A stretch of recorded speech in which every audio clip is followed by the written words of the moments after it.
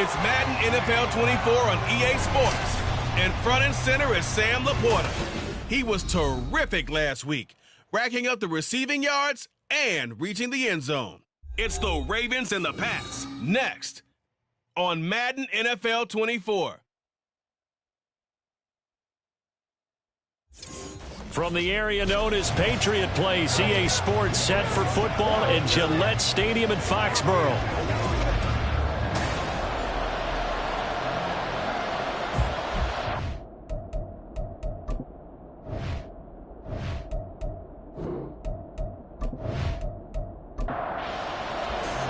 The final weekend of the summer. Hope you're enjoying it wherever you are as we are off and running on EA Sports. Sit across the 20 as his guys will set up shop at the 23-yard line. So now the Patriots getting set to take over on offense. They will be led out by the 6-foot lefty from Alabama. It's Tua Tagovailoa. I tell you what, when he is on schedule for that week, secondaries take notice because you've got to stay alert back there on every snap. A truly powerful arm, one that's capable of challenging any level of the defense on any given play. That's why so many scouts preach arm time when preparing for the NFL draft. A quarterback with arm strength to make every throw in the book, he's an asset to have in any offense. From the 28, it's 2nd and 5. This a quick pass to Davis. And just 3 yards on the catch there. He couldn't get away. And this will wind up being a 3rd and 3. Coming up here looking for 3 yards to pick up the first. He's going to be a yard short. Needed 2 but only got 1. 4th down. Great first drive defensively. 3rd and short, able to stuff the run. And what it does is it gives not just confidence to your defensive players, it gives an overall feeling of, okay, we've established things here early. We can carry this throughout the game. The Patriots send out their punter. He'll kick it away after a 3 and out on the opening drive of the game. And just a single punt for him in the loss last week as he sends this one away. A good return there, call it 13 yards. And the Ravens, they'll take over. A number 8, Lamar Jackson, trotting onto the field at quarterback, ready to lead this Ravens offense. And for how good he is throwing the ball, it's his running that makes him so dangerous. He had a couple of touchdowns on the ground in last week's game, so we'll see what they dial up for him for this one. Jackson and the Ravens come up now 1st and 10 at the 31-yard line. They'll try and start this drive in the air. To the sideline, and wow, what a catch there. He doesn't get a lot, but he was able to get the feet down complete. Here's 2nd and 7.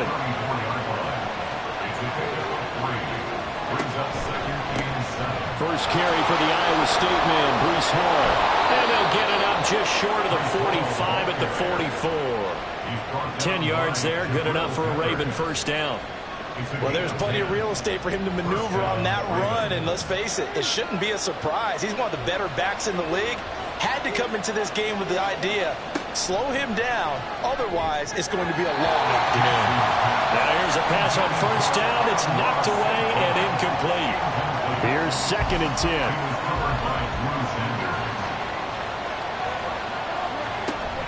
On 2nd down, a run with Hall. And a good pickup there. He gets about 6 up to midfield. That was a good run, and it got to the 2nd level. And what I mean by that is that's where the linebackers usually play. First level being the defensive front, last level being the secondary. But the strong safety position ended up making the tackle. And oftentimes we call them a hybrid. Combination defensive back, combination linebacker. We saw the linebacker make the stop. 2nd catch for him today, and it'll wind up a first down. All right, let's just go ahead and walk through this one pretty easily, right? Blast off the line of scrimmage, get downfield to a certain point, usually around 8 to 10 yards, turn around and make sure the quarterback sees your numbers and set yourself up for the pass. A well-executed curl route by Charles Davis. Play action. Now Jackson. And that'll be caught by St. Brown. And they'll work it inside the 15-yard line before it's all said and done. 17 more yards on that one as they keep the drive rolling. Here's a 1st and 10 at the 14-yard line. Jackson options out left. And now they're inside the 10 as he's brought down at the 9. It'll be a pickup of 5 on the keeper. It's 2nd down.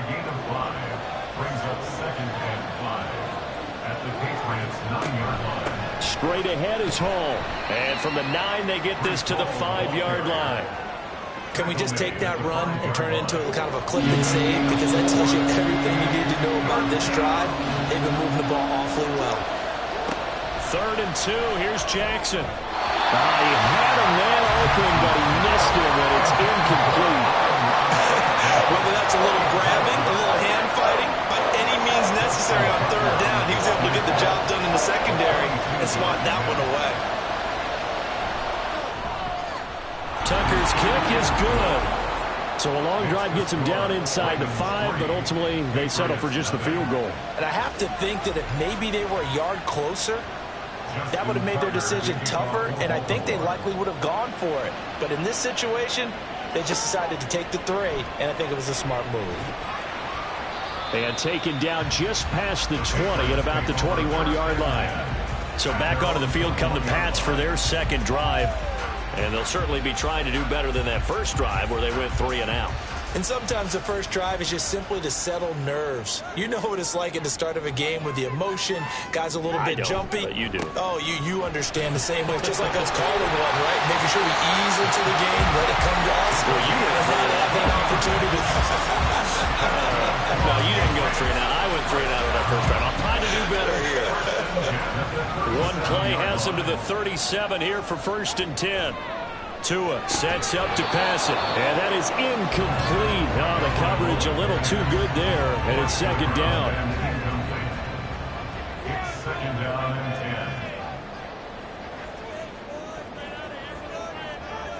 10. Going to the air, Tagovailoa. And this time he's got the hook up. It's complete. First catch for him. It's good for a dozen and a 1st down. 1st and 10 at the 50-yard line. Tua with a quick throw, caught out wide. And he's corralled, but not before getting it inside the 35. Another 1st down as he went right back to the same well, this time for 17 yards. That's probably as simple of a throw as he'll have all game. And good for everyone. Good for his completion percentage. Good for the receptions for the receivers. But you know how they work on that. They have footballs with no laces. So that as soon as you get the snap, you're just throwing the football. All right? You're not trying to find the laces and grip it a certain way. That takes time. Just get the ball and throw it. So that's how they practice it all the time now, too. And they'll be inside the 25 now at the 24. So the completion results there in 9 yards. And it'll bring up a 2nd and short.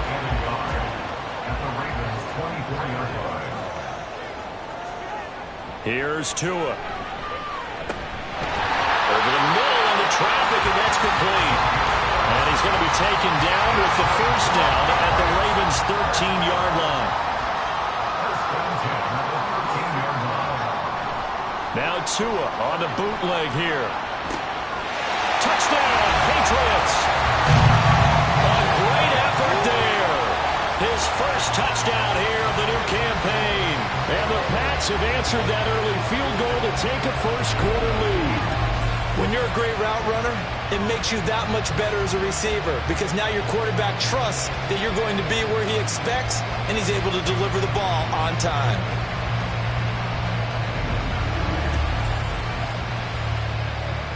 Now the extra point.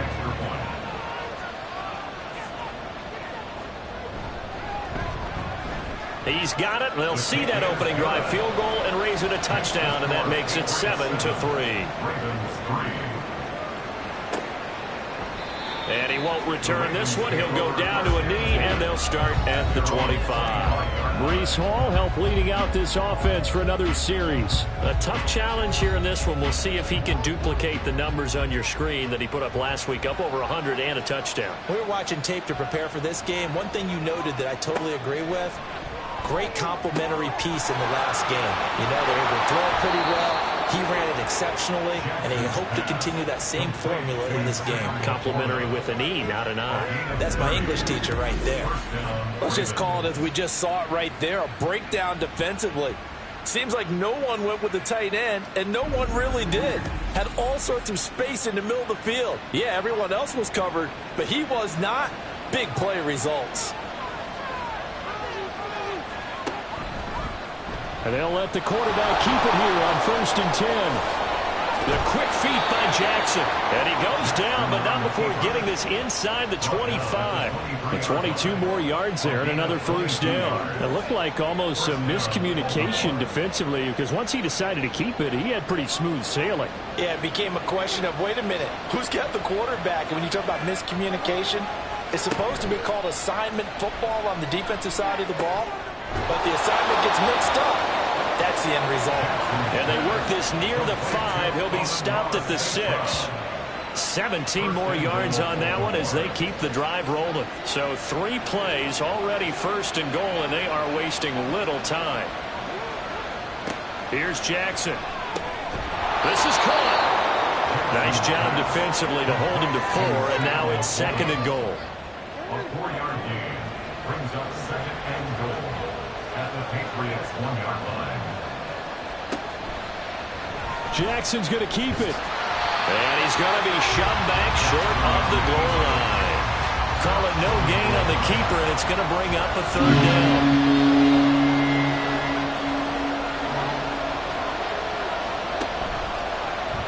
They'll try and pick it up by running the action to the right. And he will take it in for a Ravens touchdown.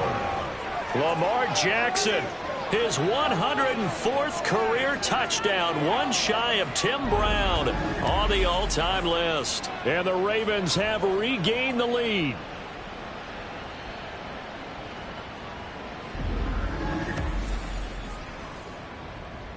Justin Tucker for the extra point.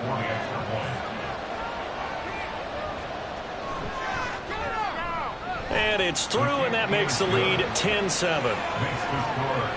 A drive that time of 6 plays. And it was capped off by the touchdown run that came from Lamar Jackson. Taking it about the 1. And he'll be tackled just shy of the 25. Out comes the New England offense to see what they can do this time. The long drive last time out for this offense, Charles, if you remember, they started basically in the shadows of their own end zone, marched it down the field, and a lot of that was through the passing game. And partners, well, he tries to force it in, and it's intercepted. Picked off by Roquan Smith, and his guys will take over at the 25-yard line. Before we came up to the booth, last thing he said as we were walking off the field, want to play mistake-free football. Well, that just went out the window there with a pick. And do you remember what you said to me when we were walking up to the booth after he said that? You're like, oh, fatal last words. Every time we hear that, things tend to fall apart a little bit, and that's what we saw there. Didn't get enough on that throw, and it turned into an interception.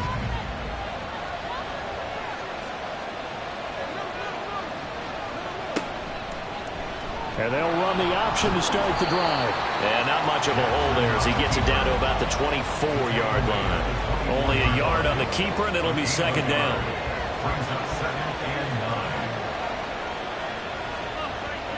Jackson. Oh, the ball comes out on the hit, but they'll say it's incomplete.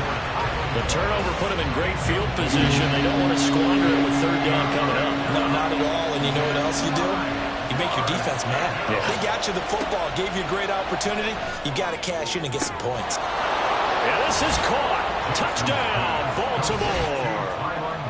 Tylan Wallace.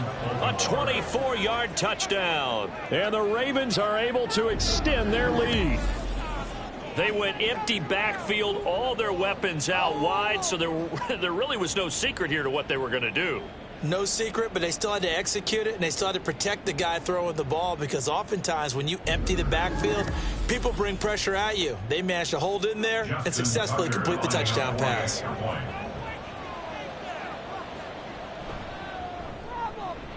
Tucker able to connect on the extra point, and his guys will take a 10-point lead. 17. Patriots 7. Taken at the goal line. And he's up past the 20 to the 22-yard line. New England trying to get a place on offense. And we'll see if they can bounce back from that last drive. In particular, if they can bounce back at the quarterback position, Charles, after throwing their first interception of the ball game. Yeah, and some guys, you know they're going to want to try and get a big play right away and take control back. Others, they're going to look to hit a couple shorter passes and get a little momentum back that way. But for the defense, the goal's not changing a bit. They want another pick. You're exactly right about that. In fact, you got to watch them a little bit, because in coverage, they may cut down their gaps a little bit, maybe their splits a little bit, in order to try and get to the ball even faster.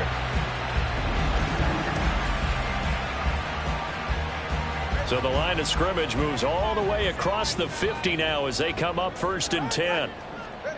Looking to pass. Tua. Rush coming, and he's taken down. A loss of 4 that time on the sack, and it brings up 2nd. 48-yard line. After 1, 17-7 is our score. Patriots 7. Start of the second quarter from Foxborough. It's the homestanding Patriots with the football. 2nd and 14 as they've got work to do here after the sack. Tagovailoa working out of the gun. Firing quickly here, and that's complete. They'll get 9 there as that sets them up better for 3rd down. They'll need 5 on this play to move the sticks. Tua going to throw. Able to find the open man. That's complete. And he's going to be taken down with the 1st down at the Ravens 30. A really nice pickup of 14 yards, and it moves the sticks. So 1st and 10 now from the 30. 1st and 10 at the 30-yard line. Now a play fake. Here's Tagovailoa. And that one drops down, incomplete. Good coverage there, forced the ball free, and it's 2nd down. 10 at the 30-yard line. Tua to throw again. Throwing middle, but it's incomplete. That's a big force incompletion there to bring up 3rd and long, and this defense can still salvage a little momentum by forcing them to kick a field goal, because just a few plays ago, they looked like they were headed towards the end. Under pressure, and he will go down. Sacked back at the 38. Multiple players getting home there for an 8-yard loss. Partner, you know what I'm going to say before I even say it. Yeah, you just cannot take a sack in that spot. You're exactly right. You can't take a sack in that spot. Potentially now, a 3-point swing right there. So now they're going to send out the field goal unit to, as they say, fire away from long distance. This officially a 55-yard attempt. And that is no good. Oh, he missed it just wide of the upright, and they will not cut into that 10-point lead. Yeah, 55 yards is anything but a gimme. You've got to really concentrate on your leg swing and proper technique. This time, though, he's unable to convert. So here are the Ravens to take over on offense. They got the victory last week. That was against Washington, and now they lead this ball game as well. Set to go here, 1st and 10. Jackson from the shotgun. He's able to find Wallace. Now the result here, a pickup of 8. Leaves him with 2 to go on 2nd down. 2 yards to go, 2nd down. At the 47-yard line. Jackson now. And that is going to be incomplete as he let him a bit too much. Just a little beyond the reach there of his receiver. That's probably one he wishes he had back. He wishes it had been 7-on-7 in practice, or maybe even routes versus air, because that's a completion he makes, what, 9.9 times out of 10? Just missed that one. Third catch of this first half for him, and this one is a first down. Well, things are definitely going right for them here in the first half. Pick a down, any down, even third down, no problem. They get a connection there and pick up a fresh set of downs, continuing to move the ball. And a hard-working run here as he's got it inside the 20, down to the 17. Another nice gain. That's now 30 yards between those last two plays. Nothing too fancy, just a carry up the middle, but a successful carry up the middle against this 3-4 defense. And to be able to do that, what do you have to control? The nose guard, right? Got to be able to move him. Otherwise, you're not getting anything up the middle. Nice job by the center. Got a little help from one of his friends playing guard. Now a throw to the end zone on first down, but it winds up incomplete. Boy, you will not see a quarterback of his caliber miss on one like that very often. I mean, there it is, wide open, got the shot, and he misfires. We talk about, boy, he'll want that one back all the time. He definitely wants that one back. And the Ravens are going to be looking at first and goal as they move this down to the 4-yard line. At the 4-yard line. To throw is Jackson. Got a man, it's caught for a Ravens touchdown. Sam Laporta, his second touchdown on the season. And his guys now an extra point away from taking a 3-score lead. There was no going through the progressions on that touchdown pass. Yeah, nor was it necessary. His receiver won that route early, presented himself. No reason to wait. Go ahead and put it on him and score a touchdown. Tucker with the extra point, and that'll make this a 3-score game now. The lead moves to 17. Tucker now to kick it away following the touchdown. Tucker to kick off for Baltimore. And good coverage there on special teams as they'll get him down shy of the 20. The Patriot offense now set to come back out onto the field. And the way their last drive ended, boy, it was frustrating. They had a pretty good drive going. It was sustained, and then it stalled out, Charles, and they missed the field goal and got nothing out of it. Is that insult to injury? Because they had such a sustained drive, as you noted. So you know for the head coach, it almost felt like a little bit of failure to send out the field goal unit and then to not even see the ball go through the post. What a bummer on that last drive for them. Got to pick themselves up from that one. Now a deep ball there on second down, but it'll wind up incomplete. That's some good closing speed there defensively because that looked open for a minute. But that's great work with the ball in the air. Never gave up, converged on his man, and broke the play up. He's got his target. That's complete. He's to the 15. And all the way in. Touchdown, New England. A big play there with his first career NFL touchdown. And the Patriots are able to cut into that deficit. All you hear from coaches and personnel directors in the NFL, how difficult it is for a rookie receiver to have an impact on the game. So much to learn, so much offense to absorb. Looks like he's picking it up pretty well. I would say so. And how about that for your first career NFL touchdown? I don't know that he envisioned it quite that way, but if he was smart, he probably dreamed about it a little bit. The kickoff team on the field now as they will send this one away.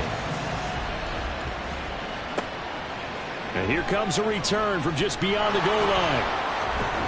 And they'll get him down right at the 25-yard line, so the same result, and he opted for the touchback. Now the Baltimore offense heading back out onto the field. Right now, we've got a little bit of an offensive masterpiece going on both sides, moving the football, scoring points. It's almost like somebody put the defense on rookie mode in this one. I mean, we haven't even left the first half, Charles, and we're certainly on pace for a shootout. An excellent start for both offenses. The fans have to be enjoying this to seeing all these points go up on the board. As a former defender, you know I'm not enjoying this at all. But right now, both these teams just trading haymakers. Let's see if anyone slips up first. Can anyone counter with a nice little jab and get things going in their direction? They'll be dropped after a gain of about 6 across the 30 to the 31. This offense so far on third down, they've been near perfect. 4 for 5 to this point. This is 3rd and 4. Work in the middle of the field, and he's got a man complete. And he will have a Ravens first down. They needed 4. He doubled that. He wound up getting 8. And that one was a lot of fun right there because that was the game within the game. 3rd and short, blitz was on. What's the key for the quarterback? Get out of your hands in a hurry. And that was a quick little completion. Got the job done for a first down. On 1st and 10, it's Hall. And he'll be brought down just shy of the 45. 5 yards is the tally on first down. That brings up 2nd and 5. Now it's Jackson. Escaping the pressure right. The quick feed by Jackson. And he'll get it out to midfield. Looks like, yeah, they'll spot it right in midfield at the 50. Lamar Jackson, such a threat with those legs. Able to improvise and get the first.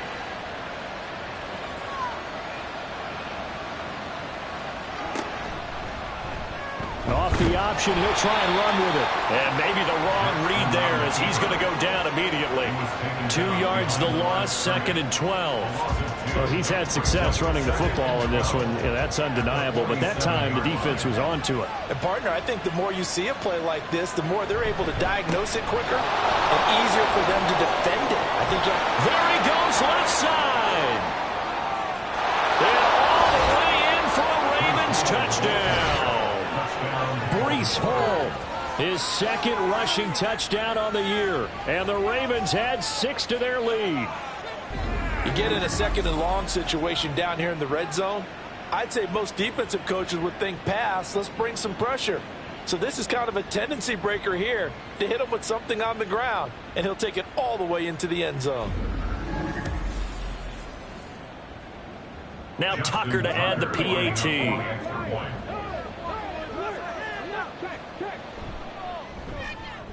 And that'll make this a 3-score game as the lead moves to 17.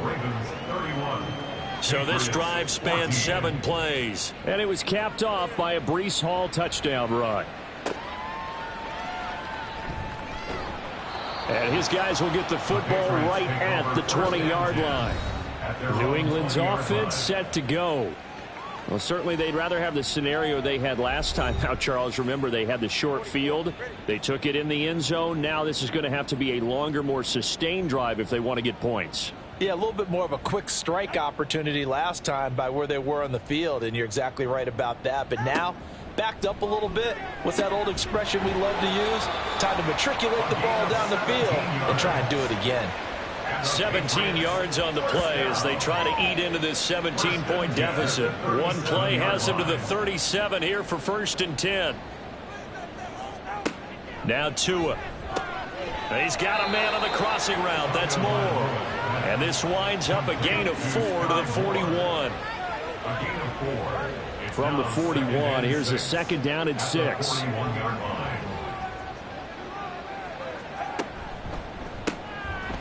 Tua, fast pass outside complete. 2 yards on the pickup there. And now it's 3rd and 3. They like going to him in the slot. He catches another one. I think this comes under the heading of until they stop him, why not go back to it? He has something going really well. Great working relationship with the guy throwing the ball, and they keep making the connection. Now the throw on 3rd down, knocked away and incomplete. That could be the stop this defense needed to get them back on track. They've been pretty well dissected by the offense here in the first half. After that possession, now they know that they can compete with this offense. And that one hits at the 7, but bounds into the end zone, and that'll be a touchback. Breece Hall helped leading out this offense for another series. He's been good. His guys are winning. So far, the recipe working here in the 2nd quarter. And he doesn't like to just tote the rock. He wants to carry his team on his back, and that's what he's done throughout this game. Yeah, he's done that. He'll be hoping to continue that trend. And he'll manage to pick up about 4. It's 2nd down. They'll come up 2nd and 6 now from the 24. 2nd and 6. Throwing is Jackson. That's to the tight end, Laporta. And they're able to get this one across the 35. Starting to rack up the yardage here in this first half. 5 catches now and a first down.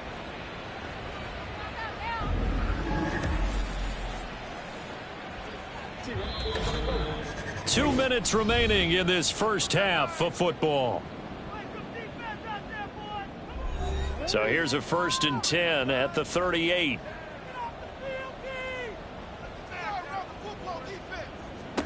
Jackson. It's incomplete. Took a shot, couldn't connect. He's trying to get it to Amon-Ra St. Brown. And it's 2nd down. It leads to 2nd and 10. From the gun, it's Jackson. And his throw here is going to be incomplete. That is the first time that they've targeted him that he has not come down with a catch. He's caught everything that's been thrown his way. A dominant pass receiver that can break down any defense, because when he's doing that kind of work, it really hurts you on the back end. And even though it's an incompletion there, I think they're going back to that well.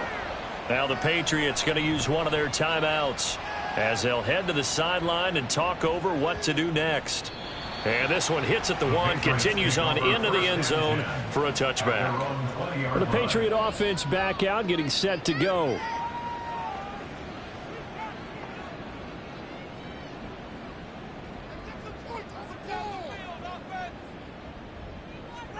Tua now on 1st down.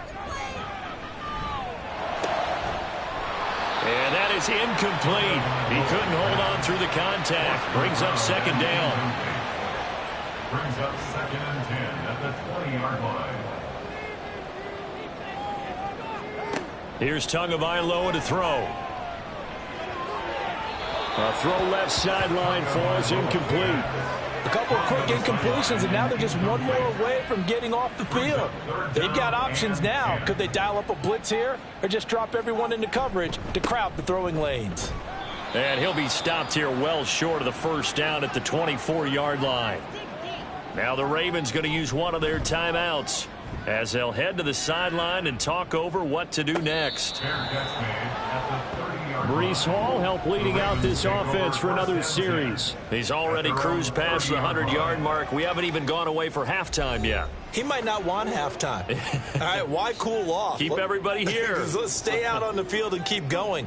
But all that being said, everything is really working well for them. The play calling's been excellent. The blocking's been terrific. And obviously his vision and legs have hurt. Well, this is taken in. It's complete. And he has a big gain inside the 40 before being dropped. 33 yards that time. Well, he looked his way quite a bit in this 1st half, and with good reason. You can see it there. He is such a handful defensively. Just too hard to keep him under wraps, and delivers a big play here for this offense. So how about that for a chain mover? They're all the way down inside the 40 now for 1st and 10. Here's Jackson to throw. Now that'll be caught by St. Brown. And he will have a 1st down here as they get into field goal range, down just shy of the 20. That catch, by the way, number 542 in his NFL career. That draws him level with Lance Allworth, who was a Hall of Famer with the Chargers back in the 60s and 70s. Yeah, the man they called Bambi. So if you're over the middle, and there's a diving catch. The Ravens going to use the 2nd of their timeouts as the clock will stop with 21 seconds to go here in the 1st half. Now, here's a look for the end zone, but that one's going to wind up incomplete. The way he's been slinging in the 1st half, you expect everything he throws to go for a touchdown, but I guess he's going to have to wait to try and pick up that 3rd, isn't he? Yeah, I thought he had him for a second, but you're right, not to be. That's complete to Laporta. Only able to pick up 2, and that leads us to 3rd and goal. Now a timeout. 7 seconds left in the 1st half.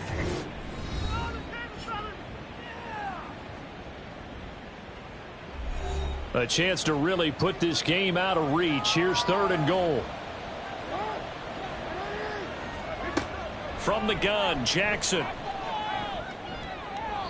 Throwing left sideline there, but it's incomplete. And how about the coverage here in the end zone? That's how you frustrate a quarterback. You get pressure on, and you take away all of his receivers, and he's got to throw it away on 3rd and goal. And the 38-year-old vet able to split the uprights.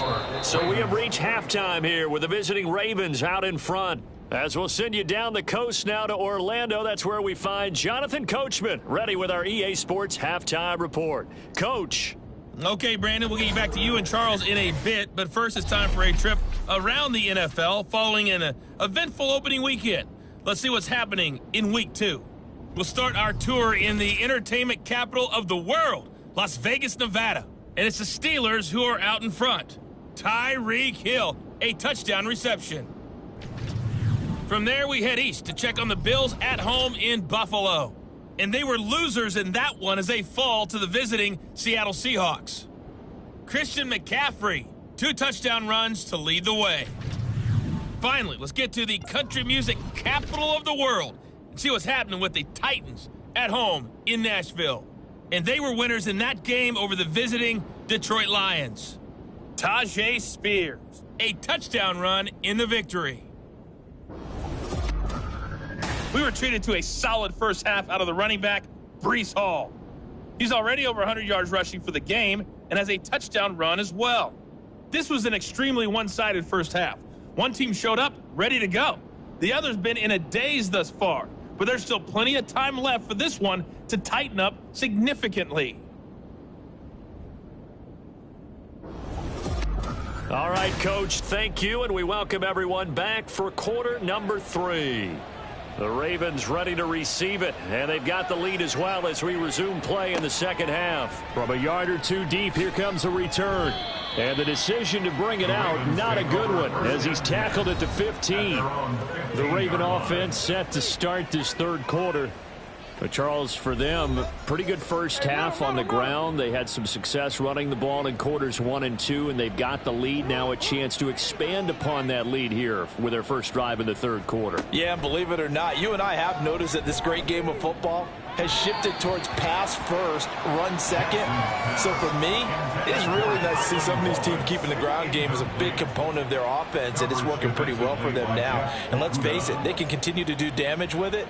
And in addition, it sets up the pass game really well for them too. The throw over the middle taken in, and he'll be corralled well upfield right around the 40-yard line. A first down there on a pickup of 25. I'll tell you what, a lot of those mid-range throws have been available because sometimes teams get too concerned about the deep ball and they leave too much space in front of them, and these guys have been taking advantage so far.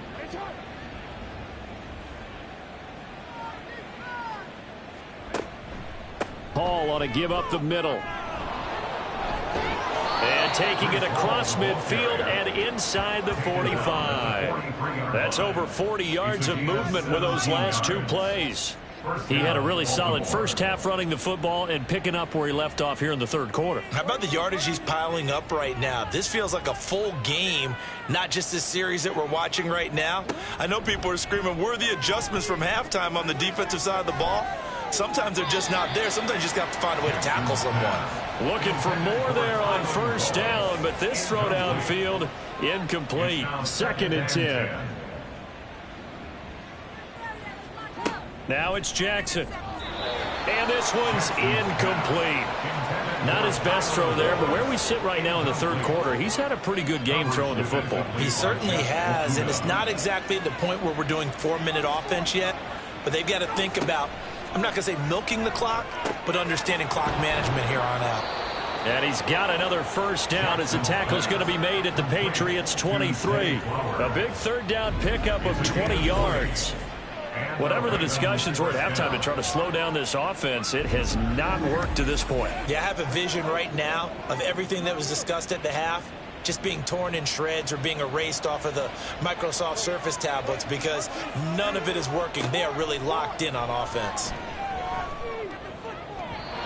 Throwing on first down, but this one winds up to be incomplete. Well, a momentary speed bump there with that throw, partner. The defense had other ideas, and they're trying to mount a small stand before this drive reaches the end zone. Again on 2nd and 10, it's Jackson. The quick feet by Jackson, and they will eventually get him down, but he's inside the 5 all the way to the 3. That one a broken play, but it ends up being a good play. The scramble goes for 20. The tight end in motion right. They'll motion out one of the tight ends. They'll run with Hall. And he's going to get this back to the 3-yard line and no further. No gain on the play that time, and it sets up 2nd and goal. Leads to 2nd and goal at the 3-yard line. And they'll try to pound it in with Ricard. And he'll get in. Touchdown. Ball Baltimore. Patrick Ricard. A 3-yard touchdown run. And the Ravens take the opening kickoff of the third quarter and drive right down the field to extend their lead. And they just powered it in right there, Charles. 3 tight ends out on the field, the fullbacks for the defense. They knew what was coming. They knew, but they weren't able to stop them. They knew they had to meet them with a little bit of force. But on that play, the big guys up front won the day. Tucker able to connect on the extra point, and that stretches the lead all the way up to 27. Tucker now to kick it away following the touchdown. This taken in right around the goal line. And he won't get this to the 20-yard line as he's down at the 19. So here are the Patriots now. They get ready for their first possession of half number 2. CD, they certainly know the hole that they face as they begin the second half. They have to do what precious few teams have done in NFL history, and that's try to come back from a 4-possession deficit. And, partner, you know, as that team gathers, they're saying to each other, you never say never, right? Because if you're on an NFL roster, that's how you have to think. You can always come back and win a ball game. And let's face it, we saw a certain Super Bowl, a 25-point lead late, that wasn't enough to put someone away. But that being said, this task is near impossible, let's face it. And bottom line is, it officially becomes impossible if this possession is an empty one. Off of play action, Tagovailoa. All right, rifles one, and that's going to be intercepted. Picked up by Brandon Stevens. And the return here will go to the 31-yard line. Well, that's a drive killer right there. Not a really confident throw either. This one was kind of up for grabs, and it's going to come down the hands of the wrong team.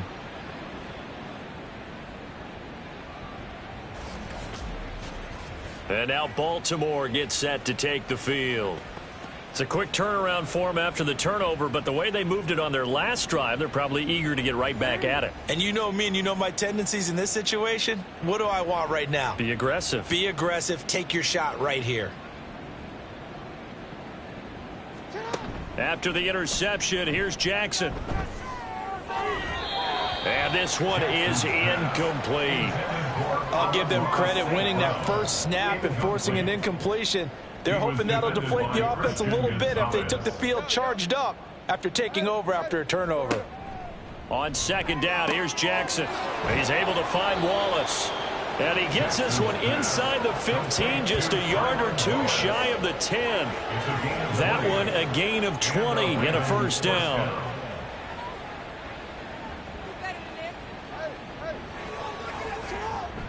Play action. It's Jackson. They'll roll him out right. And he's going to lose a yard or two, taken down behind the line. He couldn't get rid of it. He winds up losing a yard. It's second down. After the sack here, 2nd and 11.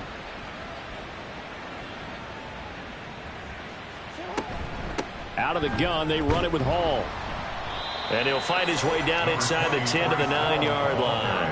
After getting stuffed on first down, not much better there. 2-yard gain. 3rd and 8. And it's 3rd down. Now Jackson. And this is caught. Touchdown, Baltimore. Sam Laporta. His 2nd touchdown of the game, his 3rd on the year. And the Ravens are pouring it on. A familiar refrain, a turnover leads to a touchdown, and that lead grows even wider now here in this 3rd quarter. Yeah, partner, I'd say there are a lot of grins breaking out on that sideline because, let's face it, they came in thinking they were in for a real fight in this game, but this one's been about as one-sided as we've seen in a while. In addition, if you're a backup, time to start stretching and loosening up. You may get some playing time in this one. Tucker with the extra point, and the lead grows even larger here in the 3rd quarter.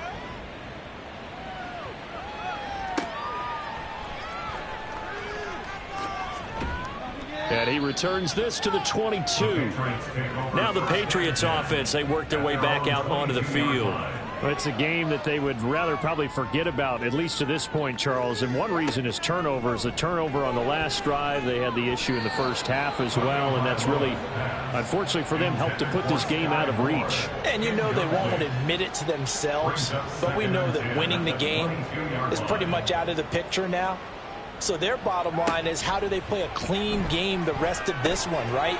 Take care of the football, no more turnovers, and see how that works. And he'll be out of bounds right at the 40. First down.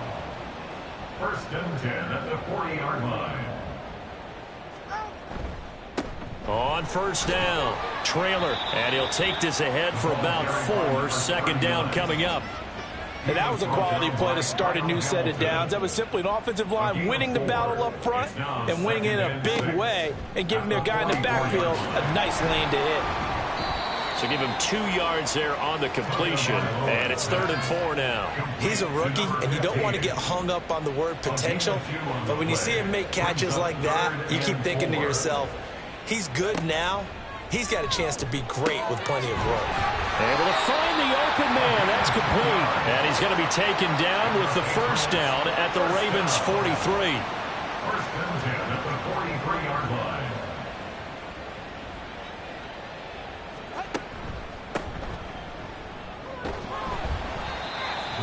Give him 5 on the carry there, and it'll be second down.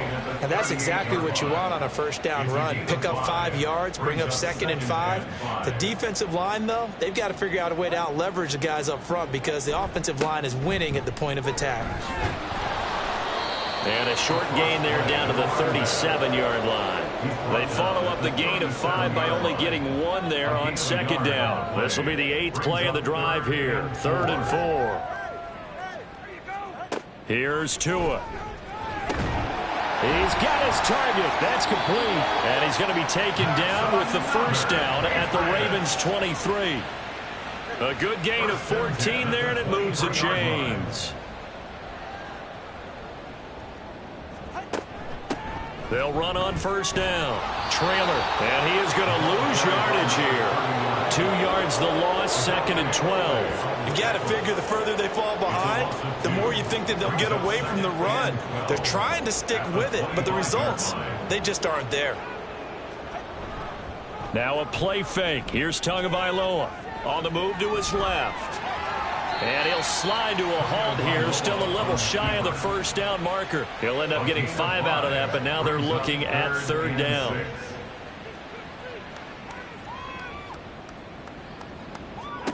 Tua going to throw. Now throw out wide, going to be incomplete. So 2 third down conversions on this drive, but not able to get a third, and now they deal with 4th down. The Patriots will bring on the field goal unit. From the left hash, it's a 36-yard attempt. And this one is right through. And they'll get back 3, but this remains a large deficit. So he missed that field goal earlier, but he says not this time. Able to knock it through, give his guys 3. I like his poise. I like his confidence, his belief in himself. Sometimes when you miss that first one, you'll see a lot of guys sag and they can't make the next one. Not in this case. Stepped right up like a pro. The Ravens offense back out there. This drive here beginning probably with a pair of motivated groups. Remember, the offense scored a touchdown on their last time out. Looking to repeat that in Charles's defense. They were very frustrated after giving up 6 the last time on the field. And frankly, it's just a battle of wills in a lot of ways because you know they're both motivated. They both game plan for this drive, and they both have specific outcomes in mind. To me, it just comes down to who can execute better and which side can step up and assert its will over the other. And give him 6 yards here as he stopped near the 35 at the 34. Here now, 3rd and a yard.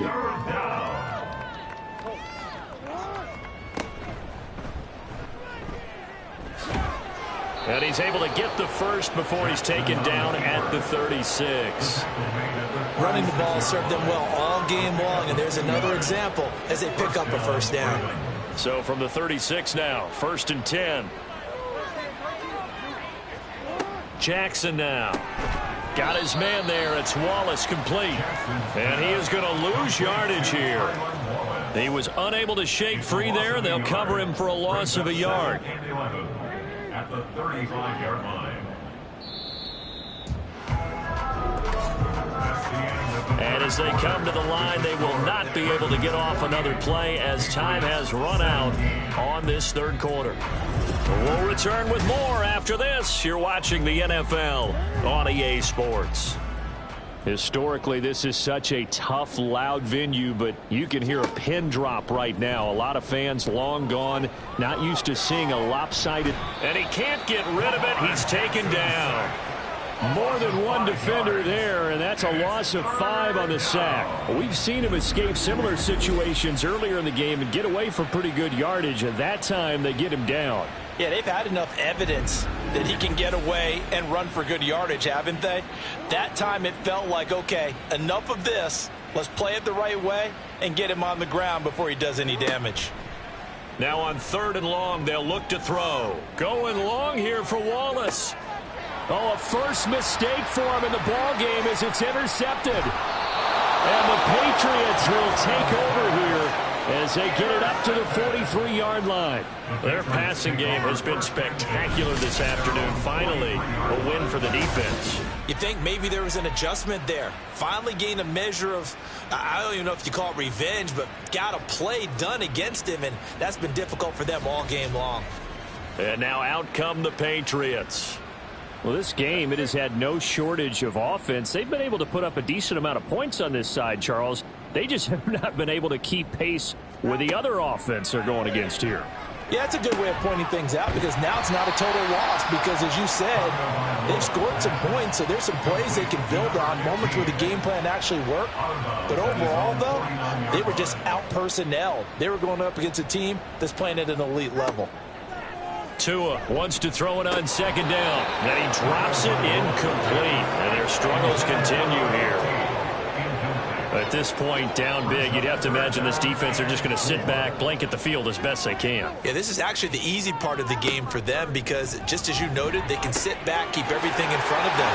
But they blanketed the field the entire game using a variety of coverages. A gain of 26 on the 3rd down conversion. That's good for our Patriots. Play action. Now it's Tua. And the timing a bit off that time as that one falls to the ground.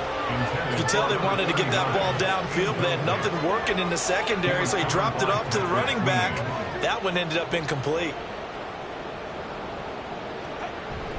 They fake the handoff. Now Tua. And he's brought down, but not before a gain of 13. Down to the 13. 1st and 10 in the red zone. First down. 1st and 10 at the 13-yard line. Looking to pass. Tua. And that's going to be caught for a Patriot touchdown. A great play there with his first career NFL touchdown. And the Patriots get a small measure of revenge as they cut into this 4th quarter deficit. A post to the tight end for 6. Gosh, those guys are so tough to cover, aren't they? Just in general, tight ends running those patterns near the goal line. Because you have to decide how you want to treat them. Are they a wide receiver? Are they a big extra blocker on the field? Or are they a hybrid and caught in between? So are you going to use a linebacker? Are you going to use a safety? Are you going to even move a corner in if you're going to play nickel or dime defense? They usually win those matchups because they have an answer for all 3 of those positions. Jackson and the Ravens come up now 1st and 10 at their own 25-yard line. He'll give it to Hall to start the drive. And not much to speak of. Call it a 1-yard gain up to the 26. The last play got just a yard. Here's 2nd and 9 from the 26. Option play. Here's Hall. And for one of the few times here today, this run's not going to go anywhere. No gain on the play there, so that doesn't help. Now they're looking up at a 3rd and 9 situation. Jackson from the shotgun. Oh, he had him. He was open, but he couldn't get it to him. It's incomplete. Well, 4th quarter with a 3-score lead here, Charles, but they're still going back to the air and looking for more points. Well, with this game well in hand, it's an opportunity for the guys to come off the bench and get a chance to play. And a lot of coaches, they want to run their full playbook no matter who's on the field. So the Patriots coming out now. Their defense was able to force the punt a moment ago, but that's really the first of about 8 steps that need to go right for them to get back in this as they start here 1st and 10. Now Tua. Oh, he dropped it. And that's pretty indicative of the way this one's gone. Now it's 2nd and 10. It's 2nd down and 10. Going to the air, Tagovailoa. And it's a short one here, complete to his tight end. And he's able to get this one up to his 30 before he's out of bounds. And this offense on 3rd down today, they've converted 5 times in their many chances thus far. This is 3rd and 7. Tua sets up to pass it. And this is going to be incomplete. And when you've thrown as many interceptions as he has in this one, you definitely start getting a little hesitant to throw the ball out wide because that's prime pick 6 territory. That time, he made sure the only guy who was going to catch it was sitting in the 3rd row. 4th down, 4th quarter. Here's Tua.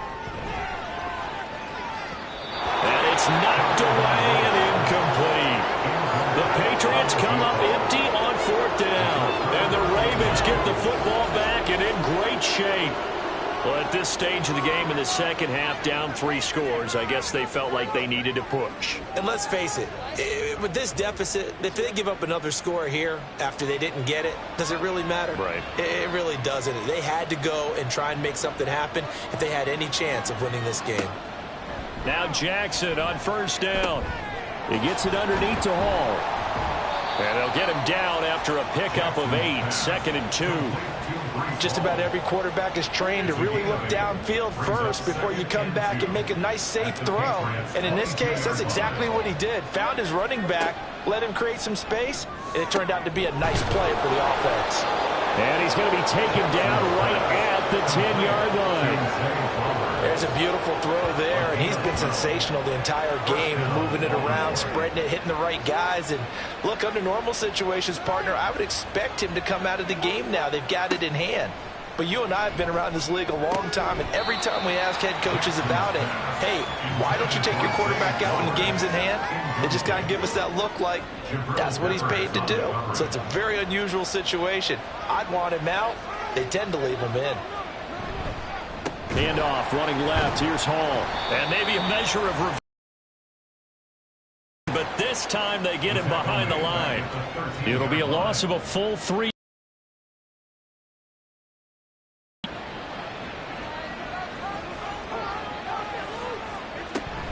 They'll go again with Hall.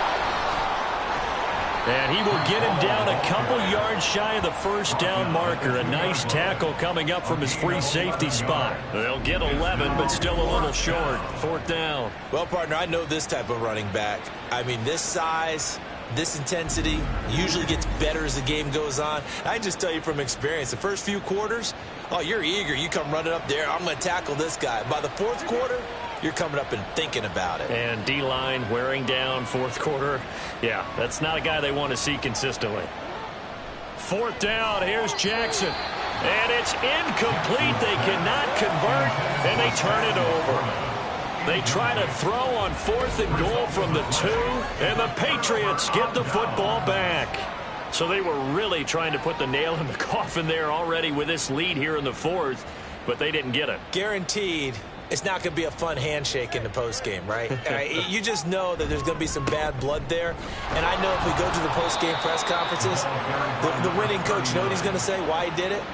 We need the points, okay? Because you never know at the end of the year if points are going to come into the tiebreaker if we're trying to get into the playoffs. That's always the standard justification. Well, that gives them a little room, but not much. A gain of 2 to the 5. Not the start to the drive they were looking for. That run doesn't do much at all. No, not at all. That leaves them with 3rd and long. And you know, this is the time of game where these drives really, really start to matter. They've got to make some moves. And he's caught on the sideline, but he's not going to have a 1st down. They say he was out of bounds. So a big call there that brings up 4th. The Patriots send out their punter. He's been terrific so far. And he's able to get it out quickly, and this is not a bad kick here. Ooh, with a juke. It's a 45-yard punt, 6 yards on the return. And the Ravens set up well to begin their drive as it'll begin in enemy territory already.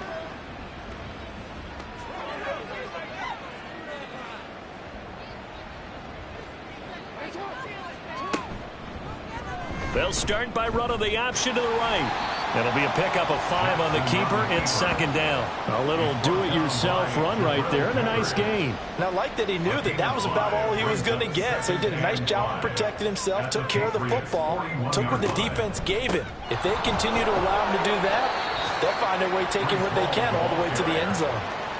This defense starting to buckle down when they need to, and right now they're winning this fourth quarter, losing the game, but they're winning in the fourth quarter. And what a fine line it is about what they're trying to get done, because they're down, so they obviously need the football, need a score, but they can't be so aggressive as to give up their edge, their gaps, and have the offense hit them with a big play. Only a yard on the pickup there, and it's going to leave them with a fourth down. This late in the game, Charles, I think you maybe seriously have to think about going for it. Especially where they are in terms of field position, because this is almost like no man's land.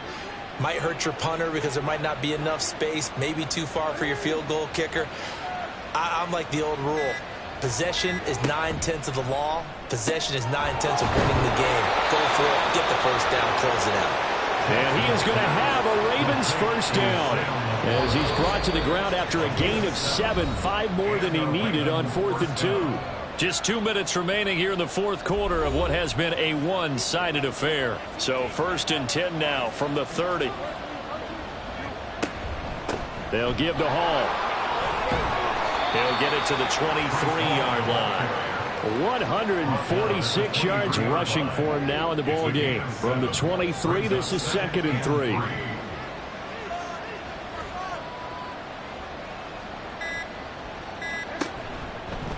On the option right is Jackson. And he's stopped after a gain of 1. Not enough. Still a yard to go on 3rd down. This will be play number 7 on the drive. 3rd and a yard.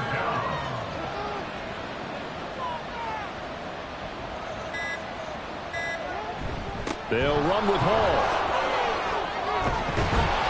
And brought down, but not before they get it inside the 10 to the 7. They're able to convert on 3rd down, and that sets up a 1st and goal. Brendan, every great running backs coach I've talked with has always talked about when you have great vision, you're not consciously thinking about your cuts and your moves. You're just doing them. And I think that's what we're seeing tonight. He's about run them into submission. I think you took the words right out of my mouth. I was just going to use that phrase. He has run them into submission. Wave the white flag. Charles, a lot of happy faces heading into the tunnel as this one ends, and understandably so. Not only did they get the win, but boy, their offense.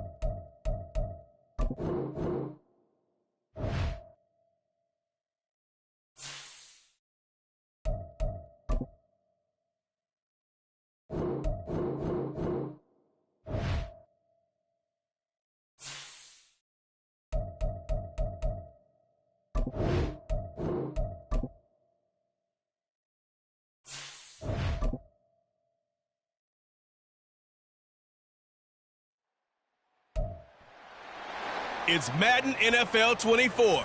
And coming up next, we'll see Kenneth Walker. He's coming off a great week, reaching triple digits.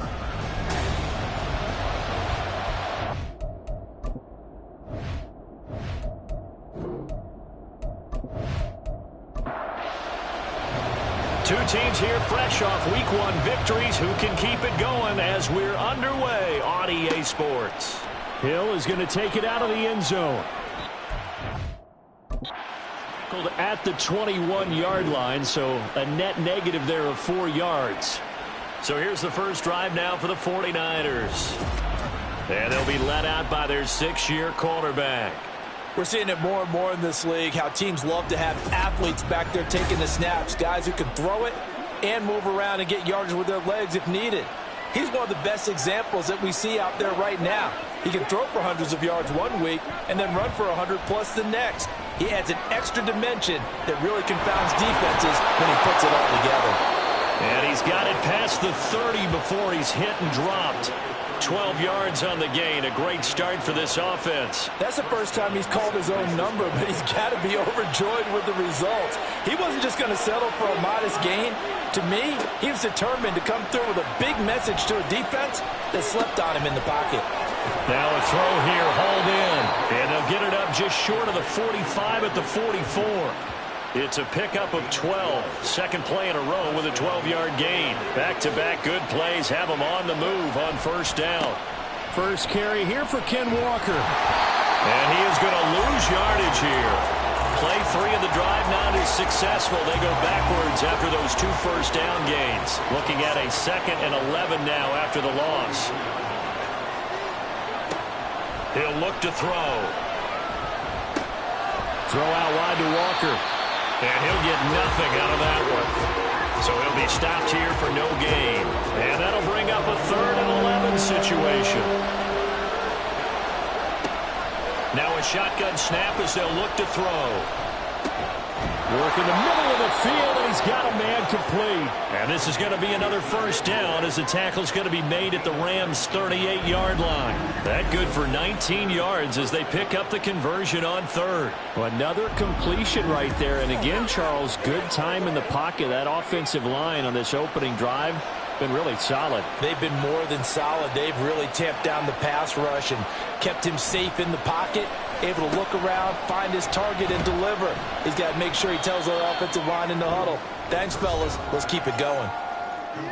Simply not much more you can ask out of your running back. Over 100 yards and the 3 touchdowns. And for an old coot like me, I loved it because he did it on the ground. A running back taking control of the game. That's what I like to see.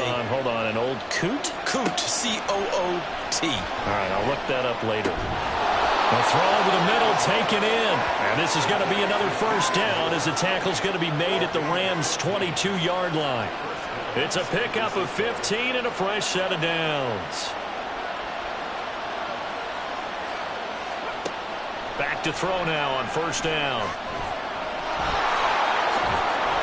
And he'll go down here at the 12-yard line.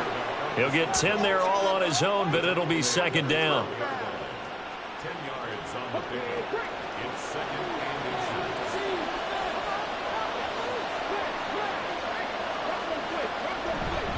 Trying the left side with Walker. And he can't quite get there. Tackled down at the 1. It's a good gain of 11, sets him up 1st and goal. The impressive opening drive continues and just space being created by those guys up front. We're seeing this the same way, aren't we? We are seeing an offensive line, as this game gets started, as it starts to unfold, that they are dominating the line of scrimmage. That's going to wind up a loss of a full 3 yards on first down. Did your high school have that same push them back cheer?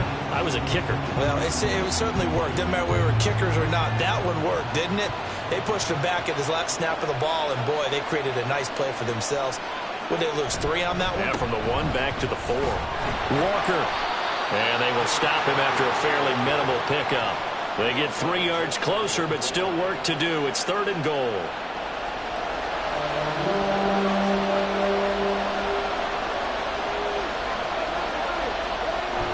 And they'll let the fullback try and take him home. And he'll take this into the end zone for a San Francisco touchdown.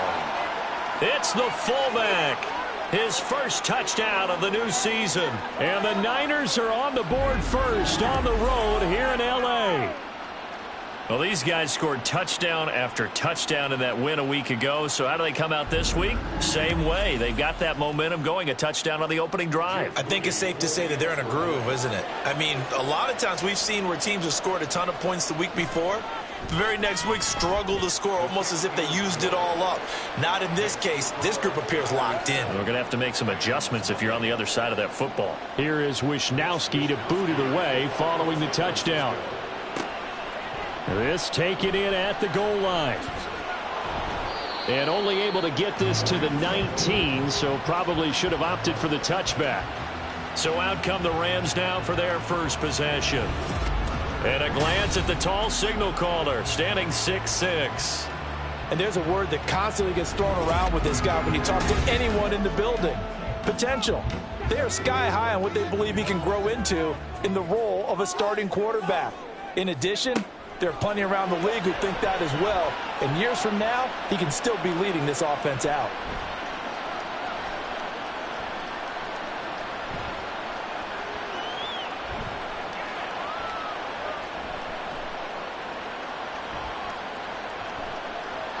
And now a throw on first down there, but it's incomplete. And I can see the officials kind of looking at each other down there, silently wondering, does this meet the level of grounding? Fortunately, he did have a receiver in the area, but I have seen less obvious throwaways called as penalties. Nowhere to go here. He lost the football. Oh, and one of the linemen on the other side has got it. Much like a running back going through the line, quarterbacks have to be aware of protecting the football as well. He left it exposed that time, wound up having it knocked free, but fortunately, had an alert teammate who was able to get it.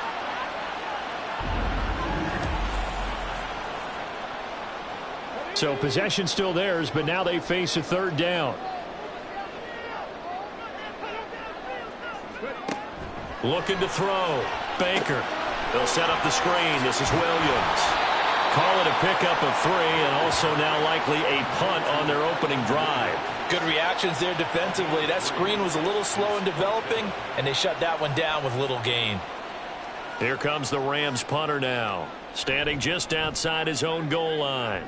He was only asked to punt once in the victory last week as he sends this one away.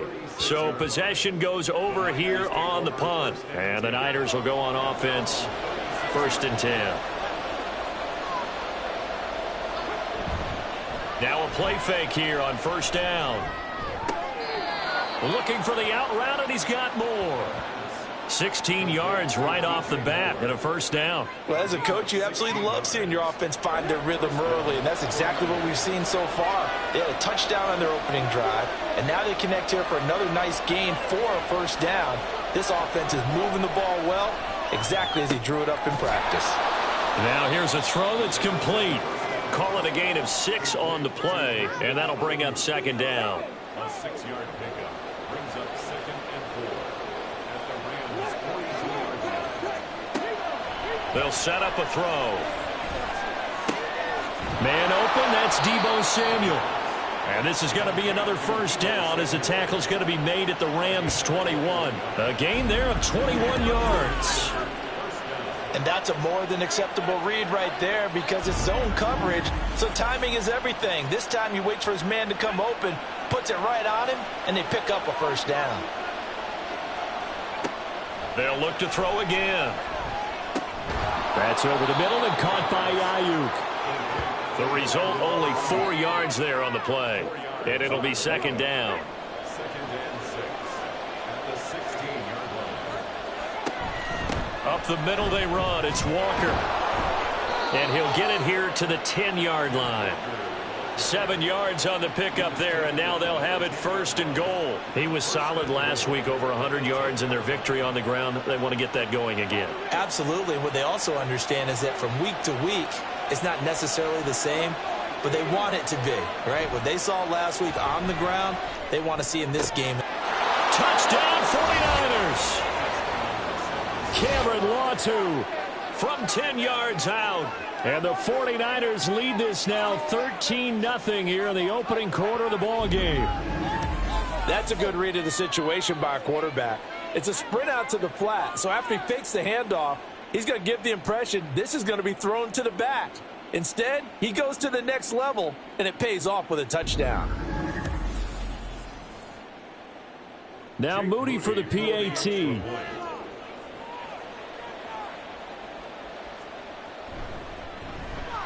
And it's good, and they have jumped out here to a quick 14-0 first quarter lead. So the drive there took 6 plays, and the end result for the 49ers, a touchdown. Fielded just outside the goal line. And he'll get it up past the 20 to about the 22. So the Rams coming back onto the field, their second drive of the game. Now, early on, you know, Charles, every game could be called a measuring stick game. But I think when it comes within your division like this, it's a measuring stick game with a little extra intrigue. I would agree with that totally because all division games have a little extra to them. But I like where this game is situated because at this stage of the season, it has that little extra juice. But at the same time, it's not a make or break if this were, let's say, week 15, 16, somewhere in that neighborhood. Now a throw here to his running back. This will be stopped about 2 yards shy of the marker. 8-yard gain, 2nd and 2. Second and a couple.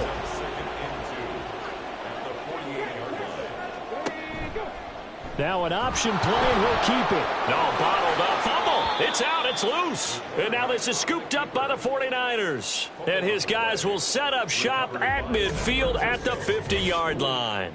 So that play, I mean, it was pretty well blown up from the start, and it results in a turnover. Yeah, and when you're running the option like that as a quarterback, you have so many different keys and reads to make that sometimes as you're making them, you're not protecting the ball the way you should, and it gets popped free. Kenneth Walker headed back out there. Last week, over 100 yards, 3 touchdowns. We were talking with him on the field before the game. He said simply, I was in a groove. He obviously was. And I think he's being a little modest about that, being in a groove. That's a big-time game right there. And I think he feels like his entire team is coming along with him because they're creating spaces and holes for him to run through. He's making people miss, running through tackles. They are locked in a big way and confident about this game as well. Back to Walker on first down. And he can only manage to get a couple. 2nd and 8 coming up. Well, this defense for the Rams, terrific last week in the season opening victory. Yeah, and what stood out to me on tape, the way they were flying to the football. So that tells me that they've got all their assignments down, and they're playing with extreme confidence. A 2nd down pass play there, but it's incomplete. We know it's not an easy job to go out and catch passes when people are trying to tackle you and knock the ball away. But the bottom line is, that's a pass he's got to have and a pass he should have caught. He's got his target. That's complete. And he is going to have a Niners first down as they're able to get the 3rd down conversion. 14-0 the score. This is the NFL on EA Sports. The 49ers with the football here to begin the second quarter. Now a 1st and 10 at the 11 as they've got it as we resume action. This caught by Latu, the tight end. Only able to gain a couple there, and that will bring up 2nd down. 2 yards on the pickup. It's 2nd and 8 at the 9-yard line. They'll send the big tight end in motion right. On 2nd down, it's Walker. He pushes forward from maybe 3 down to the 6-yard line. That play reminded me a lot of a former teammate of mine. We used to call him the trash man. His ability to sift through traffic and make plays was uncanny. And that's exactly what you want from your Mike linebacker. Meanwhile, on 3rd down, they take a shot at the end zone, but it's incomplete. What an excellent defensive stand there in the red zone. Nice tight coverage. They certainly recognized how important it was to bring up 4th down here. And his kick is good. And that will extend their lead even further. So the defense are able to force their first turnover of the game, and then they add on to that by getting the field goal. And you don't just want to take the ball away from your opponent, partner. You want to make them hurt as well. And if you don't score yourself on defense, turn it over to your offense and have them put points on the board. And the decision to bring it out, not a good one, as he's tackled at the 15. And the LA offense ready for this next possession. Right now, they're on the wrong end of the scoreboard, and that won't change if this drive ends like the last one when they had that lost fumble. So you have a feeling taking care of the football is certainly paramount right now. Yeah, and it's not. And a nice stiff arm. It opens room to run. And way up past the 35 before he's taken down. From all the way up at the 38 now after a good start to the drive. Back to throw. Baker. A short one going to be taken in here by Schultz. And they bring him to the ground just shy of midfield. A gain there of 12 yards and a first down L.A. Now Williams running left. And a pretty athletic run right there as he's going to get this down inside the 40. 12 more yards there and another first down. Would you say this offense is locked in right now? They're having no trouble on this drive. What is it, 3 plays, 3 first downs? Yeah, you talk about on the march. They keep this up, they'll get to that end zone real fast. Now a toss left side into the hands of his tight end. And he gets it down a yard or two shy of the 30 before he's out of bounds. From the 32-yard line now, here's 2nd and 3. Operating from the gun, Baker. Another pass complete to Bellinger. Back-to-back receptions for him, and it's another first down.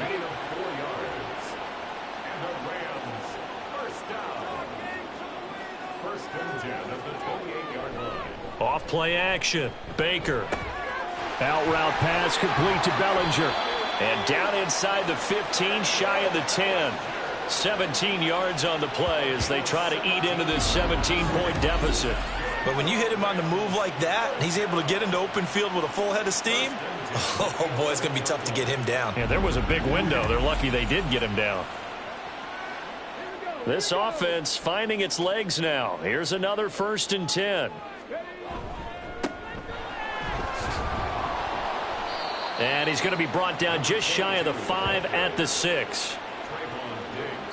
They've created a nice sustained drive off of plays like that. A nice strong run there that keeps them advancing the ball. And they'll give him another shot here on the ground. And he'll get blown up behind the line of scrimmage. Back at the 6. Officially it will go as a 1-yard loss, and that's going to lead to a 3rd down. It's now 3rd down and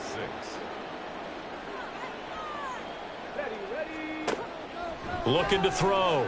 Baker to the goal line, but it's incomplete. 4th down now as San Fran's defense was strong in coverage. They really had a good drive going there, but a nice recovery by the defense these past few downs, able to knock that one away on 3rd down and bring up what I think for the offense, an unexpected 4th down here. And his kick here is good. And they're on the board at least here. It's now 17-3. So, Charles, they are on the board after that kick. So 3 drives, 3 points. Obviously not the start that you were hoping for, but they're able to erase that 0 off the scoreboard. Yeah, I guess what you're saying is a point of drive is not what offenses are striving for by any stretch. They're happy they've got 3 now. They hope that that unlocks their offense for bigger points down the road. So here are the Niners to take over on offense. They're leading right now and on the heels of that victory last week against Arizona. 1st and 10 as they start this drive. That pass complete to Moore. And he's going to be dropped following a pickup of 7 past the 30 to the 32. They'll operate from the 32-yard line here, 2nd and 3. Running left is Walker. Oh, nice move. And the defense closes quickly there. He'll get maybe a yard to the 33. The offense on 3rd down, they've been good, 3 for 4 thus far. This time they face a 3rd and 2. And they needed 2. They could only get 1. 4th down. I know any coach would take 2nd and 3 all day. You think you're in pretty good shape. Instead, after 2 runs, though, they're at 4th and 1. Didn't pick it up. Back-to-back 1-yard gains. This defense, the challenge was accepted. On 4th down, the Niners trot out Mitch Wishnowski to punt the football.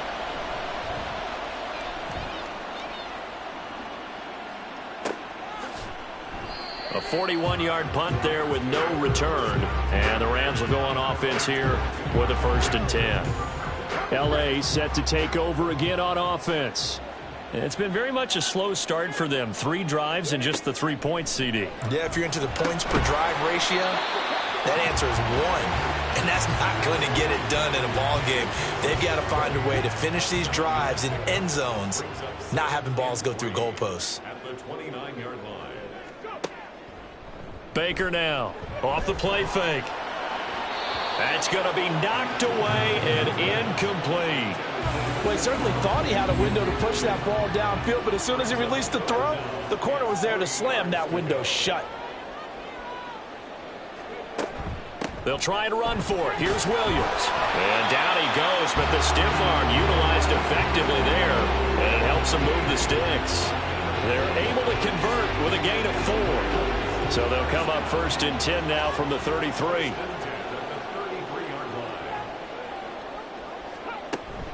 They'll stay on the ground with Williams. Takes it to about the 37. I feel like I could see what he was thinking on that carry. Wanted to follow that big tackle through the hole. Ended up only getting 4 yards on the carry. I think he had designs on that one being bigger. They try to throw on 2nd down, but this one is incomplete. An incomplete pass on that last play, and that means they'll need to come up with something here on 3rd down. Back to throw. Baker. This one swung out to Williams. And it's not going to be enough here. A gain of 4, about 2 feet short of the marker, 4th down. Here comes the Rams punter now, as he'll punt it away for the 2nd time.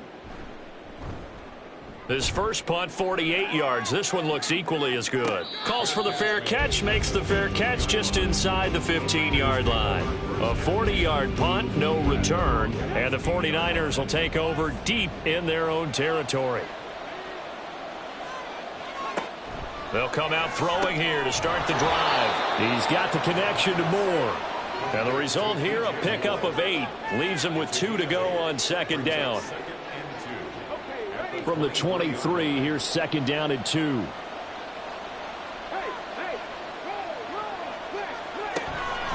Straight ahead, Walker. And not much doing there, maybe a yard up to the 23. Brandon, one thing about blitzes, they really confuse offensive linemen at times, and what you have to do is lock in on the guy right in front of you. If you don't, you saw the end result. Defensive tackle ended up making the play. They need 2. Here's 3rd down. Now back to throw. And he fires one, but incomplete. That might be the 3rd down stop that they needed because they've had a lot of trouble slowing down this offense in the first half. This might be their opportunity to get off the field. Wisnowski on to punt as he sends this one away. And a fair catch taken back near about the 35, 36-yard line. 37 yards on the punt with no return. And it will be 1st and 10 as they take over. Here's Baker on 1st and 10. That's complete to Wicks. And down he goes at the 45 after a pickup of 9. Baker looking to throw on 2nd down. Nowhere to go here. He lost the football. But fortunately, he's able to recover his own fumble, and that could have been trouble. The 49ers now going to use the first of their timeouts as they'll head to the sideline and talk over what to do next. Now San Francisco going to call their 2nd timeout as they'll head to the sideline and talk over what to do next. A call for a fair catch, and it's made at about the 23-yard line. And San Francisco gets set to go here. And not an abundance of time remains on the clock, Charles, but you would think more than enough to try to extend this lead before intermission. And when you're talking about extending the lead, I think you're talking about aiming for the end zone because there is plenty of time for that. The fallback is to get 3.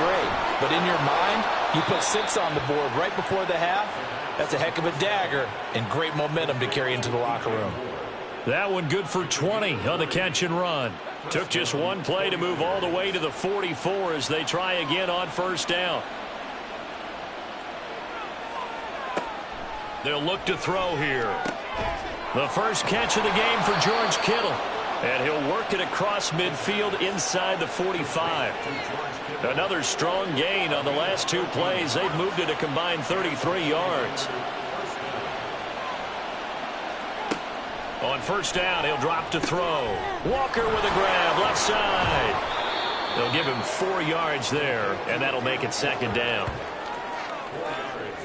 Now a timeout signaled for, and they'll get it with 10 seconds to go before halftime.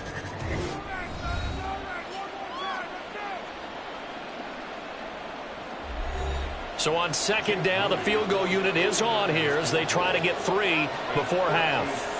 They'll spot it at the 47, so call it a 57-yard attempt. And that is no good. He hit it well from distance, but he couldn't work it back in, and this will remain a 2-touchdown game. Well, Brandon, anything beyond 50, you start rolling the dice a bit. And once you get up around 57, 58 yards, the chances of making it go down dramatically. And sure enough, this one winds up no good. Throwing on first down, but this one winds up to be incomplete.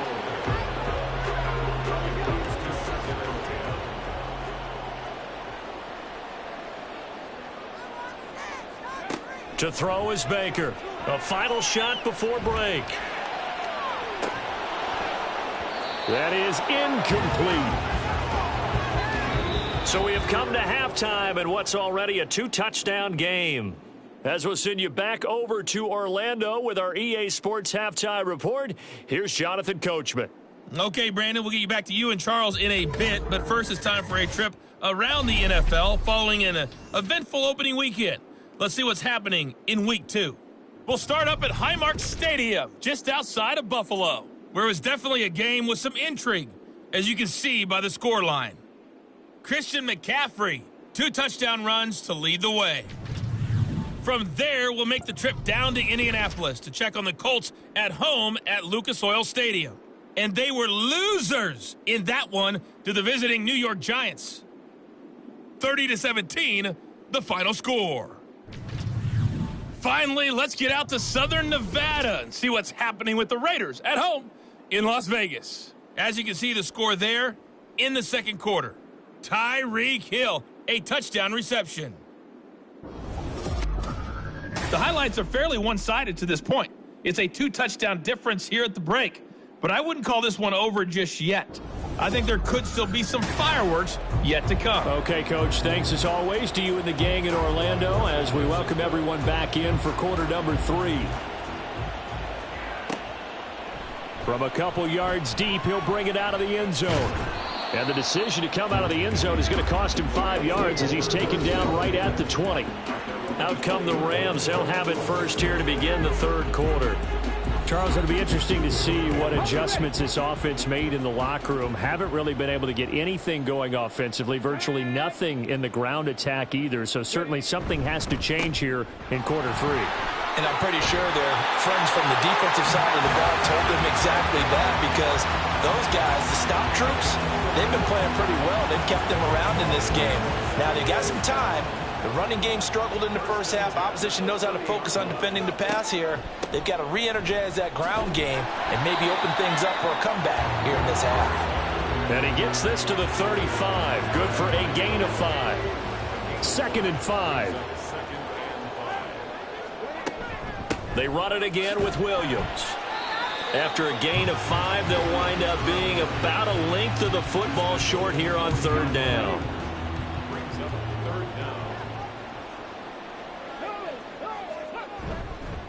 Up the middle, it's Williams. And not only will he not get the few inches he needs, he's going to go backwards. He lost 2, and it brings up 4th. But if these guys are going to chop into that deficit, they're going to have to do a much better job in the run game. Caught behind the line of scrimmage, no yardage to be found. Here comes the Rams punter now, as he'll punt it away for the 4th time today.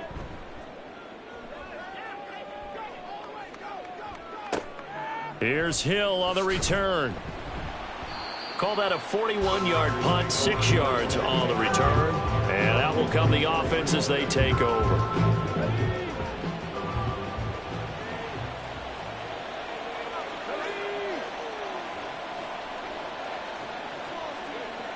They'll come out throwing here on first down. Finding more on the out route for the completion. And they'll get him down after a pickup of 8, 2nd and 2. The ball on the 32, it's 2nd and 2. Here's a play fake as they set up to throw. Throws the out route and completes it to Samuel. And he'll go out near midfield at the 49. He'll get 17 on that one, and the Niners have a first down.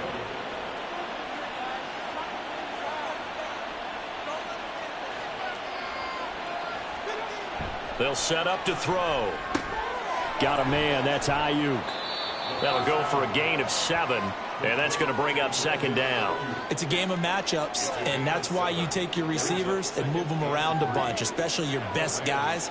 And when they work out of the slot, you often hear the coaches talk about how great it is because it gives you a two-way go. You can break out or you can break in, and it makes it hard to defend.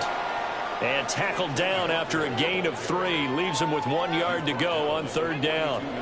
This is 3rd and 1. Very likely 4-down territory, even if they don't get it, though. They'll try for the first with Walker. And they'll be inside the 35 now at the 34-yard line. 56 yards rushing on 12 carries for him now. Well, partner, what do you think? Might have been 4-down territory if they didn't pick it up, but... Yeah, it's a moot point now. I was curious, though, if they didn't get it there, would they have gone for it? I guess we'll never know. Yeah, we didn't have to make that call, but I have a feeling both of us would have said, go for it. And now a throw on first down there, but it's incomplete. So after the incompletion on first, now 2nd and 10.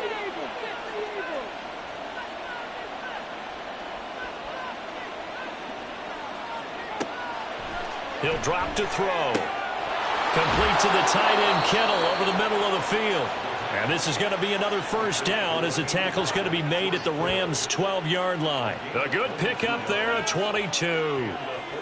He's certainly done a nice job spreading the field on this drive, and here he finds his big tight end for good yardage. And that's what you have to do. Keep defenses guessing about where you're going to go with the football. From down at the 12, it's 1st and 10. He'll look to throw. That'll be caught by Ayuk. Touchdown, 49ers. Brandon Ayuk. A 12-yard touchdown grab. And the Niners have moved out in front by 3 touchdowns. Partner, they had a good lead as they went in at the half, and they came out here in the second half and found a way to extend it. I love their consistency. Don't worry about what they said at halftime. This seemed like a team that was ready to play 60 minutes, and while this game is far from over, I love their approach. Moody good with the extra point. And the lead now to 3 touchdowns at 21.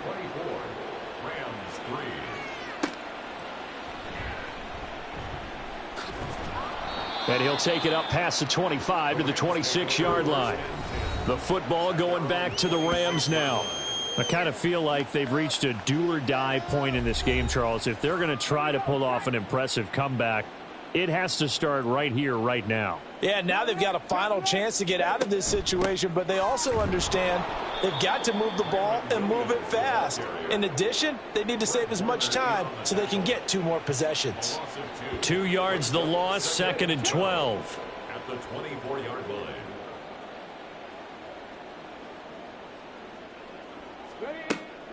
Looking to throw.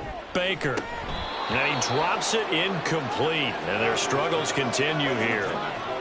We saw this a lot in the first half, and it continues. These receivers just not able to get much separation. So that means they have to win the 50-50 balls. They've got to go up with the defender and find a way to start coming down with them. And this time, contact and another incomplete pass. And now the 3rd down throw incomplete as well. Well, this is just a continuation of what we saw in the first half. So much for the fresh start to begin the 3rd quarter. Still off-target throws, no rhythm throwing the football, and obviously no touchdown scored in this game. Now Hill to return it. That'll be a 41-yard punt, 4 yards there on the return. And they will take over 1st and 10. The 49ers offense now, they work their way back onto the field. They're just looking to do more of the same. They were good in the first half. They've extended their lead so far here in the second half. I don't know, they're just looking good on hitting on all cylinders right now. And sometimes that means a head coach who really has the finger on the pulse of the team may not have anything to say at all. May tell the rest of the coaches, a little bit. Just back it off a little bit. This team has it under control. I remember hearing about Bob Knight years ago in basketball, getting ready to give the final speech before the gold medal game in '84. And on the board, Michael Jordan had written, "Coach, after all we've been through, there's no way we're losing tonight." He didn't even give a pregame speech. Wow, interesting. Well, right now, no speech is needed.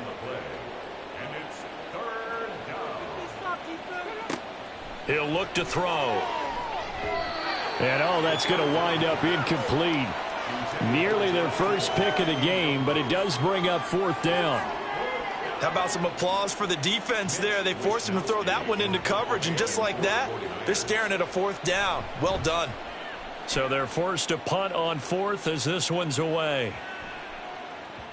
And no one there to stop it. Hits at the 8, but it carries all the way into the end zone for a touchback. And now out on the field, here comes Los Angeles. See if they can put this drive in the end zone, Charles, because it's been a little bit of a rough go at times. They've had to punt the football a ton in this ball game because of stalled-out drives. So are you saying that you're kind of tired of seeing the punter run out there and do his thing during this game? Is that what you're trying to say? Well, I mean, I'm okay with it. I have a feeling that this offense, they don't want to see the punter again. And frankly, the punter doesn't want to run out there anymore himself. He would love to see his offense put together a drive and give his leg a rest. Now this one complete downfield on the left side. And past the 40 before he's out of bounds. 23 yards the pickup there. And as a quarterback, you always want to exploit gaps in a defense, and he finds one here. Crossing route, working from right to left across the field. And once you get defenders going in the wrong direction, it is awfully hard for them to pivot back, and you end up getting the 1st down. Now a 1st down carry. It's Williams. And he'll manage to pick up about 4. It's 2nd down. Nice chunk of yards on 1st down. It really opens up your options for what you want to do on 2nd. You go right back to him and hope he explodes, or sucker the defense in before throwing over the top. Now, meanwhile, here's a 2nd down throw that's knocked away and incomplete. These guys have punted 4 times already, and they're staring at a 5th, barring a conversion here on 3rd down. Back to throw. Baker. They'll set up the screen. This is Williams. And he's got this down to the 35. The Rams, they are on the move. They've got another 1st down. Now what we're seeing, this is much better from this offense because so far in this game, no touchdown to this point. And what's usually a direct correlation? Very few explosive plays. That's been their issue. Not able to make that big shot downfield or break one off. But a nice game there for a 1st down. And brought down, but not before they're inside the 25. Work to do here to avoid falling to 1-1, but this is 1st and 10 right now. 1st and 10 at the 24-yard line. Again, he'll drop to throw. Touchdown, Rams! A 24-yard touchdown. And the Rams get a bit closer. Well, on that connection, it looked like they maybe had some pre-play communication. Maybe one of them noticed an area that was open in the defense to get the pass to. When you put the time in, sometimes you have that great silent communication that you just noticed right there because the best quarterback-receiver combos in the NFL, they know how to make those adjustments at the line of scrimmage when they see something pre-play, and they got it done there. Did he keep those feet in bounds? That's the question they've got to decide. And I got to say, watching it in real time, it was awfully close. Yeah, it certainly looked like a heck of a catch because he didn't appear to bobble it, which could complicate things. But even with the benefit of replay, that's pretty tight. Well, here's the call.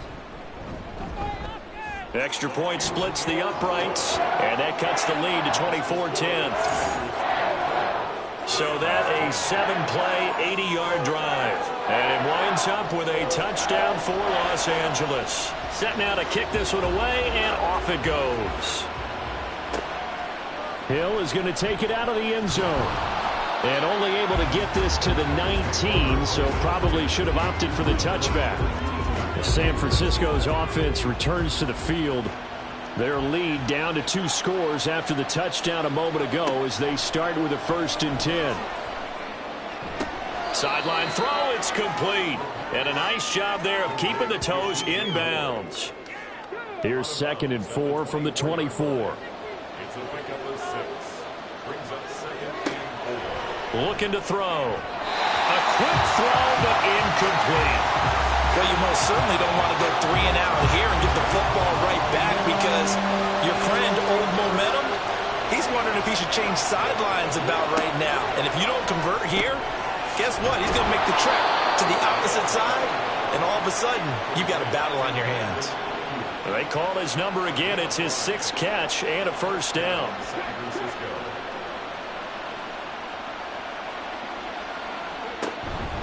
Up the middle, here's Walker. 62 yards rushing for him now to this point. Now, Brandon, that's the way you want to run the football. There should almost be quote bubbles above the offense right now. Bam, boom, biff. That's how they feel good about moving the football. On 2nd down now, Leary. And this defense not giving him anything there. Maybe a yard up to the 36. Here's 3rd and 3.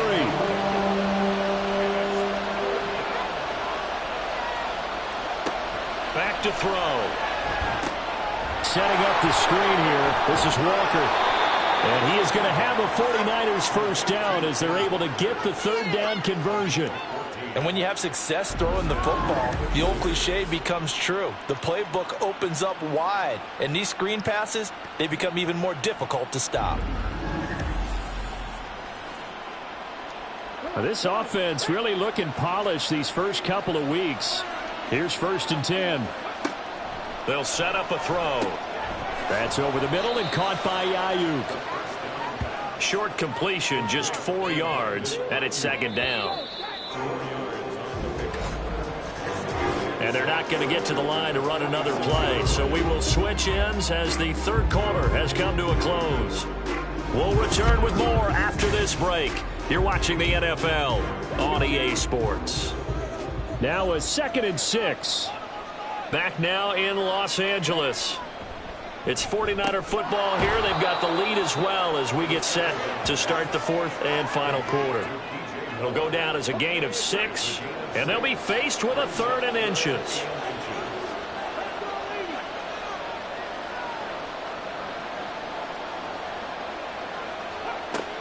They'll look to throw again. He's got his running back out of the backfield. And he is going to have a Niners 1st down, maybe by about a yard as they find a way to convert on 3rd and inches.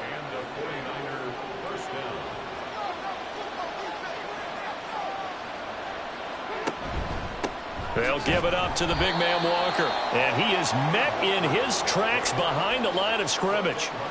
He'll lose a yard there, and it's 2nd and 11.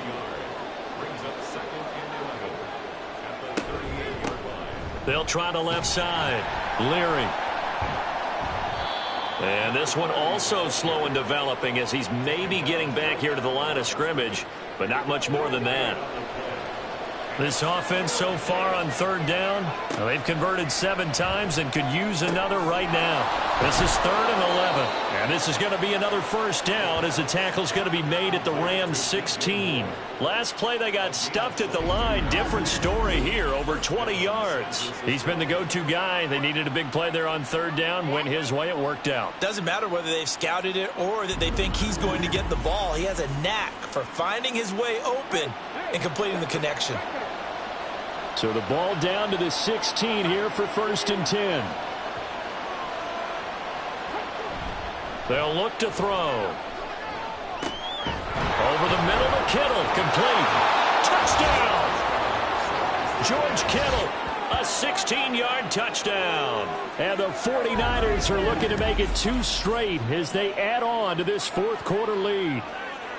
Well, I've heard you use the term put-away drive, and that right there seemed like the definition of a put-away drive. Yeah, it certainly just pops right up out of the book, doesn't it? Because up 2 scores already, just wanted to possess the football, keep converting and picking up 1st downs. And if the drive ends in 3 points, that's terrific. If it ends in a touchdown, fantastic. Moody good with the extra point. And the lead now to 3 touchdowns at 21. Here is Wisnowski to boot it away following the touchdown.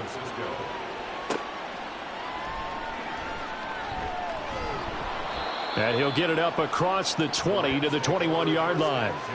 L.A. readies for its next possession. As this offense comes back out here, Charles, they're trailing in this ball game. And they've been on the sideline for a while. They did score their last time out, but they just had to watch that long, sustained drive, so we'll see if they can shake the rust off. Yeah, and that's always a question that you have when you have to come off the bench after having... Williams loses the football. And now this is scooped up by the 49ers. And his crew will take over with a football at the 35-yard line. And with that kind of a deficit, you can't afford to make any kind of mistakes. But it's been pretty symptomatic of what we've seen all game with them, isn't it? Down this big in the fourth quarter. Yeah, you'd say an afternoon to forget, absolutely. The 49ers getting set to trot out there. And they have to be feeling pretty good. Comfortable fourth quarter lead as they take over following the fumble recovery.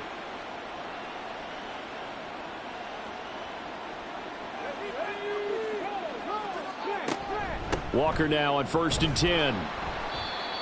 5 yards is the tally on first down. That brings up 2nd and 5.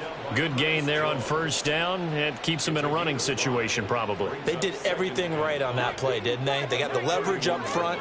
Good blocking, nice hole for him. He ends up picking up nice yardage, stays in bounds to keep the clock rolling. They are in charge of this scenario right now. They want to stay that way. And not in any rush offensively. And he's going to get this down near the 20-yard line. Give him 10 that time, escaping the danger, running with it, and picking up a first down.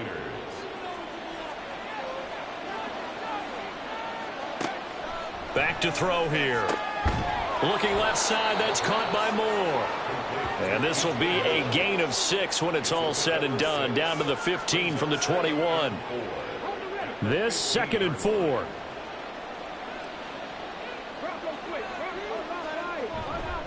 Now back to throw. This caught by Latu, the tight end. And the Niners are going to have a 1st and goal as he'll be taken down at the 7-yard line. 1st and goal at the 7-yard line.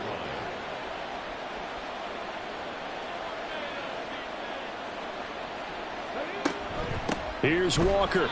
And the big boys up front, they're going to stop him right at the line.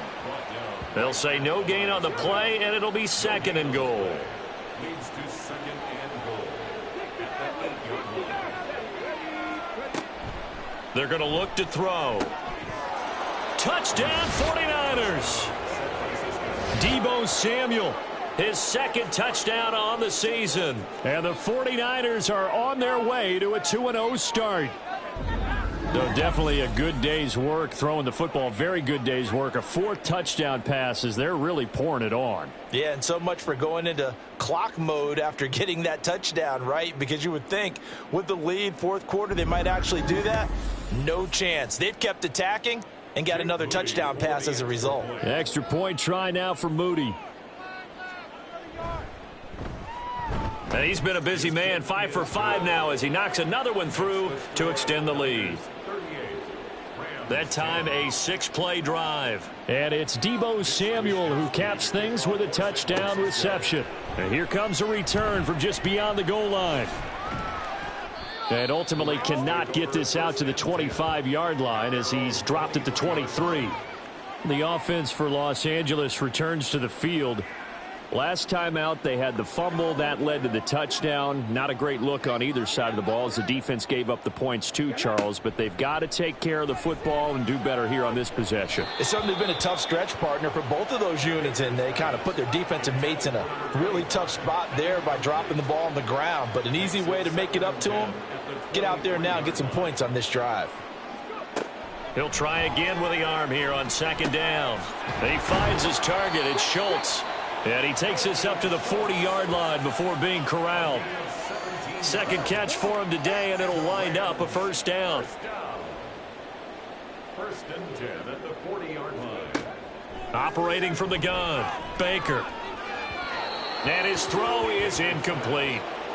Defensively, you look at the numbers. Another incomplete pass that we just saw, and they're under 200 yards passing for the game, so they've done their job on that side of the ball. Yeah, recently I was actually working a game where a quarterback had a streak of 5 straight games without a 200-yard game, and that was a big talk both in his town and amongst his team. How do we get the passing game going? So big credit to them holding them under 200 today. Now they face a 3rd and 10 after back-to-back incompletions. They'll stick with the passing game as he looks to throw. Oh, he tries to force it in, and it's intercepted. Now inside the 25. And into the end zone. A pick 6 for the 49er D as they score the touchdown. Well, this one was already ugly, and now it's just kind of becoming a feast on the defensive side of the football. Yeah, partner, this is a unit that knows they've got this game in the bag with this huge lead. And it's going to drive their coaches crazy because they're telling them play it straight, do all the right things. But these guys are going to be freewheeling now. All of them are going to take chances. And that one pays off with an INT and a return for 6. Now Moody for the PAT. Now this one was over a while ago as they just add on to their big lead. So the defense creating some points, not only getting the interception, but then returning it to the end zone for the pick 6. So they'll get another shot on offense following that pick 6, and now the kick is away.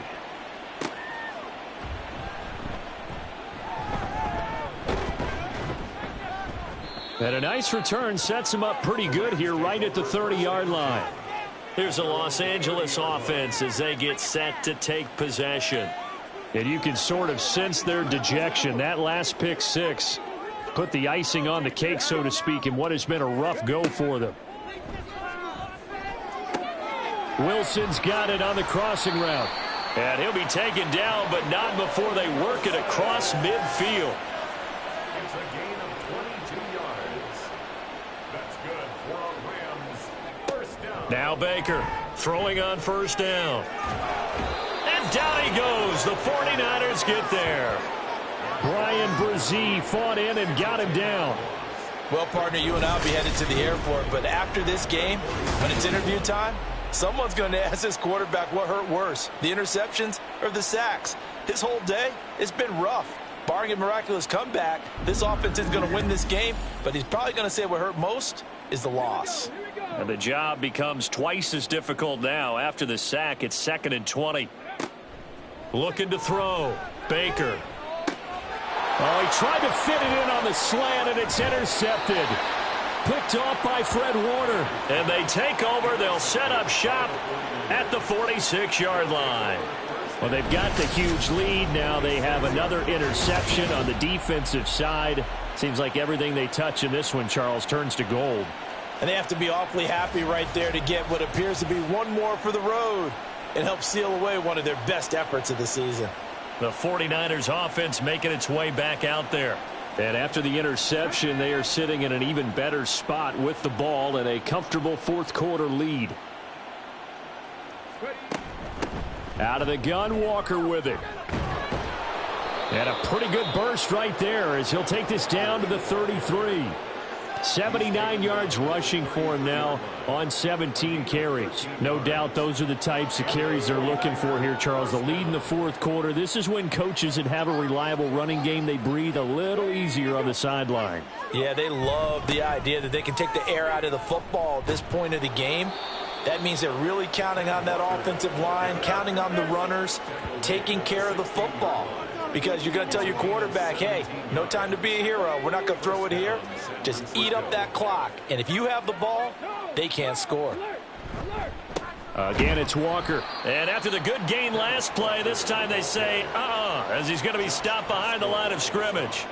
Call it a full 3 yards in the wrong direction there. Brings up 2nd down. Coming up on the final 2.5 minutes. And boy, has it been fun to watch this offense operate. Quite the display, and now they look to polish it off. Now they'll switch it up here and look to throw. They'll wind up getting 10 back as that sets them up for 3rd down.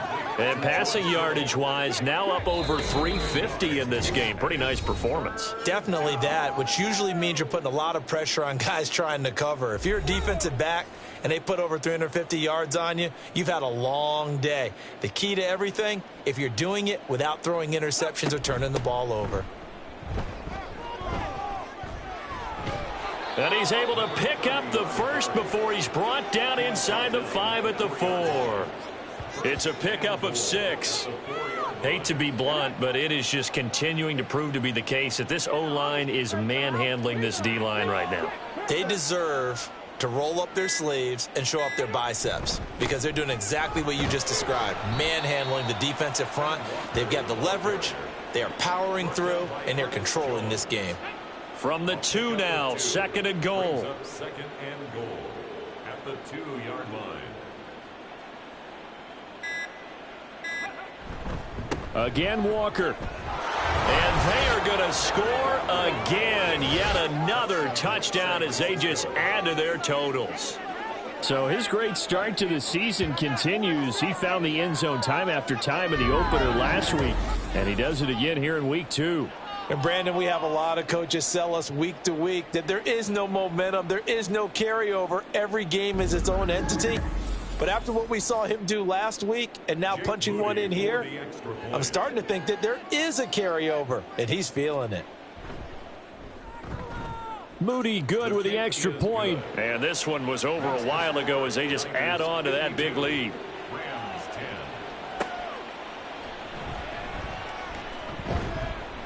10. And he won't quite make it to the 25. Now the Rams offense getting the football back.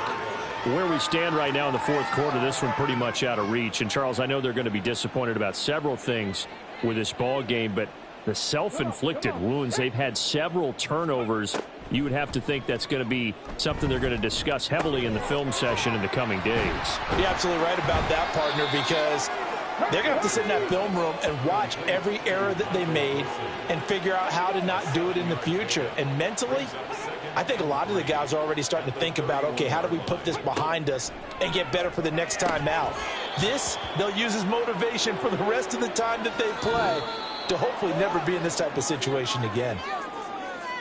And as this defense walks off the field, they can do so with their heads held high. What a performance. Well, by the offense, too. I mean, really, Charles, just complete domination on both sides of the football here in this one.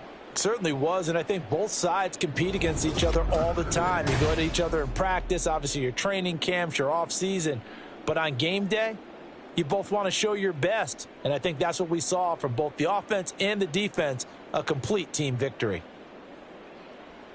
So for the Niners, it was a great all-around performance as they come out of this one with the victory.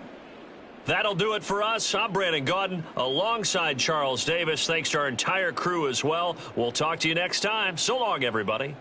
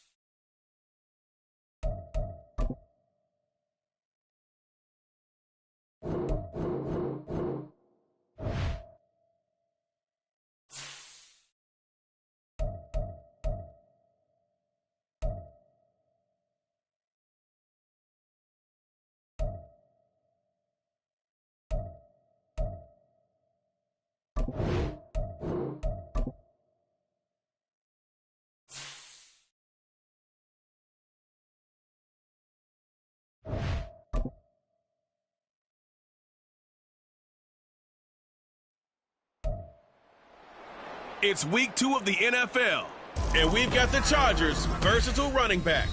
He had a great week to build off of last time out, reaching triple digits and adding 2 touchdowns. It's the Chargers and the Texans on Sunday night.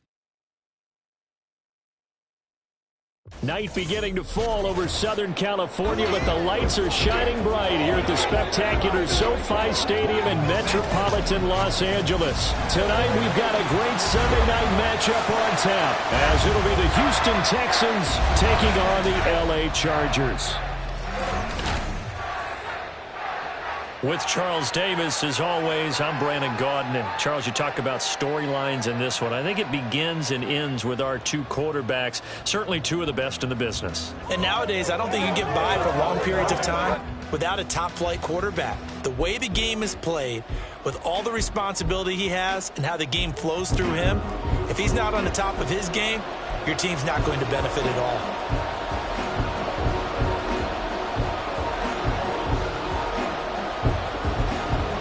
First game's out of the way. Time to buckle down for the long season ahead, and we're off in week 2.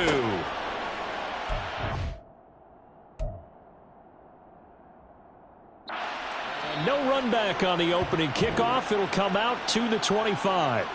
So here's the Charger offense making their way out. And a glance here at their shifty mobile signal caller. If you ask coaches at any level to design their ideal leader of a team, I think they're going to check every box with this guy. He's got the point.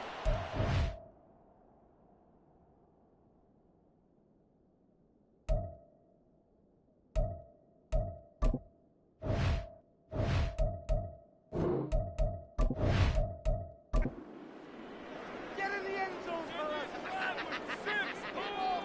Let's go now. It's on us. So the drive's going to start with Pollard. 5 as he gets it to the 30. The rushing numbers for Pollard last week, north of 100 yards, the 2 scores. And, you got to give a lot of credit to the O-line. We talked a lot about him, but offensive line was good, too. They're obviously in sync with each other, whether it's zone blocking, power running game, no matter what. He understands how to read them and find the creases that they provide. And he's able to take this one up to the 35-yard line. That's now consecutive 5-yard carries to pick up the first down. First and 10 at the 35-yard line. Gonna run again here with Pollard. 7 yards on the pickup there, and it'll leave him with a 2nd and 3. But you often say that sort of opens the playbook now, 2nd and short. What do you think, early shot here? I like where you're going. Obviously, we've been together for a while because you know me. I want to take that shot early and loosen things up. They try to throw on 2nd down, but this one is incomplete. So the incomplete pass on the last play, and that leads us to a 3rd and 3. They'll look to throw here. Throw left side complete. That's Gonzalez. Yeah, this is only going to be a gain of 2. He needed 3. It's 4th and 1. Still leaves him with 4th and short. Any chance you go for it? It's definitely in the back of my mind. In fact, I've discussed it with my staff all week long, different situations that I may want to go for it. Where's the ball in the field? Do I have confidence in my trigger guy? What am I going to do? I'm also talking about my analytics department. What are the odds? If I don't get it, what's it going to do to me the rest of the game? Personally, I end up taking all that, putting it in my head and making a decision, and you know me, I'm probably going to go for it. Well, Trey, you want to make an opening drive statement. Yes, I do. Once I have the ball and I've got it on the move, I don't want to just give up that easily.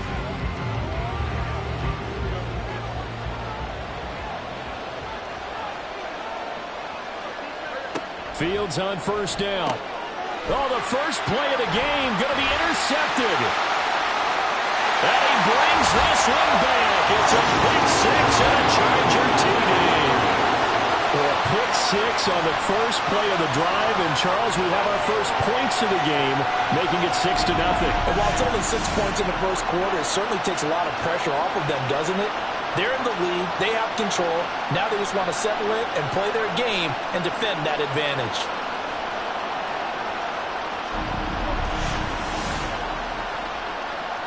And for the extra point, Cameron Dicker.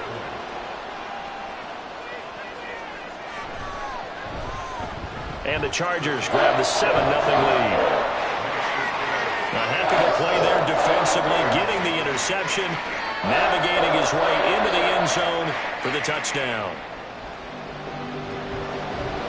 So they throw the pick six. They'll get another shot at it now as this one's in the air.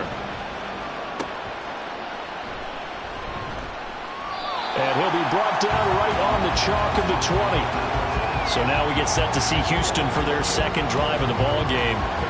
Remember, they were just out here a moment ago through the pick six, so we'll see if they can take better care of the football this go around. And sometimes, partner, I think it's almost better that you just throw the pick six and you come right back out on the field. You're not over on the sidelines dwelling for it for very long.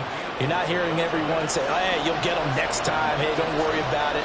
All that stuff just goes right out the window. You're right back out on the field with a chance to atone. Now left side, a completion to his tight end. And they're going to have this across midfield and inside the 45. The extra effort after the catch makes it good for a gain of 26 and also a first down. As far as tight ends go, this guy's not a speed burner. He's much more of an inline blocking type of a tight end. But how about this last play? Made a nice catch and picked up a first down. That's what impresses me about him. When he's called upon, usually gets it done. On first down, it's Fields. Steps away. Able to shake him off. And he gets it inside the 35 and just shy of the 30. Good coverage downfield led to him taking off, picking up the first down on a 13-yard run. I think the last two plays really illustrate how difficult it is to game plan against this guy because you know he can throw the football, but how about his use of legs as well? What we call those broken plays, you can't account for them. Yeah, those plays, those two that you just mentioned, a microcosm really of how he can hurt you. From the 24 now, here's second down and 3. Now Fields. This one left side caught by Collins. That good for 6 as they keep this drive right on rolling. So from inside the 20, here's first and 10 at the 18.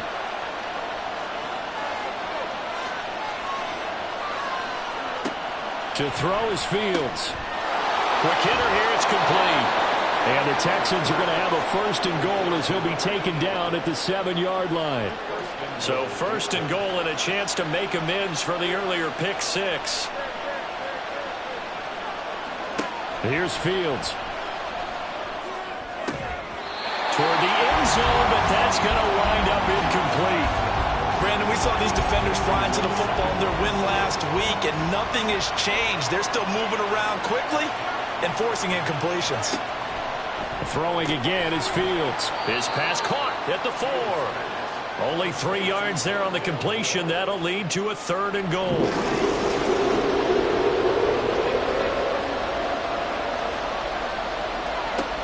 Now it's Fields.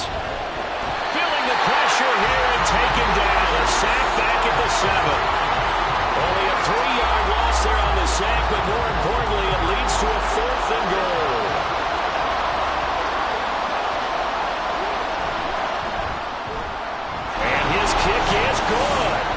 Well, I don't know if they would have gone for it on fourth and goal anyway, but the sack on third down pretty much made their mind up for them. You're exactly right about that. And this is a tough place on the field to take a sack because, as you just noted, It took the decision-making away from them.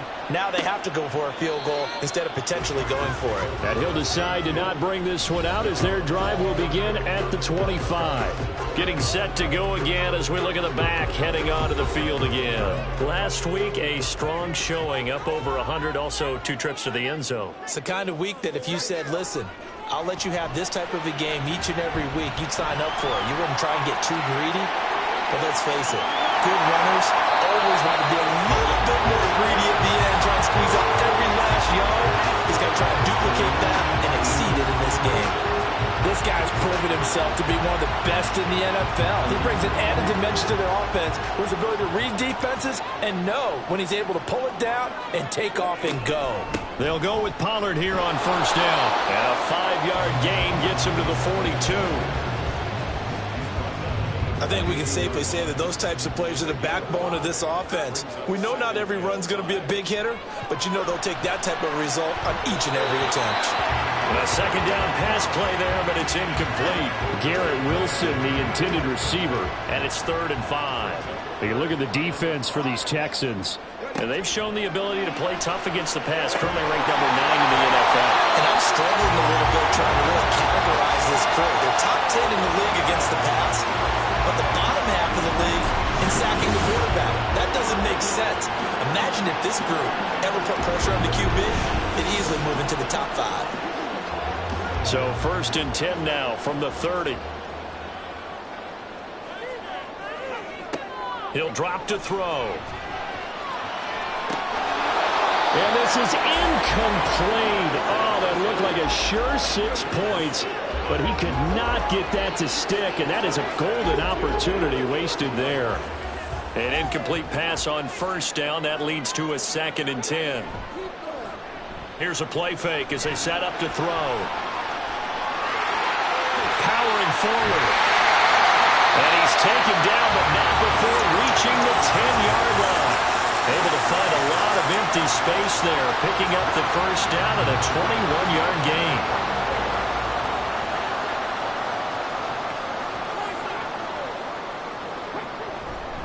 They'll run with Pollard. And he'll get about 4 there as he takes it from the 10 down to the 6. They're mounting a nice drive here. Good chunk of yardage there again. O-line, they've been solid this drive. They have that look about them right now that says, if you do anything but run the ball behind us, you're crazy. They have really moved it well on this drive, and they want to finish it off the same way. They've been denied touchdowns in the red zone twice already. Here comes 3rd and goal. They'll set up to throw. And this will be caught in the end zone for the Chargers touchdown. Garrett Wilson. His first touchdown here of the new campaign. And they are able to add on to their advantage. An out route there for the score. A quick out route there for the score. Yeah, you're not really surveying the defense on this one. You're just counting on timing, making this play happen. 1-2, ball's out of his hands. Knows where he's going, just puts it to the outside. Touchdown. Extra point try now from Dicker.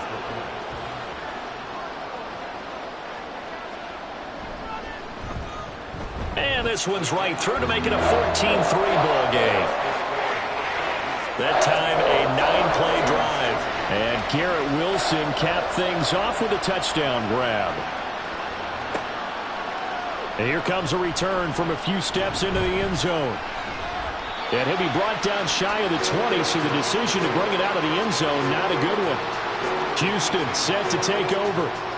And last time they got 3 points, but it was a chip shot field goal. And when you go to the sideline after a chip shot field goal, maybe the offense not too happy.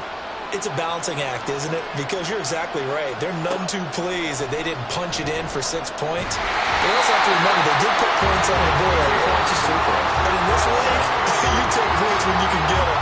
Not easily done. Tui Pelotu got in and dropped it. Don't need it all back at once, but you figure they're going to need something here. 17 yards to go. Under pressure, they got him again. That was Will Anderson getting home and finishing the play. And that is the 3rd sack this offensive line has allowed this first quarter. Man, that puts him on pace. Let me do the rudimentary math here. to be sacked 12 times in a game. I know he's not going to go for that. I wonder if it's going to reshape what they decide to do on offense in terms of play calling. Well, I tell you what, when he popped out shaking his head, frustrated right now behind center. Good clean play, no flags coming out of the pocket of the officials. Turns into an incompletion, and that should get them off the field with a 3-and-out. So from their own end zone here, this kicks away. It's fielded at the 45. It'll be a 47-yard punt with a net of 40 following a 7-yard return. And the Chargers will be set up pretty well as they take over in great field position.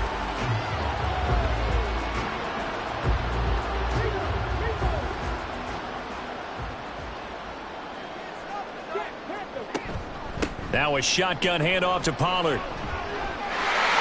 There he goes, right side. Down the right sideline. Touchdown, LA! A great effort there. His third rushing touchdown of the year. And the Chargers are able to strike quickly to add on to their lead. Boy, still in the first quarter, and look out. I mean, they are on pace for over 80 points in this game. I don't know that they'll get there, CD, but this has been impressive to watch so far. That certainly would be history in the making, wouldn't it, partner? I'm glad we're here to actually watch and see if it actually happens, although, like you, I have my doubts, but they are firmly in control of this game.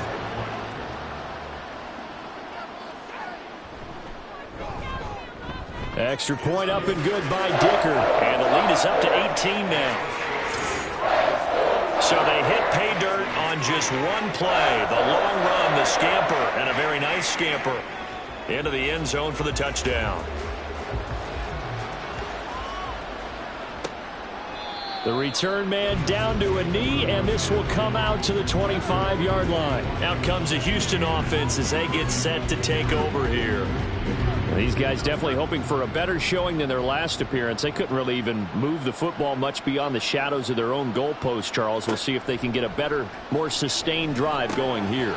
Yeah, and every team that we ever talk to says the exact same thing. When you start a drive from that deep in your own territory, the goal is a minimum of at least 2 first downs, because even if you have to punt then, you change the field position, right? You flip the field a little bit. They didn't get that done. This time they want to string together a nice drive and help themselves out. Nowhere for Fields to turn, and down he goes. More than one defender there, and that's a loss of 5 on the sack. A tough spot here, 3rd and 15. Fields. It's a short one here, complete to the tight end. And he'll be brought down at the 28, and that is well short of the first. A gain of 8 there on the play, and that's going to bring up a 4th down. 21-3 is your score after 1. Texans football to start quarter 2, as they've got it with a 4th down coming up. And here's Ryan Wright now, as he'll kick it away for the 2nd time. And he'll get credit for putting him inside the 20 as the fair catch is made right at about the 19-yard line. So possession goes over here on the punt. And it'll be Charger football here as they take over.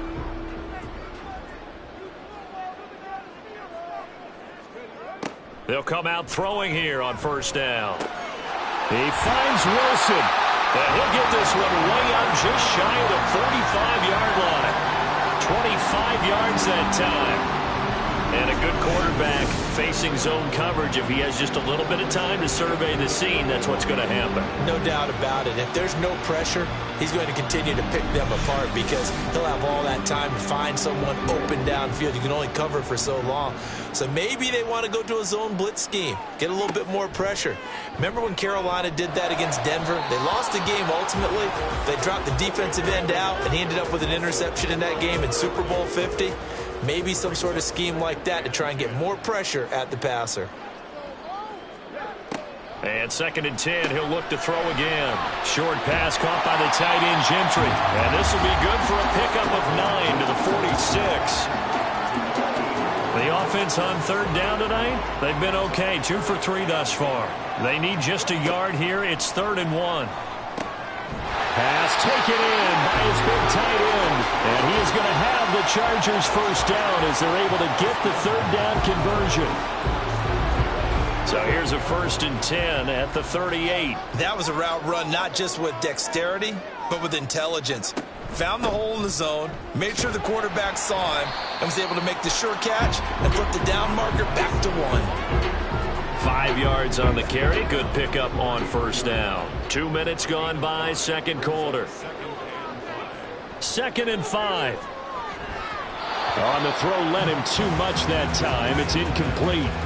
He shook his head right when he released that throw. He knew it was going to be a little off target. Yeah, the excitement got him on that one. Wasn't able to control the fact the receiver was open, and it would have been an easy throw. And he is caught. And he's going to be taken down, but there's a penalty flag in the backfield. Is this a hold, or did they rough the quarterback?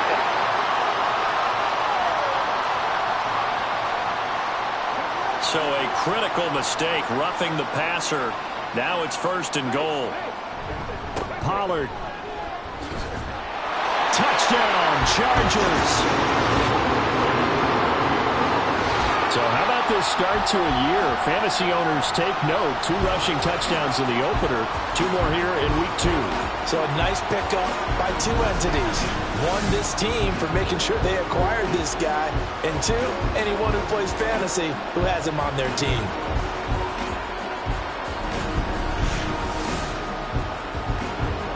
Dicker now to tack on the extra point.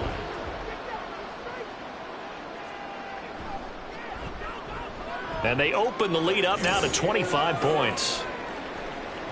So that winds up a 7-play drive all told. And it results in a 4-yard touchdown run. And he won't return this one. He'll go down to a knee, and they'll start at the 25. Houston's offense taking over again.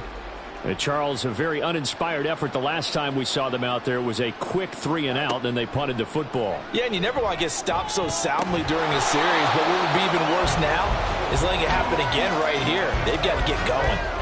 And now a throw on first down there, but it's incomplete. So following the incompletion, here's 2nd and 10 from the 25. Fields now to throw. It's a short one here, complete to his tight end. And this will be a gain of 5 as he gets it to the 30. They'll come up facing 3rd and 5. Here's Fields. And that is incomplete. Oh, he had a defender right there with him to force that to the ground. And 4th down now coming up. So on 4th down, on is the punter, Ryan Wright. He's been a busy man here in this first half as he gets it away. Fair catch called for and made at the 16 or maybe the 17-yard line. So a change of possession here on the punt. And the LA offense ready for this next possession. Well, everything right now that they touch on this side of the football, it seems to turn to gold. They've scored on 3 straight possessions. That lead continues to grow. And, I mean, if they can get points here, Charles, might almost be an insurmountable comeback for the other side. I think you make a great case for that, so I'm going to flip it over to the other side. Could they make the big comeback? Certainly. Am I expecting it? Not at all. I think if we don't see a drastic change in how they're playing, this blowout's going to get bigger and bigger before the final gun. Now he'll look to throw here on 2nd and 10. He finds his man, complete. That's Gonzalez. That one good for 13 and a Charger first. Line of scrimmage, the 31 now on 1st and 10. Pollard, he'll take it up the gut. Well, he's free going down the left side. It's a foot race. And he'll be taken down, but not before they work it across midfield. 105 yards for him on the ground so far tonight as he has been terrific in this first half. Well, that last run makes this a 100-yard night. I've loved the way he's hit the holes. He's been quick, he's been decisive, and he's been a whole lot of fun to watch. First down, and it's Pollard again. And he's going to take this ahead for right around 3 yards, but no more than that. 2nd down.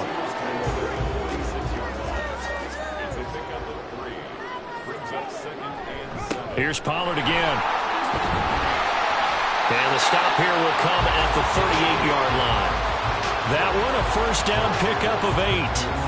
Now, this is an example of breaking down a defense, because on a lot of these runs, he's getting past the point of attack, and guess what he's doing? Forcing the secondary guys to have to make a lot of tackles.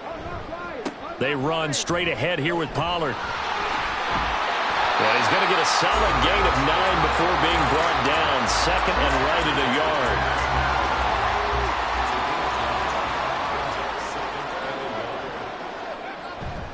It'll be a handoff to Pollard. And he's able to get it down to the 25-yard line. 4 yards the pickup, first down.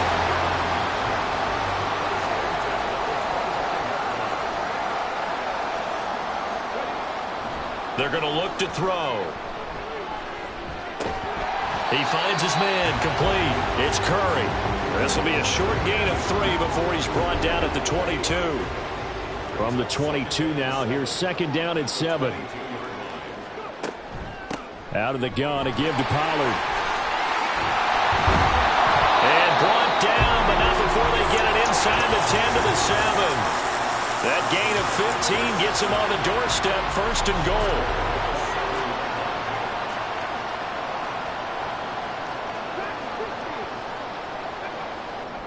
He'll look to throw. Throw over the middle, he's got Ruckert. And they'll get this from the 8 to the 5, pickup of 3. And the ball smack dab on the 5-yard line. Here's second and goal. Now a give here to Pollard. And he's in for a Charger touchdown. A great play there. On his way to a monster game. 3 first-half touchdowns. And the Chargers are able to add on to their first-half lead. Oh, my goodness. How about this start to a season? I mean, it doesn't get much better. 2 touchdowns, remember, last week in the opener. 3 more here. This is some kind of pace to put yourself on. Are we going to go ahead and look ahead and say 4 next week? Is that too much to ask for? That's what he's dreaming about right now. That's what his team's thinking about. But, boy, what a start for him. The kick unit on here for the Chargers as they will send this one away. And he'll get it up just past the 20 as his guys will go to work at the 21-yard line. And now out comes Houston. And right now these guys, they're shuffling a little bit, maybe doubting, because 3 straight drives have ended with them punting the football away. Yeah, so you start pointing fingers at each other a little bit, asking a lot of questions. What are you seeing? What are you getting? Maybe trying to narrow down your playbook a little bit and maybe get simpler rather than more complex in order to try and fashion together a drive. Here's second and 7. They'll fake the handoff. Now Fields. He's got the connection to Moore. 9 yards to pick up there, and it's a first down. When you struggle on offense, you're looking for anything possible to get you going. Sometimes you do it like basketball teams that don't normally press. You put a press on, bring people to life, make them move a little bit quicker. Maybe that'll help them as they head towards the half. And he gets this one to midfield before he's brought down. Give him 17 on the pickup there, and the Texans also get a new set of downs. From the 50, here's Fields. Now a quick throw there, but it's going to be incomplete. Well, they've been back on their heels a little bit here on this drive, but a chance to exhale just a little bit there with incompletion on first down. Now they have to gear up, try and get 2 more stops, and escape this drive. Fields tapping it forward, jet sweep. And past the 35, he'll be dropped a yard or 2 shy of the 30. 19 yards to pick up there. Move the chains. This offense finding its legs now. Here's another first and 10. Pierce now up the middle. And a decent gain there as that takes us to the 2-minute warning. Holding offense.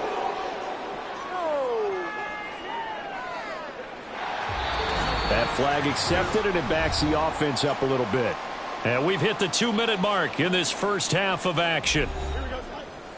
We remind you that coming up at halftime, Jonathan Coachman will be alongside. He'll have highlights and analysis from Orlando of this first half of action. Here's a throw to his running back. It's complete. And he'll go out of bounds after taking it a little further down inside the 40. Second and 14. his 36-yard line. Again, Fields. Eluding the pressure right. Oh, some strong running. He's going to go out of bounds, but he takes this one down just shy of the 20. Fields, we know he has the good mobility. He flashes it there as he scrambles for the first down. They'll look to throw.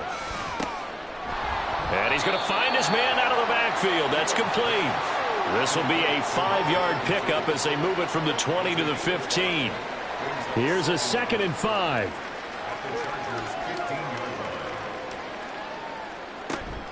On play action, Fields. And he can't find a receiver, and he's brought down. It's Jeffrey Simmons that time who got in to record the sack. Well, Charles, this has been something to watch so far. This is where you really feel for a quarterback. He's been running for his life in this first half. Brandon, that's 5 sacks already, so you know he's got to be saying, can we get some more guys in here to block, please? Because if we don't, we're going to need another quarterback. Now throwing on 3rd down there, but he cannot connect. Another good drive, Charles, but it looks like another that might end in a field goal try. They've made some nice plays. They've given themselves opportunities, but as you noted, another field goal attempt coming up. And that's not how they want to end drives. They've got to figure out what's the final touch that they need to push it across the goal line. Yeah, still yet to find the end zone. So the 3 points here, they're still down, but they put somewhat of a dent into that lead going into the break. Anything helps when you're trying to chip away at a lead, but they do know that they're going to need a little bit better effort in the second half. The Chargers going to take over here one more time before the half. And with a huge lead already, they may be thinking, hey, our job's complete for these first 2 quarters. Let's get this to the locker room. A little over 20 seconds remaining in the half as they'll line up here 1st and 10.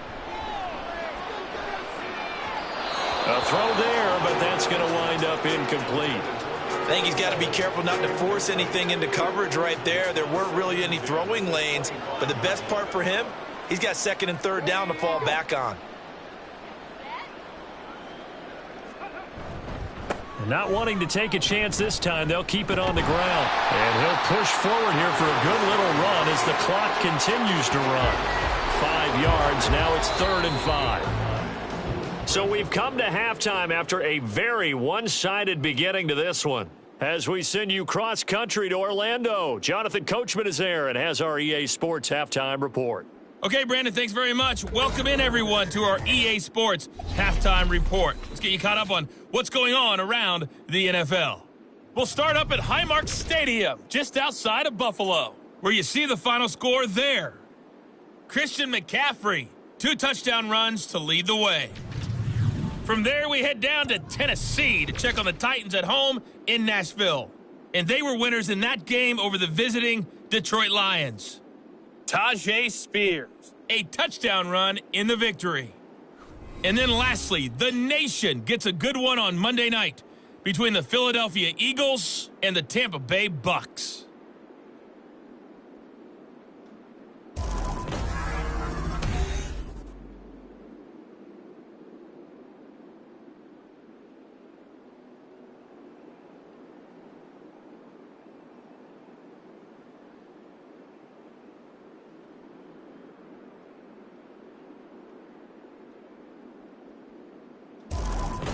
All right, Coach, thanks very much. Fine work as always as we welcome you back for quarter number 3. The Texans down on the scoreboard, but they do get the first crack here as we are back underway in the second half.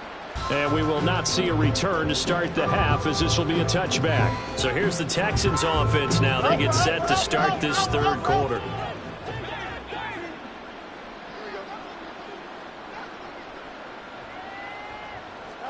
On 1st down, Fields.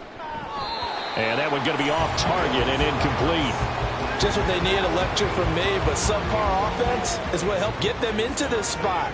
And now they're continuing the trend with incompletions. That won't get them out of it if they don't change something soon. Now a throw here to his running back. And he'll be upended at the 28-yard line. Just a 3-yard gain there. Now 3rd down and 7. Now Fields.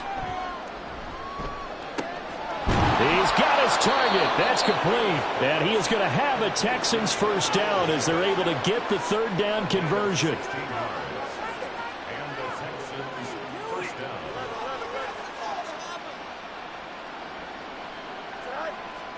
On first down, it's Fields. And the Chargers rush is going to get there. Down he goes.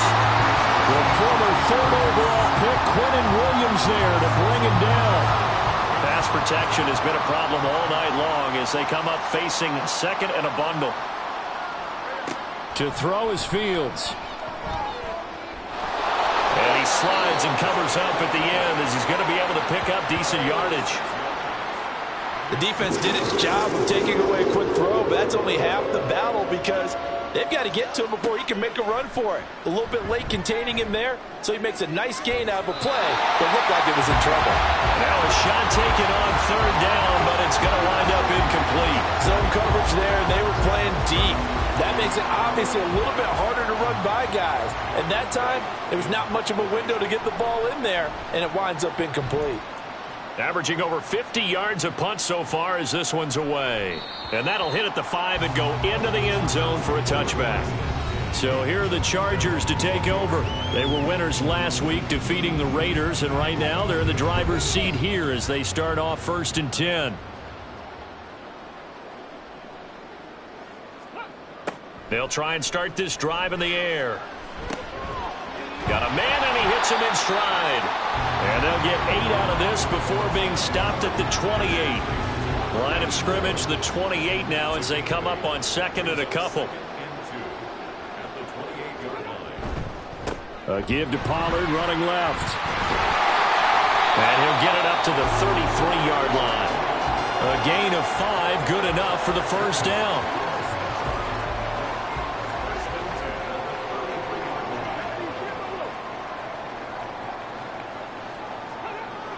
Back to throw. And he's going to have to eat this one as down he goes. Finally hauled down for the first time this game. Multiple defenders in there to drop him. Well, he was really focused downfield, but there was really no viable options. The coverage was too good. And the defense really quickened the tempo of that play with their pass rush because there was nowhere for him to go with the football. The only place he ended up, down on the ground. Coming up now on a 2nd and 15 following that sack. They'll run. Here's Pollard. A pickup of about 3 yards as he's taken down at the 31. Let's give a lot of credit to the offensive line. They've been able to move the ball really well on the ground the entire game. And while that wasn't a huge one, that's okay. They'll take them in short, steady bursts. Open man here is Gentry.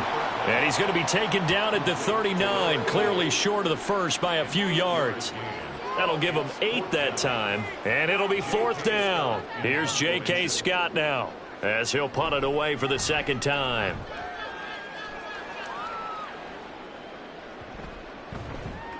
Yeah, he was looking for the checkup bounce, didn't get it. That scoots all the way into the end zone now for a touchback. Houston set to take over. Well, we haven't exactly been treated to a nail-biter in this one, CD, and if they cannot score here, this one's pretty much all but over. Are you saying that you feel like people are starting to think about getting out of here, maybe beating the traffic in order to get home or to their final destination? Yeah, I don't think there's a whole lot of reason to hang around, especially if they can't score here. Yeah, you're right about that because it has been pretty clear who the better team has been in this one. And in a league that we talk about every game being a one-score game as we go into it, watching this blowout, let's just say it's been unusual.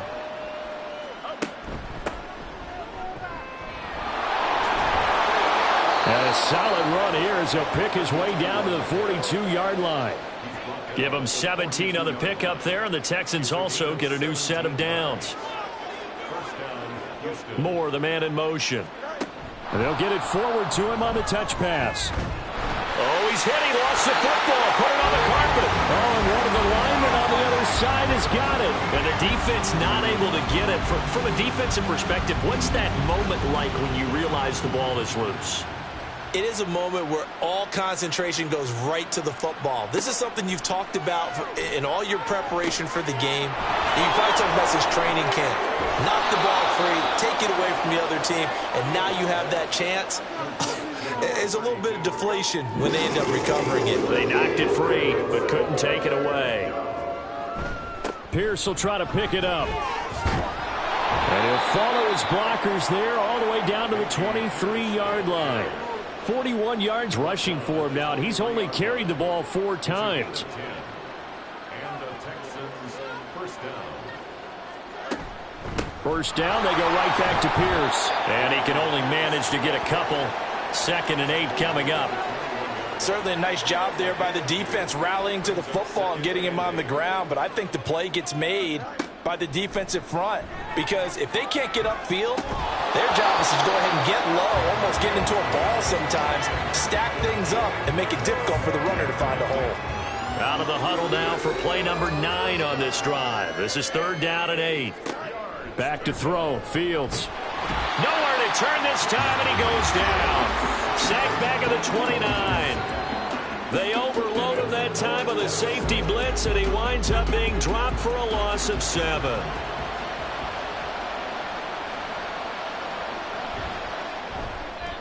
And this will split the uprights. It's right down the middle, and they knock that deficit down from 29 to 26. So his 3rd field goal of the ball game brings him a bit closer, but there's no question they need to start turning some of these 3s into 6s. And 7s, and probably even 8s. You know, as a kicker, you just head out when you're called upon, so he's done his job. It's the rest of the offense that needs to get it in gear. They want to close this gap. And it's a pretty good return here as he'll get this up to the 29. The Chargers ready to take over.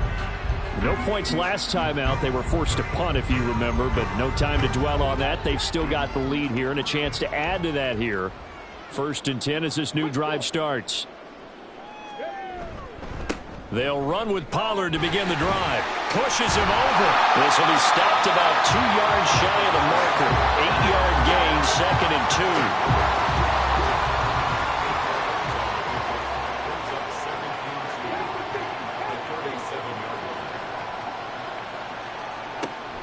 They'll set up a throw. Short pass caught by the tight end Gentry. So he stopped for no gain. And now we've got a 3rd and 3. It's 3rd down and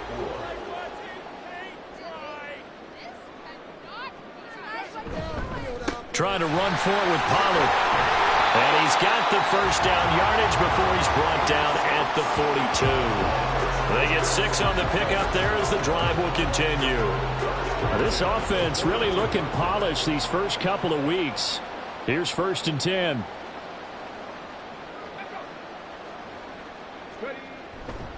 Gonna run again here with Pollard. We'll get this up to about the 44. Oh, that's a real nice job there by the defensive front. They just engaged and held their ground. But how about the guy who made the play? We often talk about whether they take a good first step or not.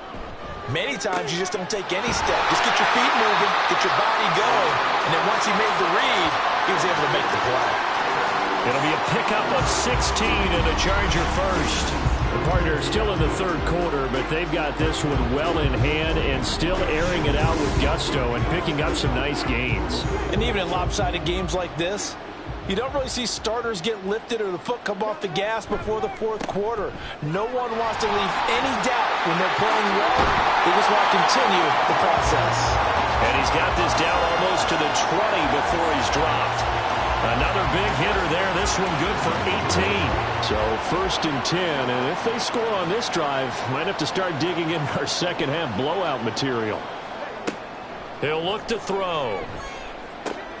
Oh, it's intercepted. A drive killer there. Picked off by Marshawn Lattimore. And the Texans are going to take over here at their own 22-yard line. Well, to be blunt, not a whole lot has gone right for this defense in this ball game, but that's something right there. Still in the 3rd quarter. It would take something around miracle territory for a comeback, but maybe that's a start, Charles. It certainly is, and they're definitely showing that there's some fight still left in them. Hasn't been a banner day, but they're trying their best to put that disappointment behind them and find ways to make plays. They'll start on the ground with Pierce. And not a whole lot of room to operate there on the first down run. He gets maybe 3. It's a gain of 3 on what will be the final play of this third quarter. 1 quarter remains here on a Sunday night. You're watching the NFL on EA Sports. Back now at SoFi Stadium in Inglewood. From the 25, here's a 2nd and 7. It's Texans football, but they trail here as we get started in the fourth quarter. They try to throw on 2nd down, but this one is incomplete. Now, the trials and tribulations of being a quarterback in this league, it's tough. It's got to be wearing on him out there. Well, he has been sacked a number of times. He had an interception, so I'm going to give him a skosh of credit for hanging in there and trying to make something happen, despite the amount of pressure he's been under this entire game. And this will be a Texans first down as he'll take this up to about the 33-yard line. So they'll come up 1st and 10 now from the 33. Here's Fields. He gets this complete to Shaheed.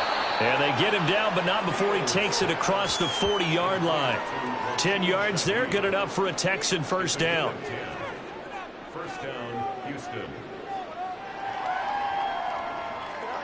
Fields now to throw. That'll be pulled in downfield by Collins. And he's going to get this all the way down inside the 35. So from Charger territory now, here's a 1st and 10 at the 34.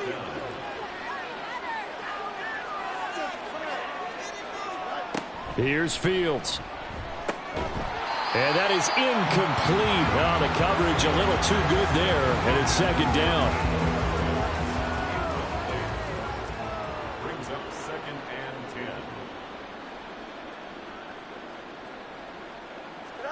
10. Throwing again is Fields. And his throw here is incomplete. It's been that kind of a day so far throwing the football. It just seems like nothing going right offensively. Yeah, it's a catch that should have been made, pure and simple. And look, everything else that goes into running a good pass route, throw it all out if you don't catch the ball. Been that kind of game throwing the football so far, and nothing going right offensively. I can assure you, setting up a screen is much more difficult than it appears. It requires excellent timing from everyone on the offense, and a defense's #1 goal is to throw that timing off. Now on 4th down here, that pass knocked away and incomplete. The Texans tried it, but they come up empty here on 4th. And the Charger defense stands tall, and they get the football back. Now, that's just simply good coaching and excellent technique on that play. You know why? Because everyone wants to rush the passer when they want to throw the football, but you're not always going to get there. So what are you taught to do? When the ball's finally thrown, get your hands up in the passing lanes, and they batted that one away. No. Takes it to about the 37. Give credit to the defense for stringing that play out, and they gave up no cutback angle. You know he was trying to dart through. No place for him to go. A nice job there, only giving up a 3-yard gain.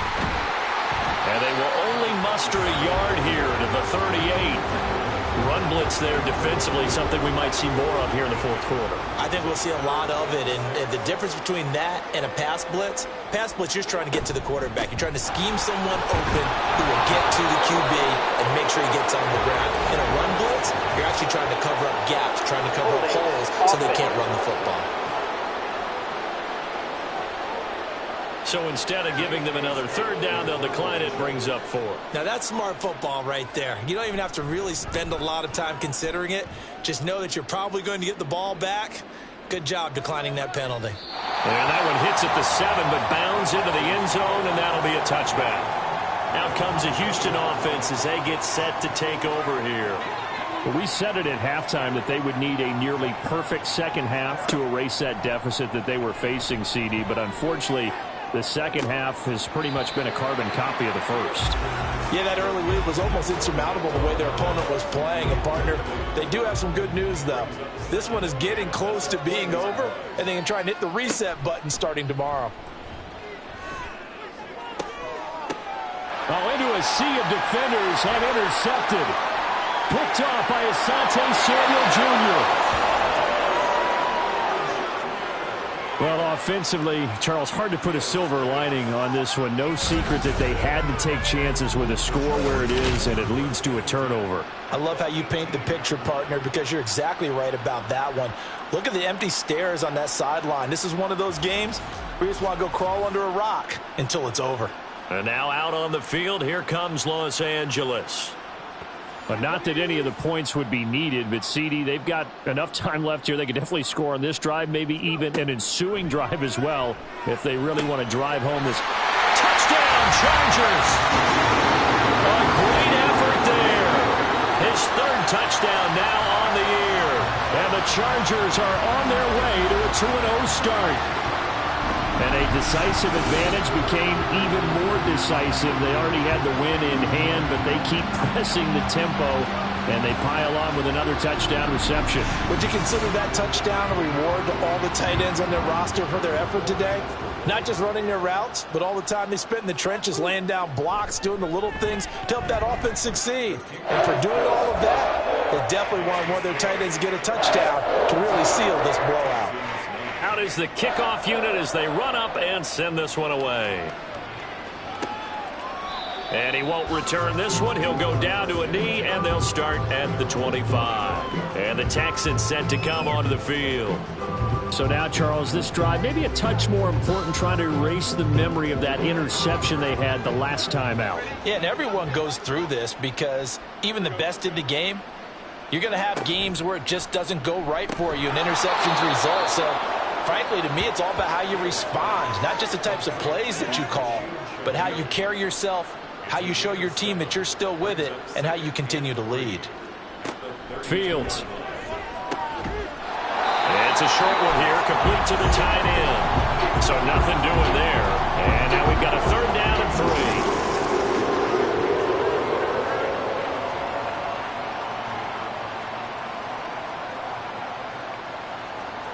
3. Now it's Fields.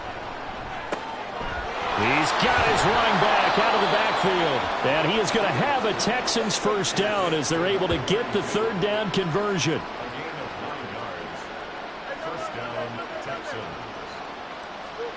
Fields throwing again. And he can't find anywhere to go with it, and it goes down. Well, this is getting ridiculous. 8 sacks now. That time multiple guys get to it. Pass protection has been a problem all night long as they come up facing 2nd and a bundle. Another try after the first down sack. Fields. And it's a short one here, complete to his tight end. They'll wind up getting 7 on the play, and they're going to face a 3rd down.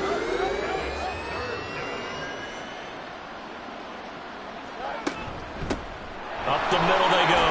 Clemens. And a minimal gain here as he's up to about the 47-yard line.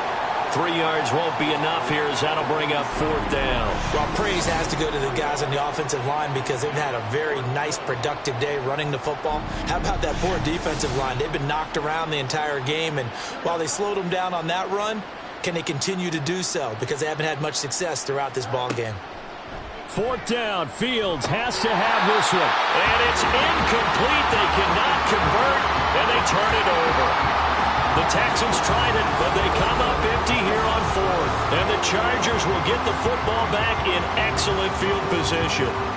Being just short of midfield, they decide to take a crack at it on 4th down. They don't come through.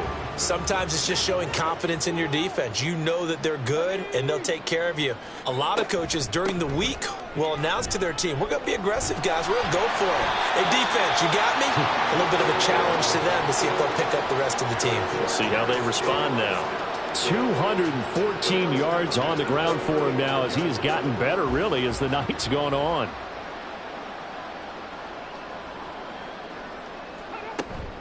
They'll go with Pollard here on 1st down.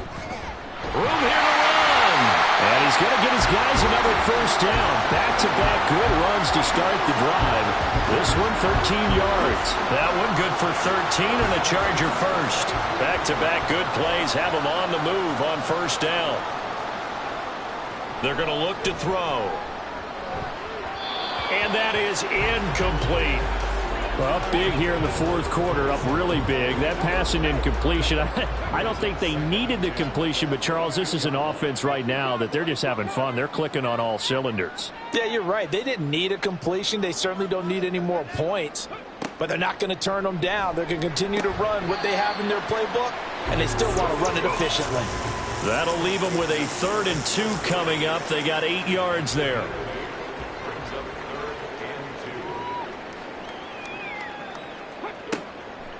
They'll look to throw here. To the goal line, but it's incomplete. Well, they're up comfortably here, Charles, but that lead certainly not dissuading them from pressing the envelope late. I mean, if anything, with these passes, it's like they're getting more aggressive to try to drive the ball downfield.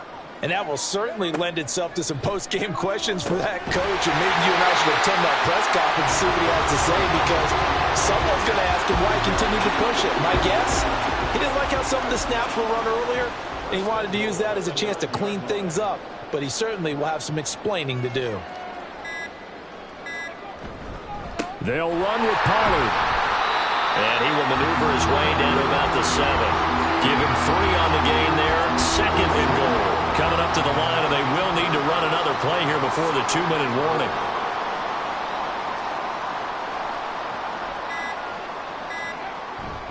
Pollard one more time. And maybe a measure of revenge there. He's had his way in this one, but this time they get him behind the line.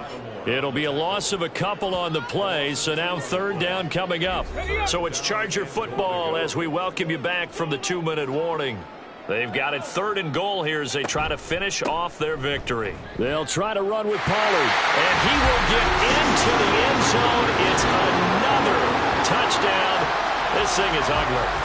Sometimes you get a 1st and goal and you're back near the 7, 8, 9-yard line, and you start thinking, maybe we're running here on 1st down to get half of what we need, so maybe we can have 2 or 3 shots at going for it from closer range. So this is a bonus right here. What a great run to work his way into the end zone. Extra point try now from Dicker.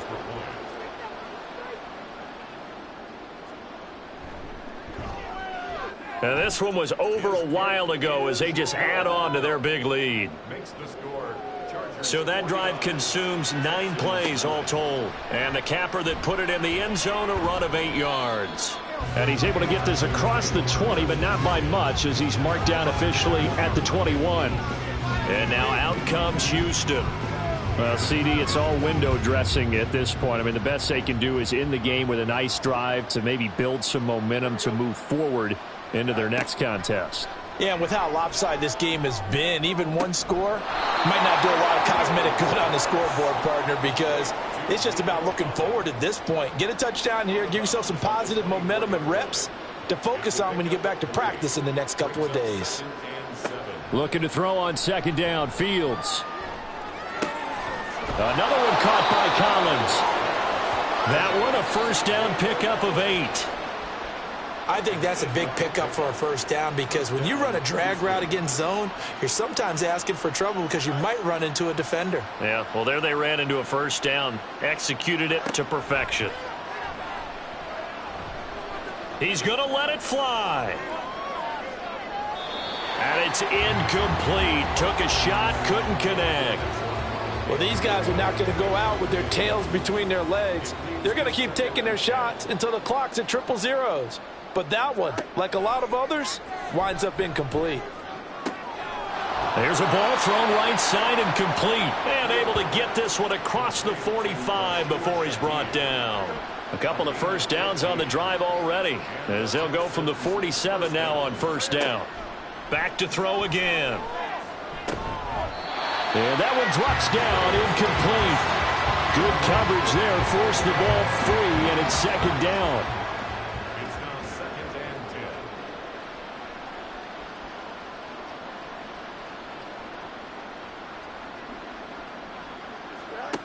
10. They'll stick with the passing game as he looks to throw. Over the middle, complete. That's more. And he's brought to the ground with another 1st down at the Chargers' 27-yard line. 1st down, Texans. And one last throw here for Fields. It's a short one here, complete to the tight end. And he'll be taken down here, and that is how this one is going to come to an end.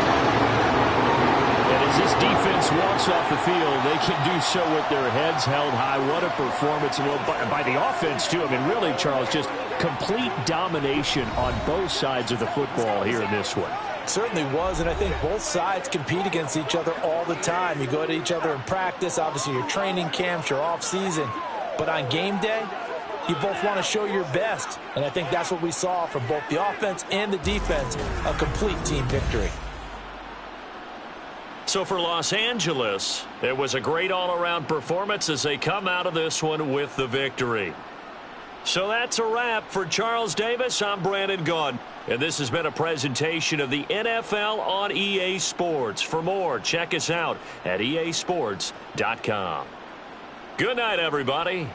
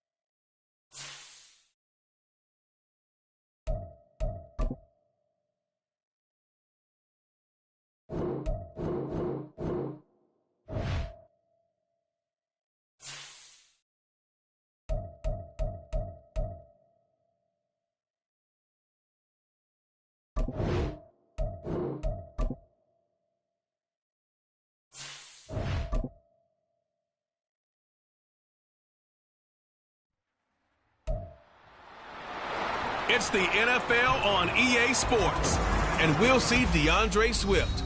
He really helped drive them a week ago with a 3-touchdown game. It's the Eagles and the Buccaneers on Monday Night Prime Time.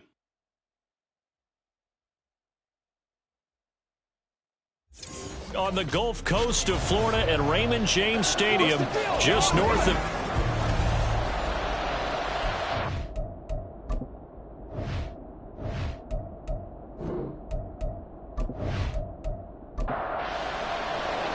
The final weekend of the summer. Hope you're enjoying it wherever you are as we are off and running on EA Sports. And he will make it to the 20-yard line and no further. Philly's offense getting ready, and Jalen Hurts ready to lead them. The second-round pick who started his career at Alabama, then finished with an electric senior season at Oklahoma. Tremendous production in college at 2 different universities, and this is a guy who was a finalist for the Heisman Trophy. Still much more of a runner than a thrower, but has plenty of arm and is capable of making the big throws downfield. And don't underestimate his ability to think the game. Remember, he's the son of a coach. One tackle, but then quickly brought down, but a nice little gain. Give him 10 yards on the pickup, and that'll leave him with a second and just a few inches left. First carry for DeAndre Swift. And he's able to get out to the 32, brought down there. Pretty much unreal, not just in terms of yardage, Charles, but also throwing the 3 touchdowns as well. When you put the whole package together, I can make you a pretty good guarantee right now. He's going to see a few more people in the box every time he lines up. Yeah, I don't think that the defense has any choice. They've got to stop him. Can't let a repeat performance like that. Agreed. And he slips up past the 45 before being tackled. 14 yards there and an Eagle first down. Well, the first drive here and the first time that we've called a big tight end's name, but I can assure you this, Charles, it won't be the last. No, it won't, because when he gets going, now it opens up opportunities on the perimeter because that'll draw the defense towards him in the middle of the field. Now your wide receivers are getting involved as this game goes on. They'll throw on first down with Hurts. This short throw caught by Goddard. Yeah, that's good for a gain of 6, and it'll be second down. A 6-yard pickup brings up 2nd and 4 at the 48-yard line. Throwing is Hurts. Firing quickly, but it's incomplete. You look at this defense for Tampa Bay. Well, this unit very tough to throw against, currently second best in the NFL. Yeah, defending the pass hasn't been an issue for them. It's been stopping the run. And if they don't stop the run, they can't get back to their strength, which is guarding against the air attack. And he is going to have an Eagles first down by about 3 yards or so as they wind up getting 7 there on 3rd and 4.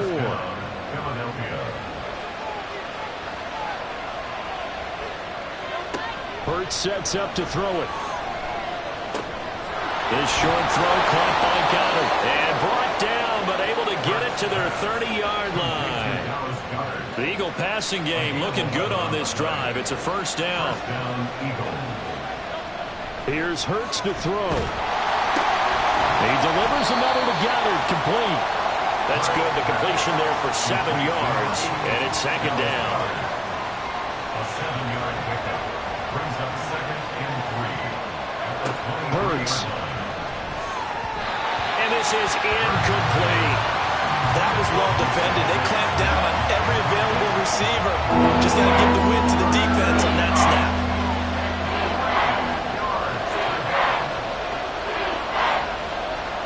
They'll look to throw again. Flushed out right. And they are able to stop him, but he does take it all the way to the 2. Hurts dangerous when he runs that football. He's got a first. Brandon, that's a gamer move right there. Facing third down, steps up, calls his own number, and nearly makes the house call. If I'm the coach, I let him take another one right here. Give him a chance to be the first one to hit the end zone after that effort he just gave him. First and goal, a chance for an early statement here on the road. Swift is not going anywhere. He'll be hit and dropped for no gain at the 2-yard line. From the 2 now, second and goal.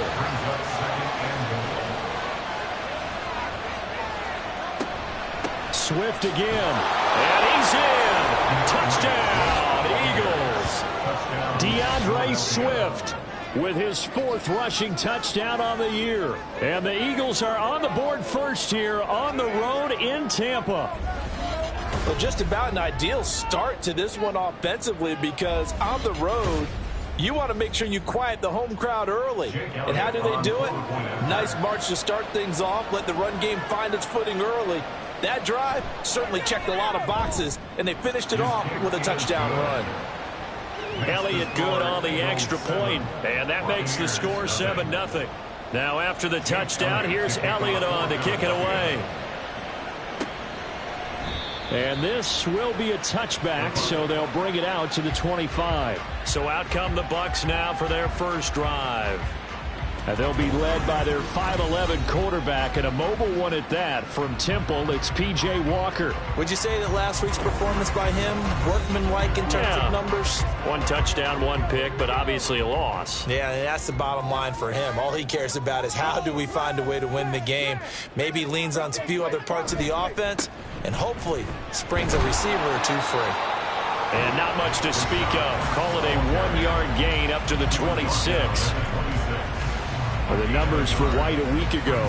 15 carries, 69 yards, and a touchdown. Not a horrendous week last week running the ball, but definitely room for improvement for their numbers. No doubt they made some slight adjustments to how they're going to call plays this week in hopes they can kick those numbers up a notch. And he powers his way up past the 30.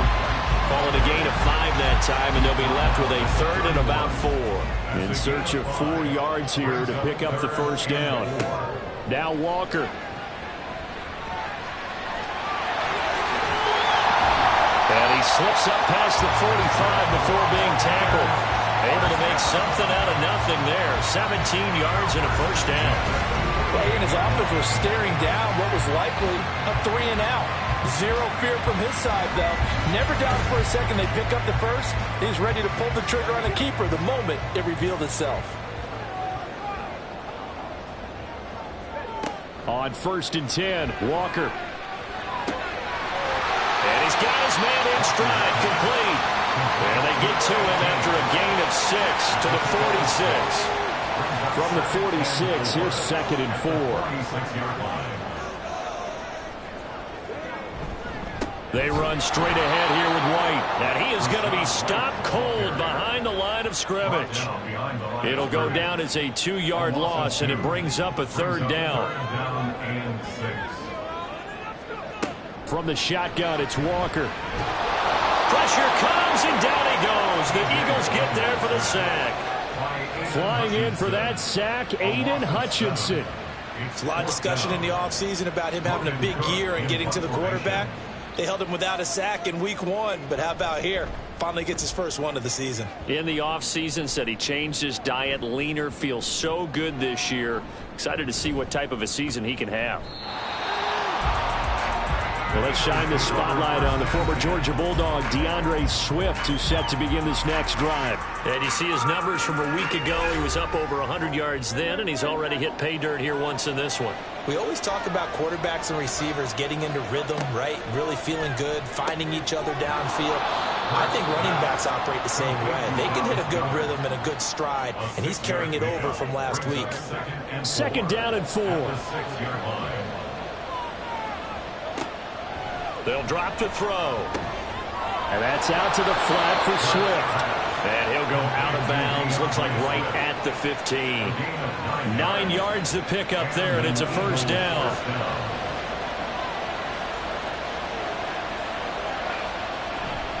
A handoff, Swift running to the left. And he'll take this one up over the 20 to the 21-yard line. He'll get a nice chunk there on the first down run, and it's 2nd and 4. Brings up 2nd and 4. Back to throw here. Man open left side is Brown. And A.J. going to pick up an Eagles first down as he's got it up to the 28-yard line. A gain of 7. First down, Philadelphia. From the gun, it's Hurts. Incomplete. But you look at this defense. And they're currently 21st, Charles, in the NFL against the run. This is an area of the game that they definitely have to improve because right now, against the pass, top 10 in the league. But against the run, that's where the struggles have come in. Got to find a way to make sure they stop runners before they get started. That one covers 29 yards, first down. And defensively, they were in zone coverage there. Do you have to be a little careful? You're losing playing against a good quarterback like he is to not play too much zone?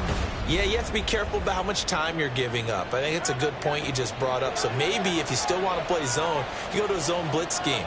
And you can drop anyone out of your defensive front, defensive end, defensive tackle. It doesn't matter. You just exchange someone to bring more pressure towards it. Swift is hit, and he coughs it up. Oh, one of the linebackers has got it. And his guys are going to get the football at the 37-yard line. In our meetings this week, they kind of tipped us off. They wanted to play ultra-aggressive, forcing fumbles. They just did that right there. They took it to the next level, didn't they? You're exactly right, because everyone talks about being aggressive on defense and tackling well, but they were talking about getting after the football, making sure the ball was stripped out each and every time they lined up someone to get them on the ground. And the adjustment working. And now, as with every potential turnover, they're going to take a second look at this just to make sure. Now the question, was the knee in fact down before this ball comes loose? And is the video convincing enough to overturn it? A lot of factors here. Remember, you also need clear possession of the football afterwards. This is a tough one to overturn. So that one overturned. They say the knee was down, and that will not be ruled a fumble.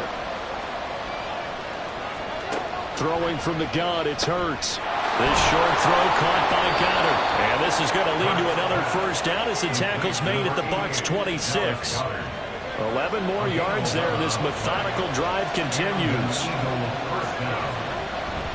On 1st and 10, it's Swift. And he's going to take this ahead for right around 3 yards, but no more than that. 2nd down. A 3-yard pickup brings up 2nd and 7. He'll look to throw. He finds his tight end, Goddard. That's complete. And Goddard going to have an Eagles first down as a tackle made at the 15-yard line. 8-yard pickup. First down, Philadelphia.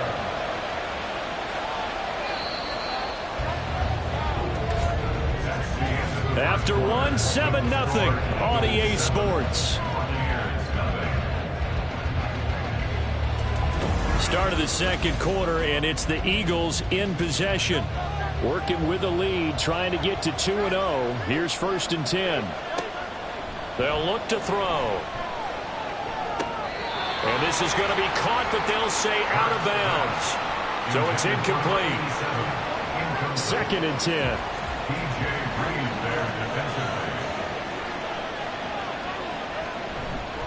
10. Looking to throw. And this is caught. Touchdown, Philadelphia. Darnell Washington. His first touchdown of the new season. And the Eagles go coast to coast and finish the drive off with 6 points. Another impressive drive, so they're 2 for 2, 2 touchdowns. Charles, a great start to this ball game for them. And one of the words that's really worked its way into our lexicon is stacking. They've stacked momentum each time out, and not only on offense. Between those touchdowns, defense held, forced a punt to get the ball back, and they've played awfully well in this one. Both sides playing at optimum level. Elliott good with a PAT, and it's now 14-0. From a yard or two deep, here comes a return. And ultimately cannot get this out to the 25-yard line as he's dropped at the 23. Tampa Bay, they're getting ready to set up shop here for their second drive. And they're in a bind early here, down 14-0. Are you worried at this stage or still too early? You're worried. You're just trying not to transmit it to the rest of your team. You want to make sure that they stay positive. But at the same time, you're wondering, how are we going to move the football? What do we have on this play sheet that can work? Get back to basics is usually your answer. And make sure you find the guy who can move the ball fastest for you if you just get it in his hands. Yeah, still second quarter. You get points on the board here. I think you're feeling okay. They go right back to White here on first down. And he'll take this ahead for about 4. Second down coming up. Well, the end of all that hitting and hollering, it was a 4-yard run, so the offense is going to go back to huddle and feel pretty good about themselves. Defensively, you have to feel okay because you didn't let it turn into a bigger run. But trying to get it to Robinson, and it's intercepted. Picked up by Denzel Ward. And the Eagles are in great shape here as they take over at their 46-yard line. Parker, I think this one went awry very simply because he overestimated his arm strength and his ability to fit it anywhere he wants to. A lot of quarterbacks do that and often pay the price. DeAndre Swift and the Eagles back out there. The passing game, they've had more success there than the running game. Maybe something they game plan for. How come they didn't tell us about it? Because they wanted to keep it a secret. We did ask, didn't we? But I think what happened in this one is they've realized that they've established the run pretty well, and teams are going to key on that. They thought they could open it up and have success through the air. That's exactly what's going on. Yeah, they've had success at least so far here in the second quarter. And they need to work to at least get some of this yardage back after the sack. 2nd and 19. They'll set up a throw. Got his man complete over the middle. It's Washington. And they've got it well across midfield down to the 40 before it's all said and done. First down, Eagles.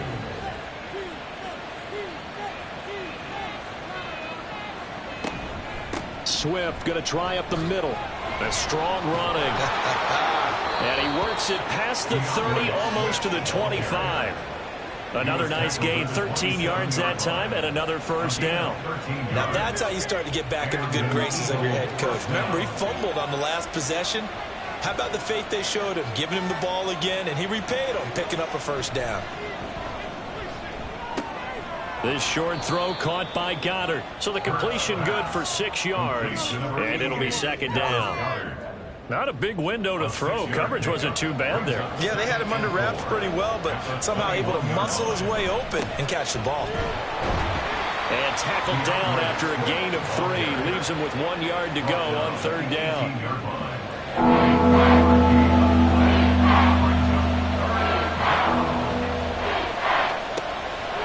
He'll drop to throw. He's got his target. That's complete. And he is going to have an Eagles first down as they're able to convert, albeit not by much, on 3rd and a yard.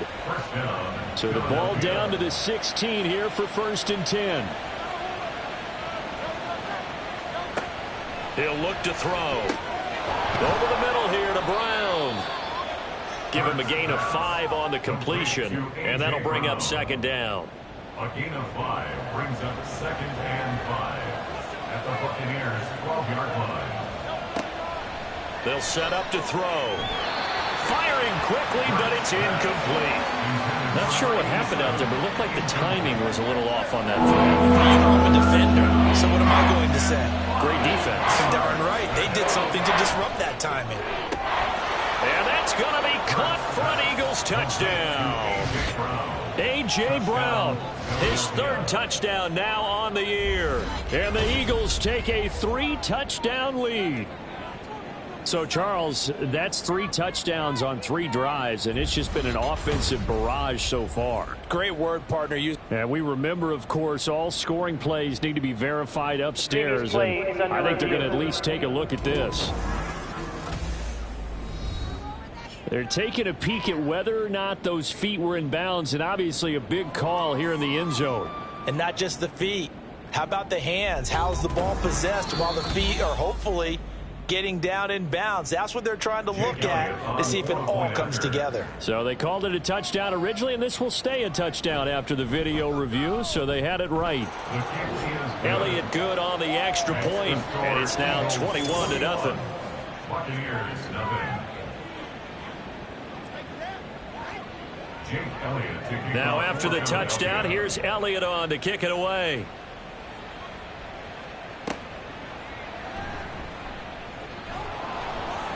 And he'll take it a yard or so past the 20, call it the 21. And Tampa Bay trots out there now. Well, CD, you kind of feel like they're in a bit of a danger zone right here because now you're down 3 scores, and I know we're in the first half, but the way this offense hasn't been able to generate anything, you feel like they probably need to get something going on this drive, right? Yeah, and sometimes I overuse that this is an important possession. But I think this has to be the possession where they come up with an answer because only a few teams in league history have ever come back from a 4-score deficit. And if they don't score here, that's what they could be facing the next time they get the ball. First down, here's White. And he'll be tackled just past the 35 at the 36. Give him 5 on the carry there, and it'll be second down. Brings up 2nd and 5. Walker. That's complete. It's Elijah Moore. And getting this just shy of midfield, they'll spot it at the 49.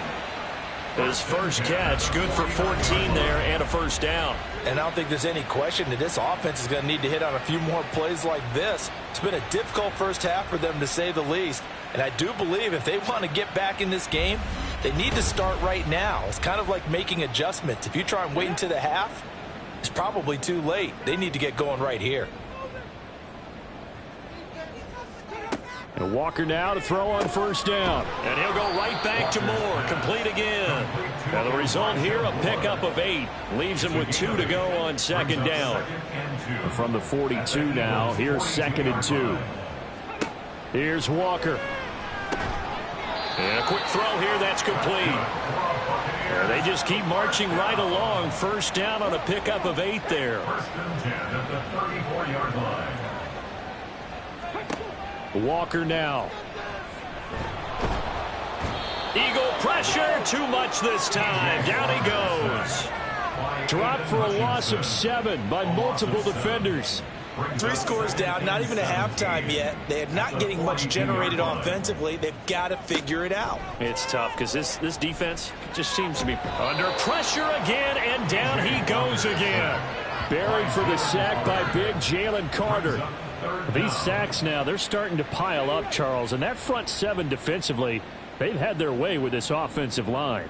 And I think at this stage, we have to start thinking about different play calls. We've got to start helping this quarterback. Oh, the pressure too great, and he goes down once more. Aiden Hutchinson. The offensive line is in tatters as that's now 3 sacks in 3 plays. So that now 4 first-half sacks. This pass rush has been unrelenting. And, partner, you hear that sound of paper being ripped to shreds? That's the game plan that they've had so far because they've got to say to themselves right now, we have to do something differently. On 4th down, on is Logan Cook to punt.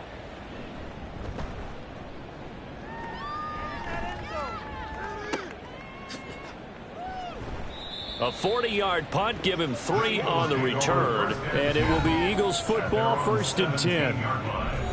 Hurts and the Eagles come up here 1st and 10 at their own 17-yard line. They'll try and start this drive in the air. He'll drop this one off to Swift. It'll go as a gain of 4, and it'll be 2nd down. 4 yards on the pickup. 2nd and 6 at the 21-yard line. Hurts sets up to throw it. And this throw incomplete. Now the defender all over him that time, but it's going to lead to 3rd down. It's 3rd down and 6 yards to go. Here's Hurts to throw. And he's taken down, but able to slip across the 35. Able to make something out of nothing there. 17 yards and a 1st down. 1st down, Eagles.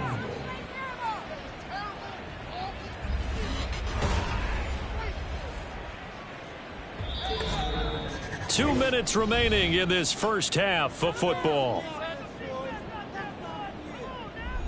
So here's a 1st and 10 at the 38. Throwing is Hurts. And this one complete to Smith. And he'll be taken down, but not before he gets into enemy territory. A good gain again. That's now 31 yards combined on those last two plays. On 1st and 10, it's Hurts. Open man is Goddard, the tight end. So the completion good for just 3. And that will bring up 2nd down. It's a pickup of 3. Brings up 2nd and 7 at the 45-yard line. Hurts. Over the middle to Smith. And Devontae going to pick up the Eagles' first down as he's inside the 40 to the 38-yard line. A gain of 7. First down, Philadelphia.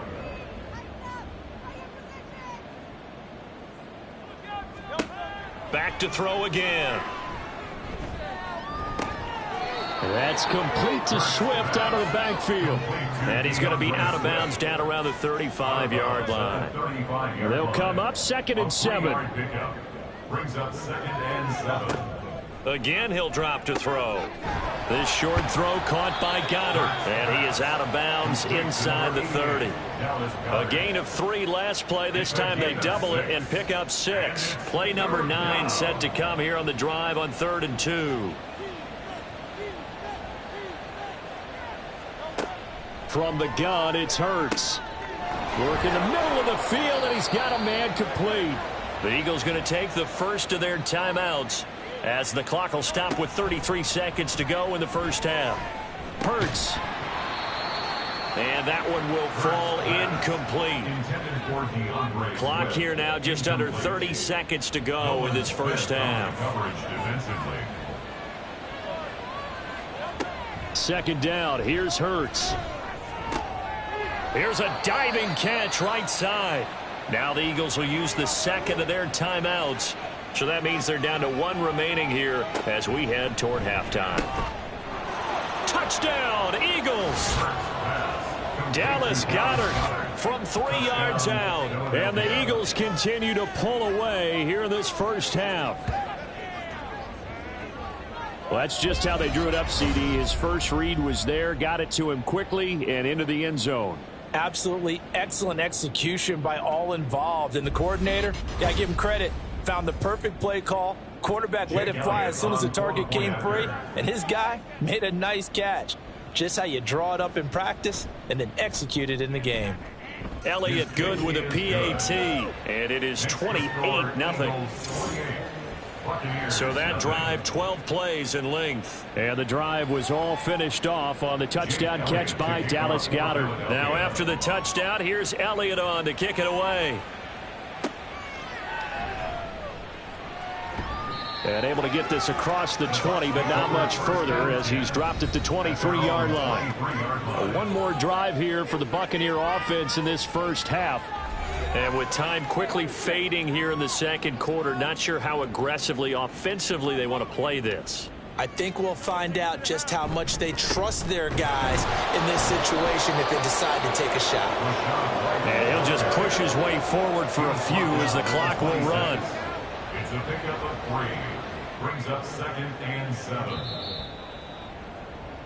So we've come to halftime after a very one-sided beginning to this one. As we toss it an hour or so east of here to Orlando, it's Jonathan Coachman with our EA Sports Halftime Report. All right, Brandon, thanks very much. We'll get back to you and Charles in a minute. But first, time to give the folks at home a look at what's going on around the NFL.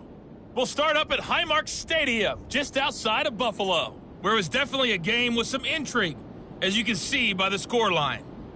Christian McCaffrey, 2 touchdown runs to lead the way. From there, let's head west to see what's going on with the Raiders at home in Las Vegas. And they were losers in that one to the visiting Pittsburgh Steelers. Kenny Pickett, 3 touchdown passes as his guys bounced back from the defeat on opening weekend. Lastly, let's check on one final game for you. And you can see they are scoreless as they play the second quarter.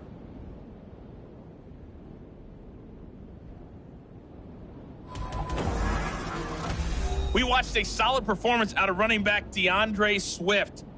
He wound up finding the end zone on a touchdown run to help give his guys the advantage here at the break. All right, Coach, thank you, and we welcome everyone back for quarter number 3. Taken at the goal line. And able to take it past the 25 and up to the 28-yard line. Out come the Buccaneers. They'll have it first to start in the third quarter. We'll see, Charles, if they had a chance to hit the reset button at halftime. They have not scored. They're facing this big deficit. And if they're going to come back, it's going to have to start right now. Yeah, and for them, it's not dwelling in the negative because, yes, they were totally ineffective in the first half.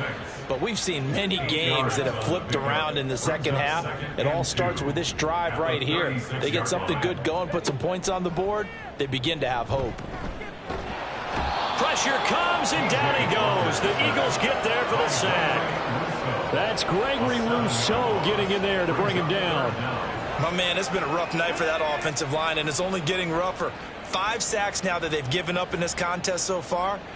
It feels like the witching hour out here, doesn't it? Okay, stupid question. What's the witching hour? Yeah, accelerating, and off he goes. And he will step out of bounds here inside the 30. A big play that time for Tampa Bay. 43 yards. So now then, the big play has him all the way inside the 30 now, 1st and 10. Now a give up the middle. This is White. And not a whole lot of room to operate there on the first down run. He gets maybe 3. 2nd and 7. Brings up 2nd and 7.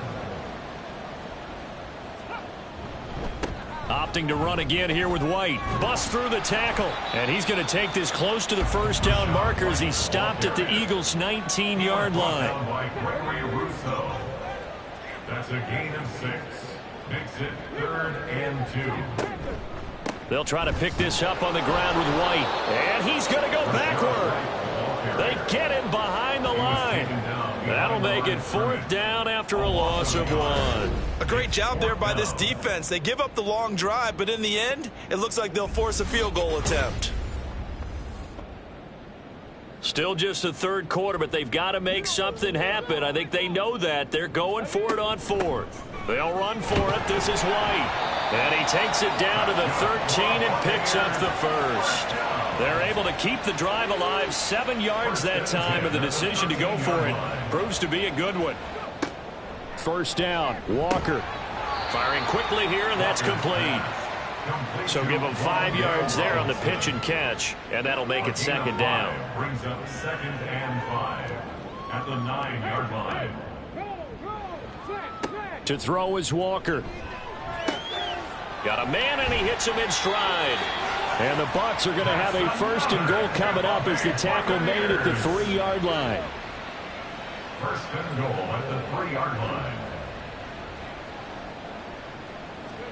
Now Walker. To the end zone, but it's incomplete. Oh, they were so close. That close to their first points of the game. Just needed to hang on just a second longer, but he couldn't complete the process of the catch through the jostling from the defender. Play action now, Walker. And he's got it. Caught in the end zone. Touchdown, Tampa Bay. From 3 yards out. And the Bucs are able to make some inroads here to that deficit. This is where, as a tight end, you've got to really sell that this is a run. They're going to fake the give, hope the linebackers bite, and here they do just enough. That split second, that's all it takes for that tight end to leak out into the end zone. Touchdown. Point after here coming up.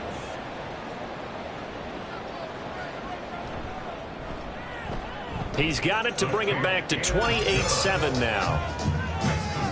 So that one a long 11-play drive. And it ends with a touchdown for the Bucs. And he'll elect not to return this one, so they'll bring it out to the 25 on the touchback. So here are the Eagles now as they get set for their first possession of the second half. And they were terrific in the first half, built up a sizable lead, and it's just been cut into a bit following the opening drive score on the other side. But this is a unit that has to be itching to get the football again. You can say that again. They've got to be pretty eager because, let's face it, they've had to sit through halftime, then sit on the sidelines and watch that drive. So you can bet that they're saying, let's get on with this. We got to go out there and get some more points. Now a throw for the left sideline, and he's got it. And he'll be out of bounds across the 30-yard line. And the Bucs with an extra defender in the secondary now on third down. Now back to throw. Able to find the open man. That's complete. And he is going to have an Eagles first down as he'll be marked down a yard or two past the marker following a gain of 6.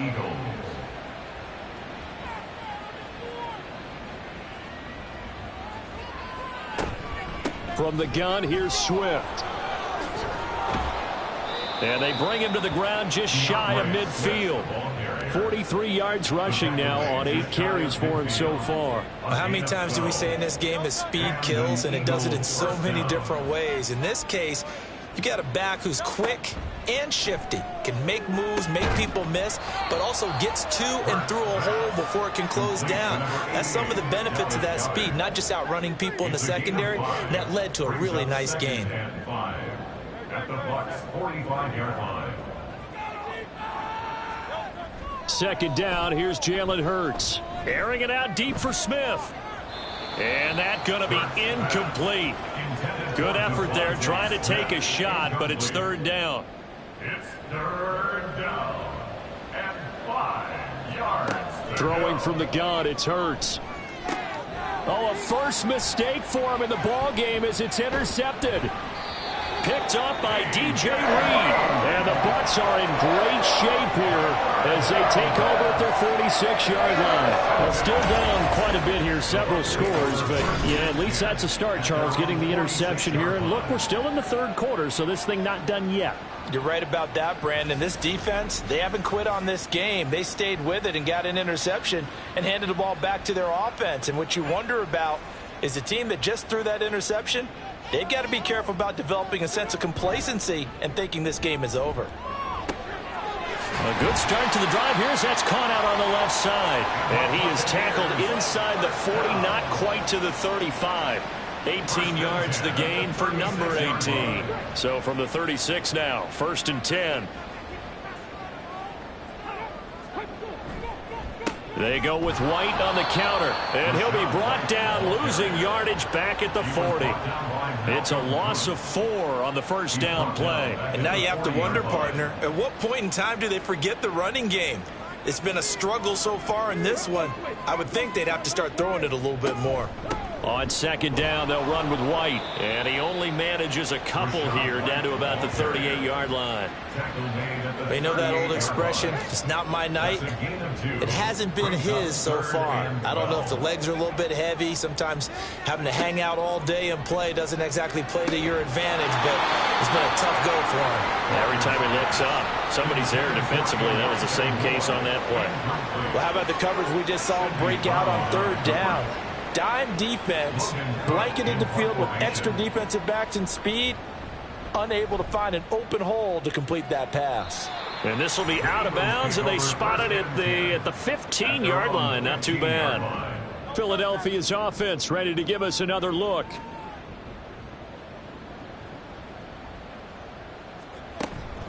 On the ground, it's Swift to start the drive. Just a yard on the pickup there, and it'll bring up a 2nd and 9. Well, sometimes you just have to give credit to the defense. Great job there at the point of attack, holding up. They won their battles at the line of scrimmage, left him no space to try and run. A really nice job swarming to the ball carrier. So the completion results there in 9 yards. And that's going to make it third down and less than a yard.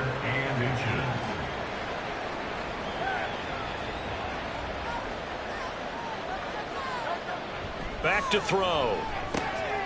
He's got his target. That's complete. And he is going to have an Eagles first down, and he'll have it by plenty as they're able to keep the drive alive on 3rd and inches.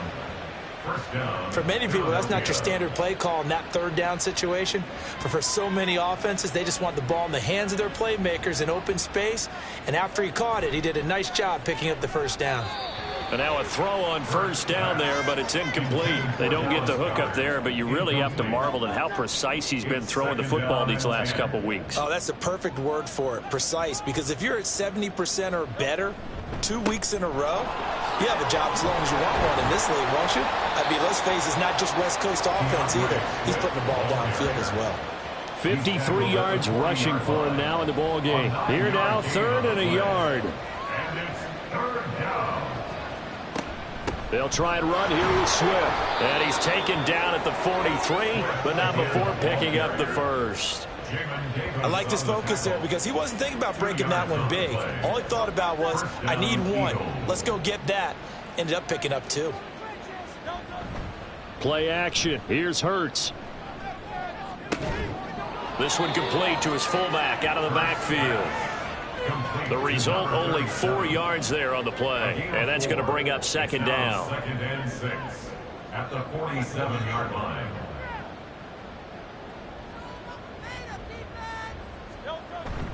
Off the play fake. Here's Hurts. And his throw here is going to be incomplete. He was out there waving his arms saying throw it here, dropped it, not a good look. Well, all I can do is just look at him with contempt on that one. As a defensive back, I'm saying, not as an announcer. Just like, really? A little bit of a diva look, isn't it? Yeah, very much so, because I think what happens is he just had too much time to think. He's wide open now. Here comes the ball, and he doesn't concentrate and drops it. Hurts finding Smith for the Philly first.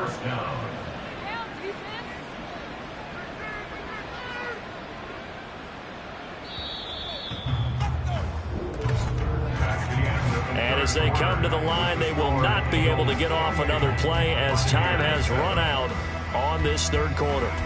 We'll return with more after this. This is the NFL, and it's on EA Sports. Back now in Tampa.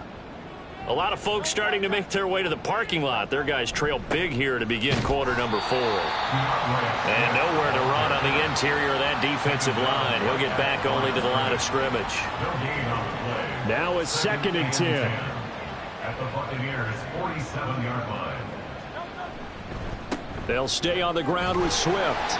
2 runs in a row, but only 2 yards to show for it. In order to play really good run defense when you're playing a 3-4, those 3 guys up front, the nose tackle and the guys they call the defensive ends, they're usually big, big people because they're going to have to eat up a lot of blockers because it's usually 5-on-3. And when they do their job well, guys who play on the inside, those inside linebackers, they will just roam and hit. Here's Jake Elliott. Career long, by the way, for him, 61 yards. This will approach NFL record territory. It's a 62-yard attempt. And that is no good. He gave it a good run. That wasn't more than a foot or so wide to the left. And the lead will hold at 3 touchdowns. Well, they can probably live with that with this late lead in the 4th quarter. That's one of the few things that's gone wrong. You're exactly right. This one was well in hand. That kick there was more for cosmetics, you know, to add to their score. Not getting it, that shouldn't harm them at all.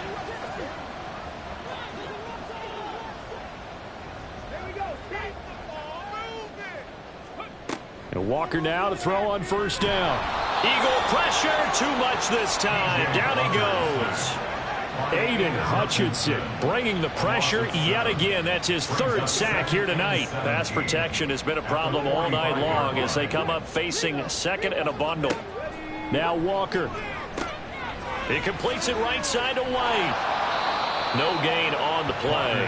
And they're going to be staring at a 3rd and long here. As a defense, you're more balanced when you're in zone coverage because you're able to keep your eyes on the quarterback and see the play develop in front of you. They're able to keep the quick pass in front of them and stop it right at the line of scrimmage. Now throwing on 3rd down there, but he cannot connect. Another pass attempt, another incompletion. You figure defensively, you're in the 4th quarter here. You've held a team under 100 yards passing. You've done your job. Especially in today's NFL, which is truly a pass-first league. And he's brought down. Can't do anything with a football. It's a sack and a turnover on downs. The Bucs try it on 4th down, but come up empty. And the Eagles are going to take over in great field position. Well, they've clearly made a conscious decision here to be more aggressive in the late stages of this game here in the 2nd half. And I get it. In this situation, you know, if you want to be aggressive out near midfield, you feel good about your defense maybe, or just, hey, I thought I had a proper play call. But how about the guys that just stopped them? How good do they feel right now? Hey, you want to go for it here? We shut you down. They're over on the bench right now feeling great. They will run straight ahead with Swift. And he'll be brought down at about the 42. Brought down that time by Nolan Smith. From the 42-yard line, here's 2nd and 9. Brings up 2nd and 9. At the 42-yard Once again, it's Swift. Evades the tackler, and now some space. And brought down, but not before they're inside the 25. 76 yards on the ground here for Swift. He's got a first down as well. Well, that's a carry they have to be satisfied with. And throughout this game, they've been satisfied with what he's given them. Whenever they've needed a big run, a first down, he's the guy they've turned to. And it doesn't matter what the defense thinks. They feel like they've got the confidence to keep handing it to him and keep picking up good yardage. They'll give him 4 yards there, and it's 2nd down. 2nd and 6. At the 20-yard line. Here's Hurts to throw. And that one incomplete, but now a penalty flag coming in late. That might be PI. Defense. Trying to defend the out route there, got the PI call. And you know what's difficult about that one is sometimes you want to make the undercut move and go for the football, and other times just want to hang on the upfield shoulder and make the tackle. I think he got caught in between and created a foul. 7 yards left for 2nd down. Ball at the 10. 2nd and 7.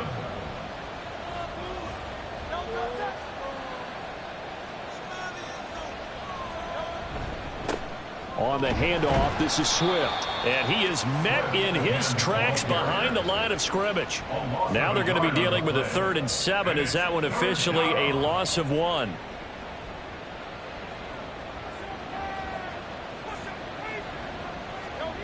Hurts sets up to throw it. And this is caught.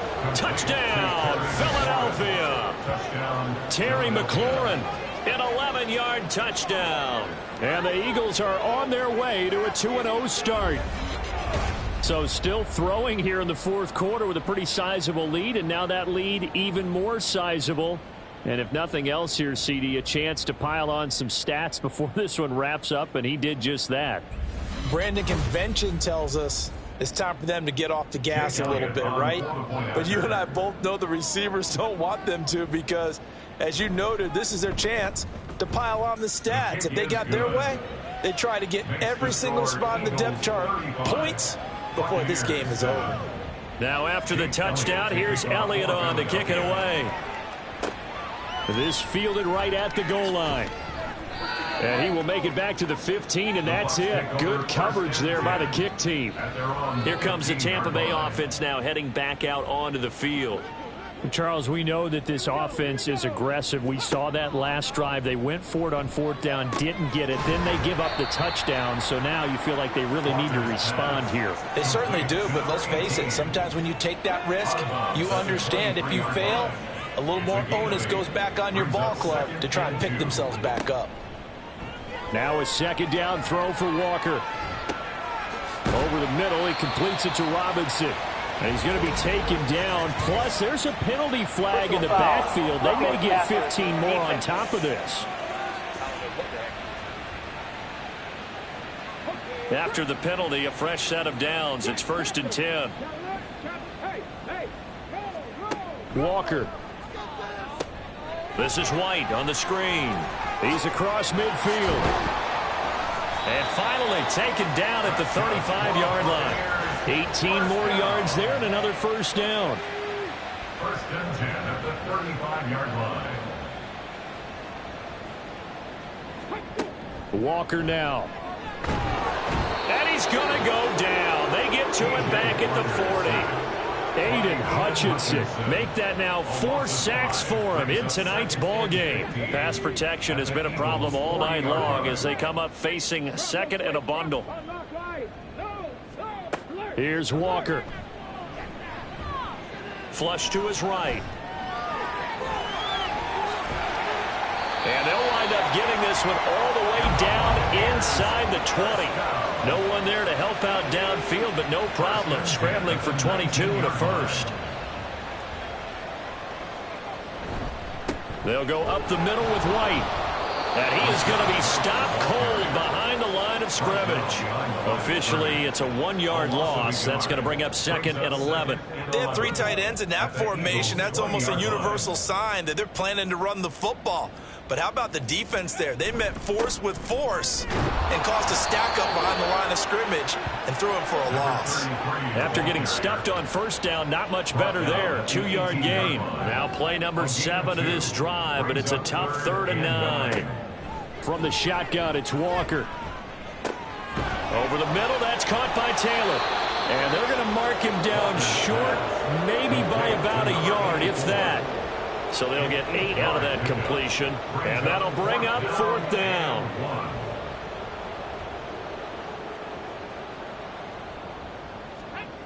As expected, they're going for it to keep the drive alive. And he'll be taken down, but he does have first down yardage. First and goal at the 7-yard line. Off the play fake, Walker.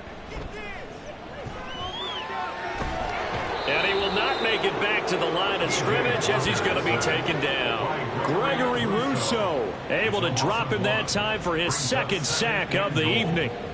It's 2nd and goal, back to the 8-yard line now. To throw is Walker.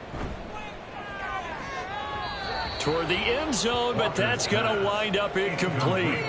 This has been a rough one, to put it mildly, for him. And after this one's done, you just feel like at the post-game press conference, this team's going to have a lot of questions and definitely not a lot of answers. And now the 3rd down throw incomplete as well. We've seen this quite a few times in this game. Offensive line unable to keep leverage, unable to keep people away, facing a lot of pressure. Fortunate just to get rid of it. One of the reasons they're down is that inability, though, to stop the pressure. We saw another example of it there. Walker. This is caught. A great open field tackle that's going to stop him shy of the goal line. They get the completion but cannot push forward into the end zone. And this long drive is going to wind up yielding nothing. Well, they were 2 for 3 on 4th down tries. Now they're unsuccessful. That brings them down to 50%. But that's a percentage you have to feel pretty good about. You know, 2 for 2 for 3 before that. They finally get stopped again. That's okay. That's the type of team that'll keep pressing. In this situation, they'll continue to go for it.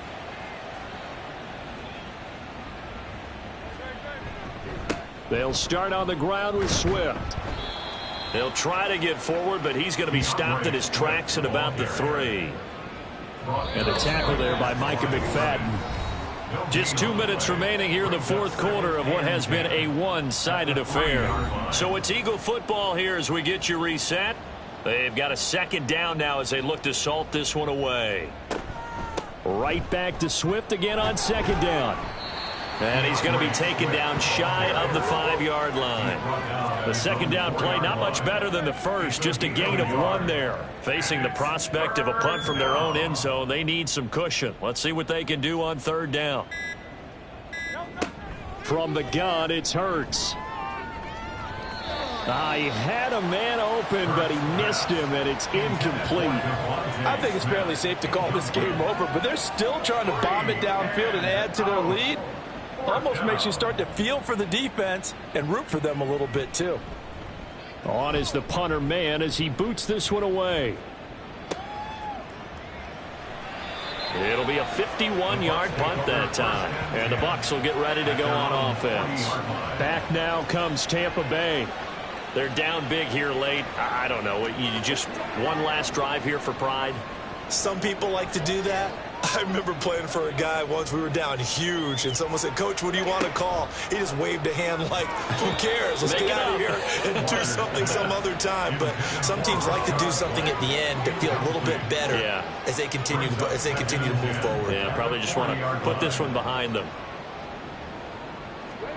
2nd down. Here's Walker. And that falls to the ground, incomplete. A nice job of bodying him up defensively. And now it brings up 3rd down.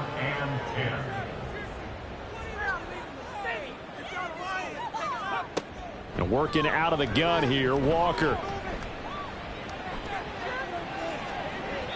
And he knocks the ball away, and it falls incomplete. This defense has been so stingy all game long. No reason to think it's suddenly going to open up now. They took their shot, but this, like many others, falls incomplete. 4th down, Walker. And he's brought down. Can't do anything with a football. It's a sack and a turnover on downs. They had to go for it with such little time remaining, and it'll be a turnover on downs. So they tried to go for it for pride, but it really wouldn't have mattered. This one, it was already determined. No doubt about it. This one was over a while ago. Now Philadelphia ready to get going on offense again. Now they are really in the driver's seat here, enjoying this lead late in the 4th quarter. The defense does have all 3 timeouts, but at this point, doesn't look like it's going to matter much. They run on 1st down as they're able to get this forward for about 4. Well, on every play call, you realize it's not going to go for a touchdown, so a lot of your calls are setting things up for maybe later in the game, trying to establish the inside run with toughness now, hopefully get to the perimeter later, and let's face it, you could do worse than a 4-yard run on 1st down. And he is met in his tracks behind the line of scrimmage. So it's a victory here for the Philadelphia Eagles. And it was their defense that really paved the way to this victory as they allowed the 1 touchdown, and that was all she wrote. Almost want to do the defense chant right now, right? Defense with a couple of claps in there, but no one wants to hear that from me. Let's just talk about how they got it done, though. When you take care of every aspect of the game, shut down the run, control the airways, right? Make sure the quarterback is harassed. This type of performance you get. They can't fashion together any offense, no consistency, and they just took control. So for Philadelphia, it was a great all-around performance as they come out of this one with the victory. And they'll get another road date next week as their opponents will be the Minnesota Vikings. Meanwhile, for Tampa Bay, they'll drop to 0-2, and they'll get a chance to redeem themselves at home next week. So for Charles Davis and our entire crew, I'm Brandon Gaudin. Next game, guess what? Charles and I will be here again. It's the NFL on EA Sports.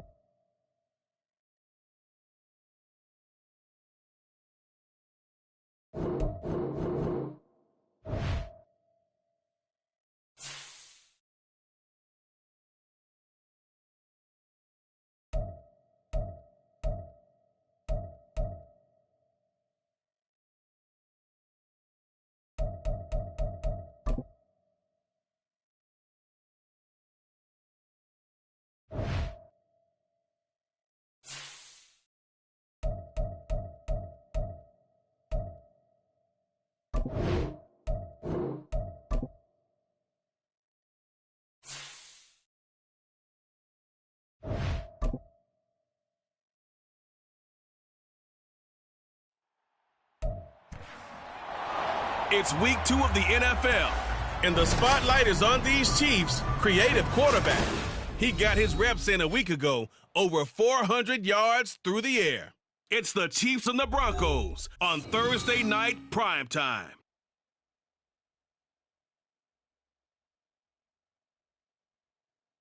We find ourselves at the foot of the Rockies, Denver, Colorado, for this edition of the NFL on EA Sports.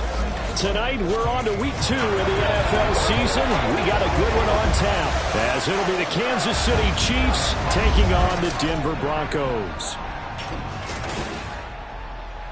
And hello again, everyone. Brandon Gaudin alongside Charles Davis. And, Charles, we look at this Bronco team. They come in off a loss in the opener last week. That one was on the road. Now they get their first taste here of home cooking. And with their home...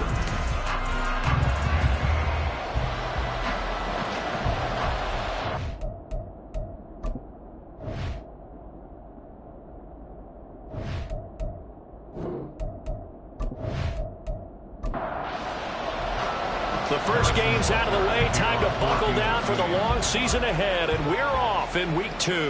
And as we see so frequently here in Colorado, that one over the inline, so it'll come out to the 25. So here are the Broncos now for their opening drive. And they'll be led out by their quarterback now in his 3rd season in the league. And you'd think as a young QB there'd be some nerves leading an offense out to start a game, but haven't seen any sign of them right now. And speaking with him earlier this week, sensed that the pressure wouldn't get to him.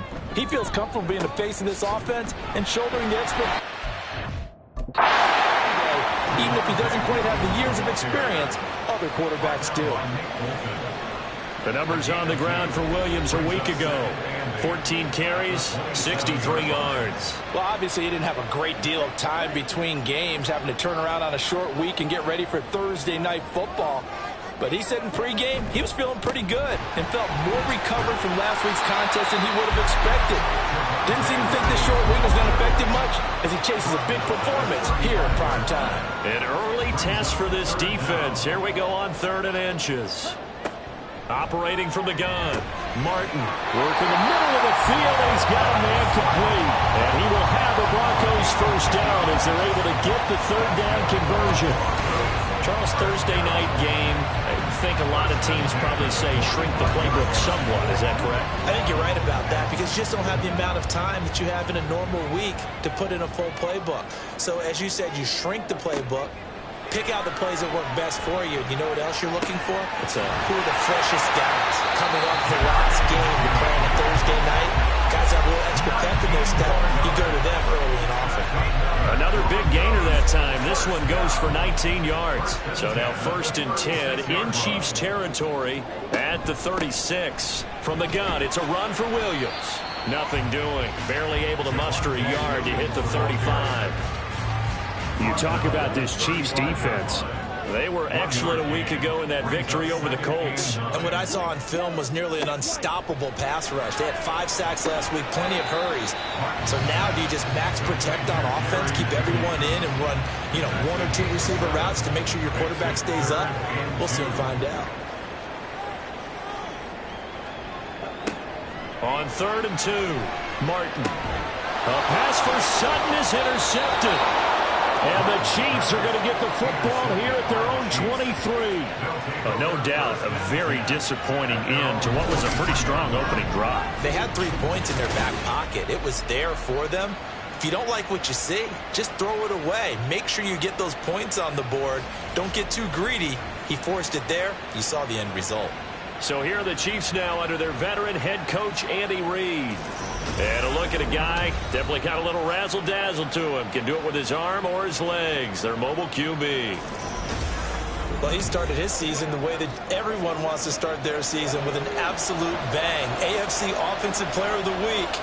Let's see where he goes from here. Set the bar high. Week 2, we'll see what he can do. And now the drive starts with a completion out to the right. And he's taken down but able to slip across the 35. Solid way to start the drive. 13 yards, picking up the first. So from the 36 now, 1st and 10.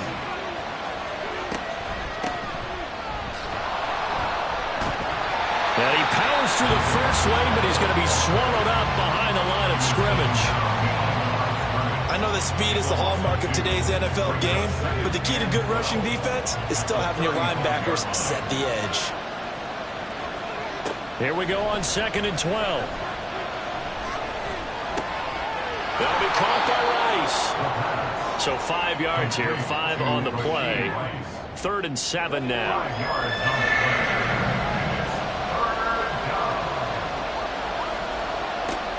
They'll set up to throw.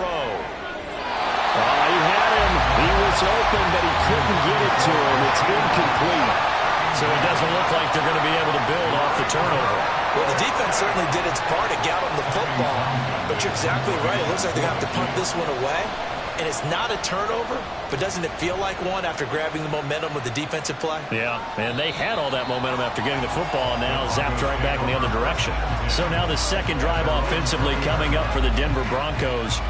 Remember last time out, they threw the interception on their first drive. Good news, their defense backed him up, so it's still 0-0 here as they begin their second possession. Yeah, and one great way to judge a defense, how do they handle what we call sudden change? When all of a sudden, you know, it goes against their offense and have to run out the field and try to put out the fire. Give this one great kudos for getting out there and not letting that interception lead to points. Excellent job by them defensively. But no matter your experience level as a quarterback, you throw an interception on that first drive, maybe a little shaken up. Nice response there to get their first down. I think you make an excellent point. I don't care who you are. You throw an interception, it's going to get to you a little bit. But the ones that we've seen that are the best, you never notice it. They don't come to the bench, throw their helmets, they don't do any of that. They just go back out the next drive and act like it never happened. And that's what we're seeing here. Back-to-back good plays have them on the move on first down. Back to throw. Martin. Throwing quickly there, but it's incomplete.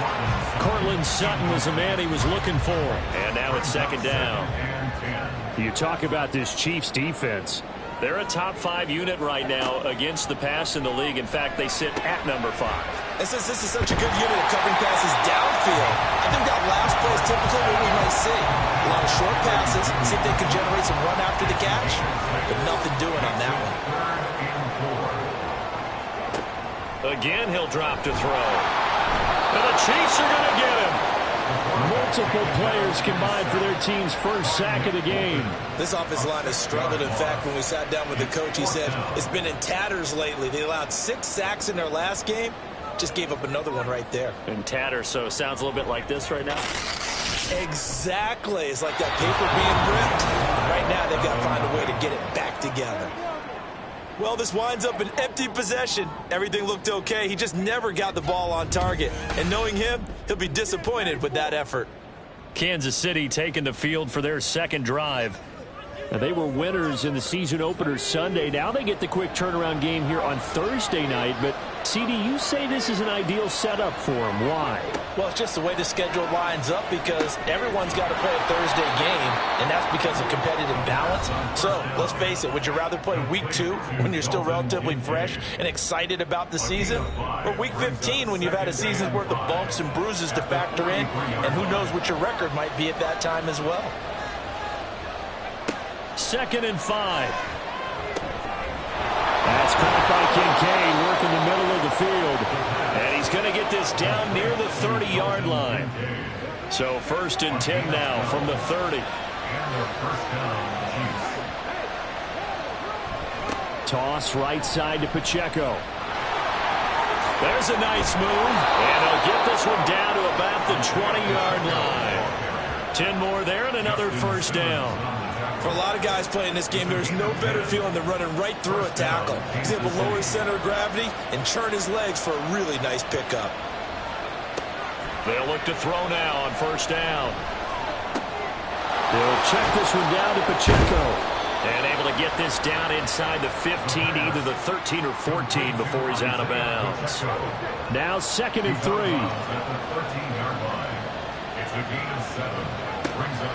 They'll set up a throw. And that'll be incomplete.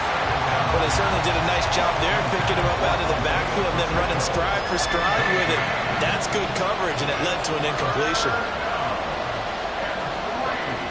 On third and short. They'll try and pick it up through the air. And the Chiefs are going to have first and goal as they try to finish off this drive with 6 points. I don't care how many times we see it. I still get a kick out of watching quarterbacks and receivers do the pass tree in pregame warm-up.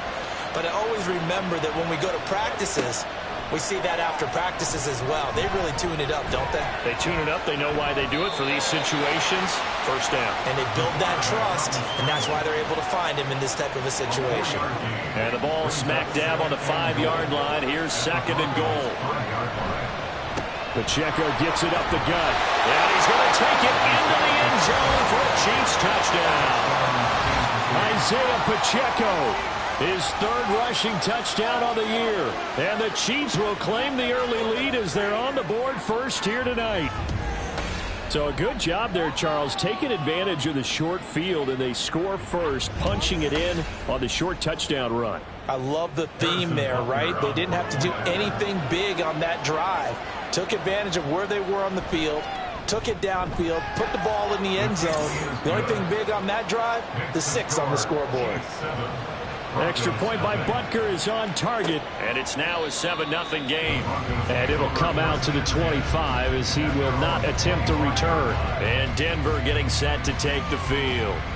And they come into this one off the loss over the weekend. But you say if you're going to play a Thursday night game, this is the week to do it. It certainly is, because you get right back out there. You don't have time to dwell on things. And look, your game plan is going to be a little more limited, but so is theirs. So that's when you just appeal to your top players. Guys, you make plays in this one, we out-execute them, we can walk away with a win.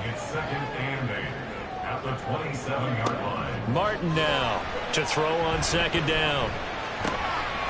Over the middle, complete. It's Lindsey. And they're able to get this one across the 35.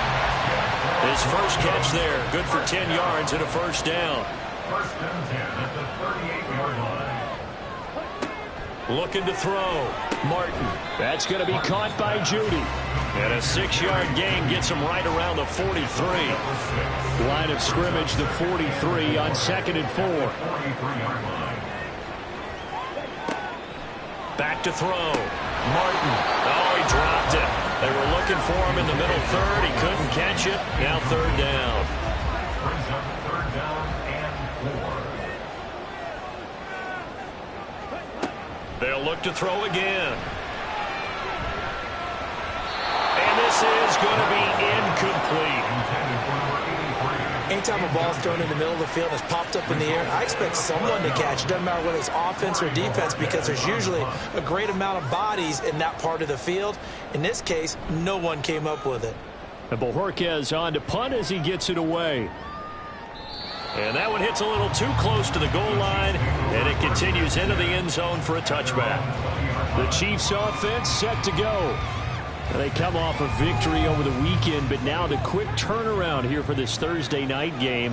How does that affect how teams like this approach these short turnarounds? Well, wins and losses always factor into how you're getting ready for the next game. But equally as important when you have the short turnaround, what is your injury situation? Are you losing key guys? And if so, how well have the backups prepared for this? Because you don't have much time to get them ready. They have to be ready before this week in order to play well in this game. After 7-0 on EA Sports. The Chiefs with the football as we start the second quarter. They'll come up 2nd and 6 now from the 24. As they've got it as we resume action.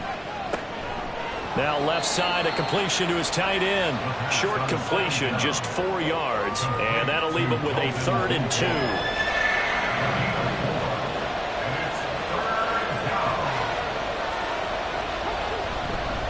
2. They'll try for the first with Pacheco.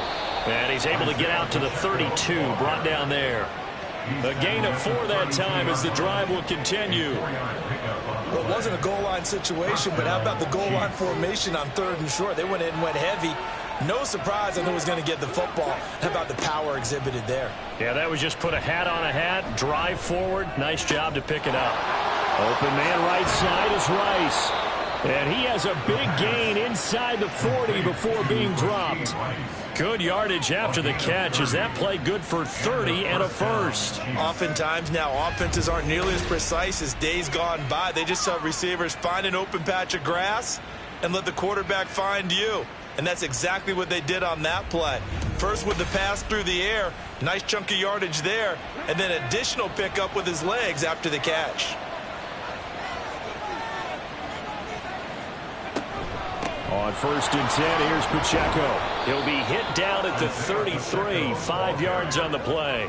He's taken down at the That's a really nice, tough run inside, and they gained 5 yards on it. And to be frank about it, most offenses don't expect to get 5 yards on a play call like that. So when they do, they go back to their huddle with a little pep in their steps. They're starting to think that they're starting to dominate the line of scrimmage. The Chiefs on 3rd down. They've been okay, 2 for 3 thus far. This will be 3rd and 5. The play-action fake. They'll look to throw. And this is going to be another first down as they'll make the tackle at the Broncos 19. Opted to run for it. The decision a good one. Picking up the first, getting 14 yards on the scramble. Working with the lead, trying to get to 2-0. Here's 1st and 10. Back to throw. And that is caught for the touchdown, Kansas City. Jordan Addison. His first touchdown here of the new campaign. And the Chiefs go up by 2 touchdowns. And, partner, they found a gap there on the post pattern, and it was in the middle third of the field. And that's really difficult to do because ordinarily the safeties are back there to prevent that happening. But they found the opening and exploited it. Butker on for the PAT.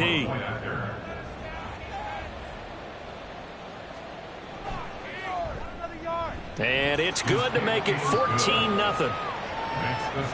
So an 8-play drive covering 80 yards. And Jordan Addison capped it off with a touchdown catch. And this will not be returned. It'll come out to the 25. Here's the Denver offense now as they get set to take over here. Losers in the season opener on Sunday. They get that quick turnaround 96 hours later. Here we go. They're back at it. And I've got to think, especially early in the year, that's a good thing for these guys, is it not? It absolutely is. And we've seen it many times demonstrated over the years. Teams have a rough opening game, have to play the Thursday game. That quick turnaround allows them to go ahead and throw the other game out, focus on the new one, and typically they play much better in game 2. So I would agree with you totally on that. And out of bounds on the other side of midfield at the 45. A first down there on a pickup of 25. And this offense has been a little slow to get going, but some signs of life here in this second quarter. They're moving it pretty good, and that helps the cause as well. Good yardage and another first down. This offense finding its legs now. Here's another 1st and 10. Operating from the gun, Martin. And that is incomplete. Oh, the coverage a little too good there, and it's 2nd down. It leads to 2nd and 10.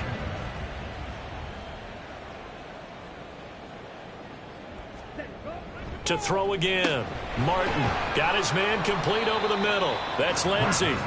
He'll get only 3 there, so it leaves him with a 3rd and 7 ahead. It's 3rd and 7. They'll stick with the passing game as he looks to throw. And he will not be able to hang on through the contact. It's incomplete. The coverage strong, and now it's 4th down. So coming on now is the field goal unit. They're going to try for 3, and he'll need all the leg he's got here. This will be spotted just shy of midfield. A 59-yard attempt, and that is no good. He hit it well from distance, but he couldn't work it back in, and this will remain a 2-touchdown game.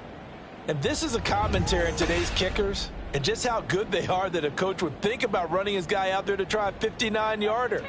Here it backfires on him, but as a kicker, you have to appreciate the confidence that they showed in you. So here are the Chiefs to take over. Last week they got the victory against the Colts, so they lead this one as well as they begin things here 1st and 10. So they tried the 59-yarder and missed it, and now this offense starts just 1 yard shy of midfield. They'll start the drive here with Pacheco. And just 1 yard here from the 49 to the 50. So if you've been playing defense in this one, there's a little bit of the good and some bad, because they did give up the touchdown run to him earlier, but shut him down otherwise. Outside of that, you're exactly right. I would say they've contained him very well. The throw over the middle, taken in. And he is tackled inside the 40, not quite to the 35. Line of scrimmage, the 37 on 1st and 10. First down, Chiefs. Headed straight, it's Pacheco. A good gain of 9 before he's brought down at the 28. You know what really fires up offensive linemen? When the guy that is carrying the ball behind them can create his own space and break a tackle along the way. 2nd and 1. Oh, he tried to fit it in on the slant, and it's intercepted. Picked off by Darian Kendrick, and the Broncos are going to take over at their own 30-yard line. Boy, that's the kind of interception that could save a game right there. They're already down 2 scores. Huge play, slowing down what was going against them. I was thinking the same thing. You get down 3 scores there at this stage, could be in for a long ball game. The Broncos are about set to go on offense. Now, early on, you know, Charles, every game could be called a measuring stick game, but I think when it comes within your division like this, it's a measuring stick game with a little extra intrigue. I would agree with that totally, because all division games have a little extra to them. But I like where this game is situated, because at this stage of the season, it has that little extra juice, but at the same time, it's not a make or break if this were, let's say, week 15, 16, somewhere in that neighborhood. Another throw on 2nd down, and this one incomplete as well. It's rare that a receiver of his caliber would drop 1 pass, but that's now 2 times he's had his mitts on one and lost it. Yeah, and I don't think that they're going to lose confidence in him, though, because of the track record. Such a good player, maybe having a bad game, but I think they'll still go to him in a critical spot. Now yet another incompletion here as they fail to connect on 3rd. Well, based on what we've seen so far, I don't think you can even call this an off day anymore, partner, because this group we're watching, they are totally out of rhythm, trying to get their game plan up and running. That 0 on the scoreboard is glaring down at them with every incompletion. This will be fielded at the 17. 51 yards on the punt there. And it's Chiefs football, 1st and 10.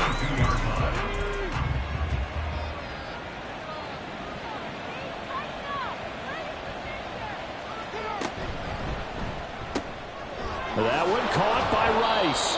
And he'll get this up to the 34-yard line. Nice way to start the drive, a gain of 12 and a 1st down. And a 1st down, Chiefs. He'll drop to throw. He finds his man, complete. That's Rice. And he'll be taken down, but not before he works it past the 50.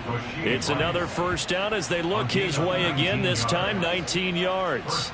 If you're going to blitz, likely going to leave you in man coverage with this guy, and that is less than ideal. It is, because just about any offense that has an elite receiver, if you blitz and have him in man coverage, you're going to him, even if he has an elite defender on him, because he usually knows where the ball is before the defender does.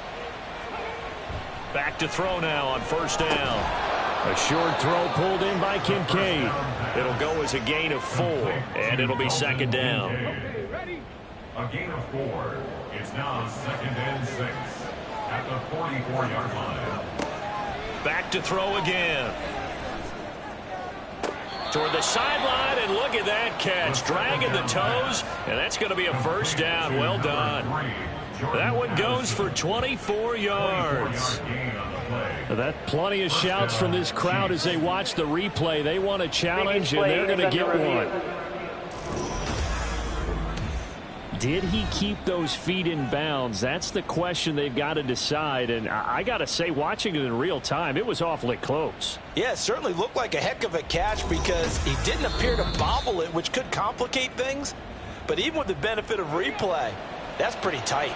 Well, here's the call. Winds up a very good call there defensively to challenge that one, as that now will wind up an incomplete pass. Now a third down throw, but it misses the target, incomplete. Nice call by the defense there on third down. Just flood the field with extra defensive backs in their dime package.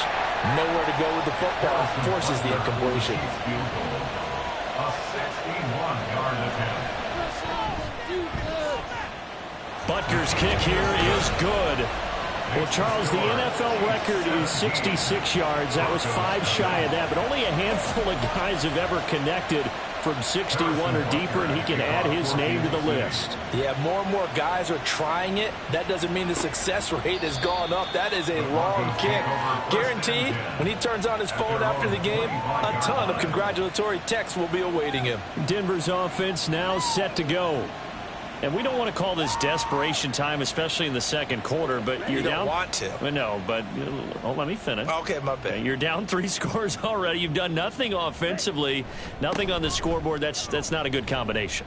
I think you Now just you called can it. go. I think you just called it desperation time. I think you did. But let's face it, you mentioned this to me in a break earlier in the game. The energy level hasn't been there right from the start. We've noticed that. They've got to find a way to get on their toes and start punching instead of retreating, to use a boxing analogy. Here's a throw out wide, complete to his running back right side. Call it a gain of 3 on the play, and it's second down. A 3-yard pickup brings up 2nd and 7 at the 44-yard line. Looking to throw. Martin. Oh, and that'll be incomplete. Well, he took a shot as he let that go. And it's going to bring up a third down. Brings up 3rd down and 7.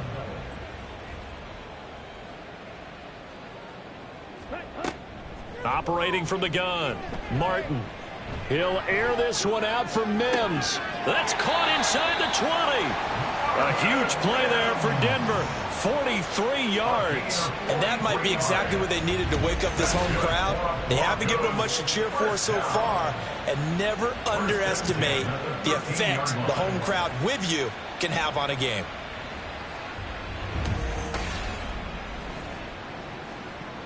So how about this for field position after the big play? Inside the 15 now as they come up on 1st and 10.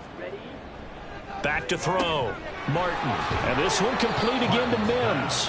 And they'll get him down after a pickup of 8. 2nd and 2. From the 5, here's 2nd and 2. At the 5-yard line. Up the middle, it's Williams. And a minuscule gain of maybe a yard from the 6 to the 5.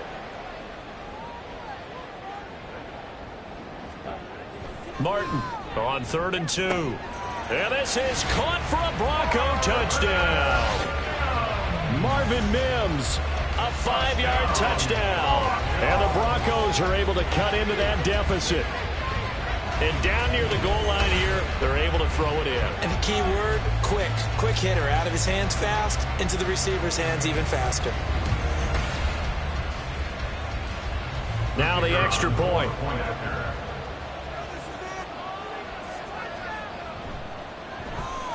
And it's 17-7.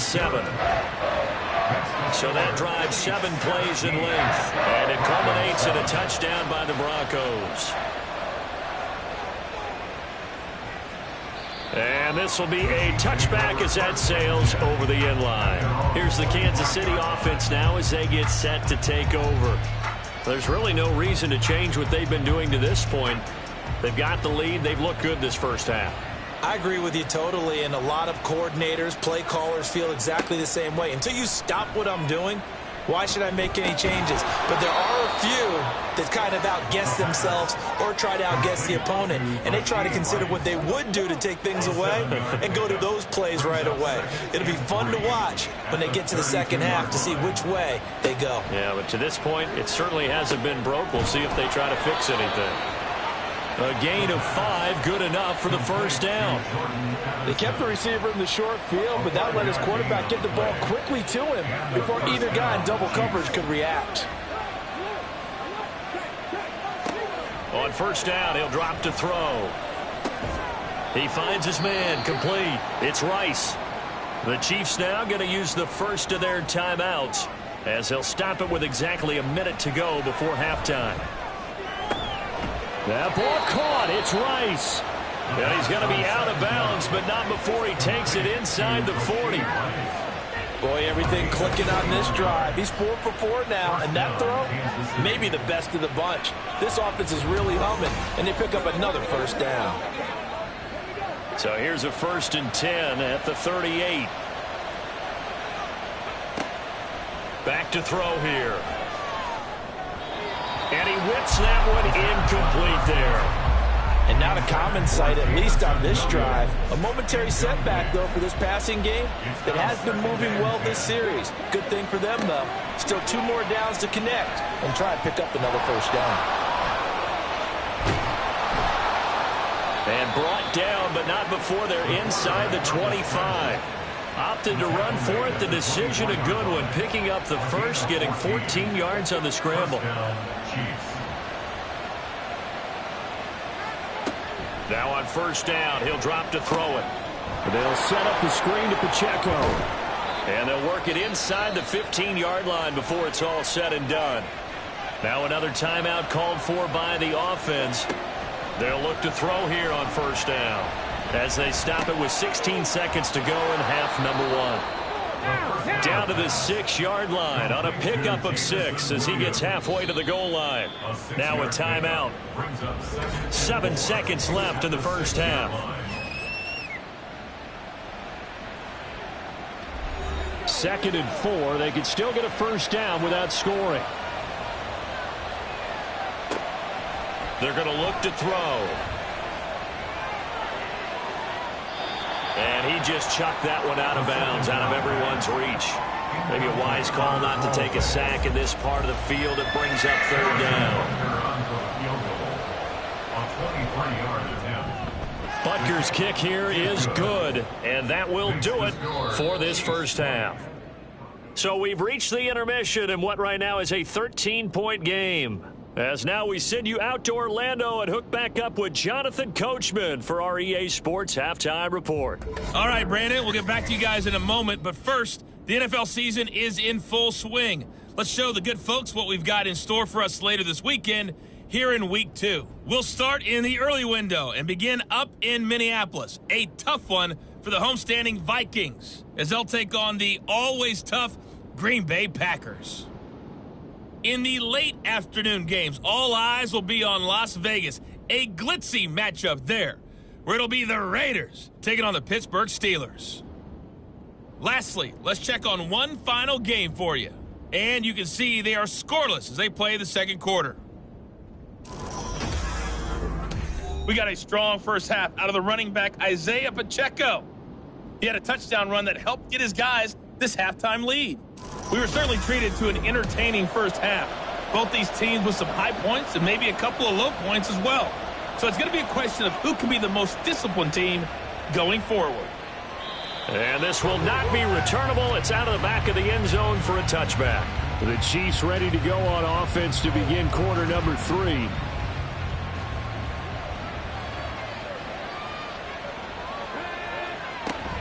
Here's Pacheco to begin the drive. And nothing much materializing there on the first down run. He'll get a couple, and that's it. They'll break the huddle, come up on 2nd and 8 at the 27-yard line. Looking to throw. That escapes the sack. On the move to his left. And he'll be tackled right on the chalk of the 45. I guess no need to force it when you can do that instead. First down, 18-yard gain.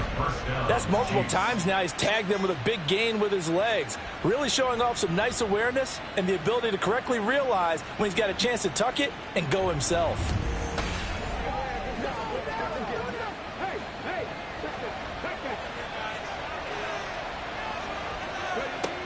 He'll look to throw. Pass complete to Addison. So the completion results there in 9 yards. And they'll have a 2nd and 1 forthcoming. It's a gain of 9. Brings up 2nd and a yard. At the 46. They run it with Pacheco from the gun. And he'll get it down here to the 43. 4 yards the pickup, first down. At the 43-yard line. A gain of 4 yards. First down, Kansas City. A quick throw there out to Williams. So the completion good for 7 there, and it'll be second down. It's a gain of 7. Brings up 2nd and 3 at the 36-yard line. They'll set up to throw. Throwing the out route incomplete. That's Rice. He's going to go out of bounds, but he takes this one down just shy of the 20. His first catch of this third quarter, he had 7 in the first half. It's also a first down. But one of the ways that quarterbacks keep all the receivers alive in a play, never lock in on any one guy. Make sure you keep your eyes moving, scan the field, and here he finds the open guy for a nice pickup. They'll look to throw now on first down. Throw over the middle, he finds Williams. And this will be a gain of 6 when it's all said and done, down to the 15 from the 21. Here now, 2nd and 4. They'll look to throw again. Complete to Addison on the out route. Touchdown! Jordan Addison With his second touchdown of the night. And the Chiefs take the opening kickoff of the third quarter and drive right down the field to extend their lead. That drive that really increased their cushion felt very military to me. Very precise, methodical. That's one of the words you've taught me. And they just got it done. And slowly but surely now starting to pull away a little bit. Things looking good for them here in the third quarter. Not only pulling away, but you mentioned that slowly but surely. You also drain clock, too, with a drive like that. So you really give yourself an advantage.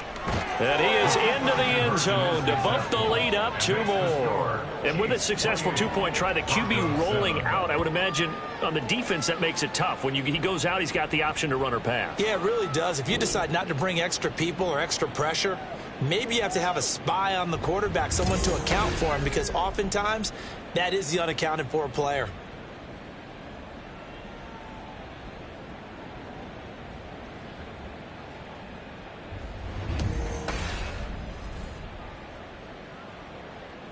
Now after the touchdown, here's Butker on to kick it away.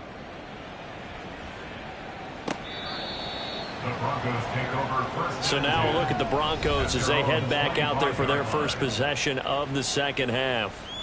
And their halftime hole now even deeper, and they need a big drive here just to answer the first touchdown of the second half scored against them. They were down at the half. Now, as you mentioned, they're down a little bit bigger, but no time for discouragement. Just got to get... Williams loses the football, and it's picked up by the Chiefs. And his guys will take over at the 30-yard line. Well, if these guys wanted to get back in this game, they needed an almost perfect second half, and down 3 scores. A lost fumble here certainly doesn't fit into that plan. That reminds me of my plan in college to get an A on the papers I turned in, but that didn't work out too well either. Too many mistakes by both of us.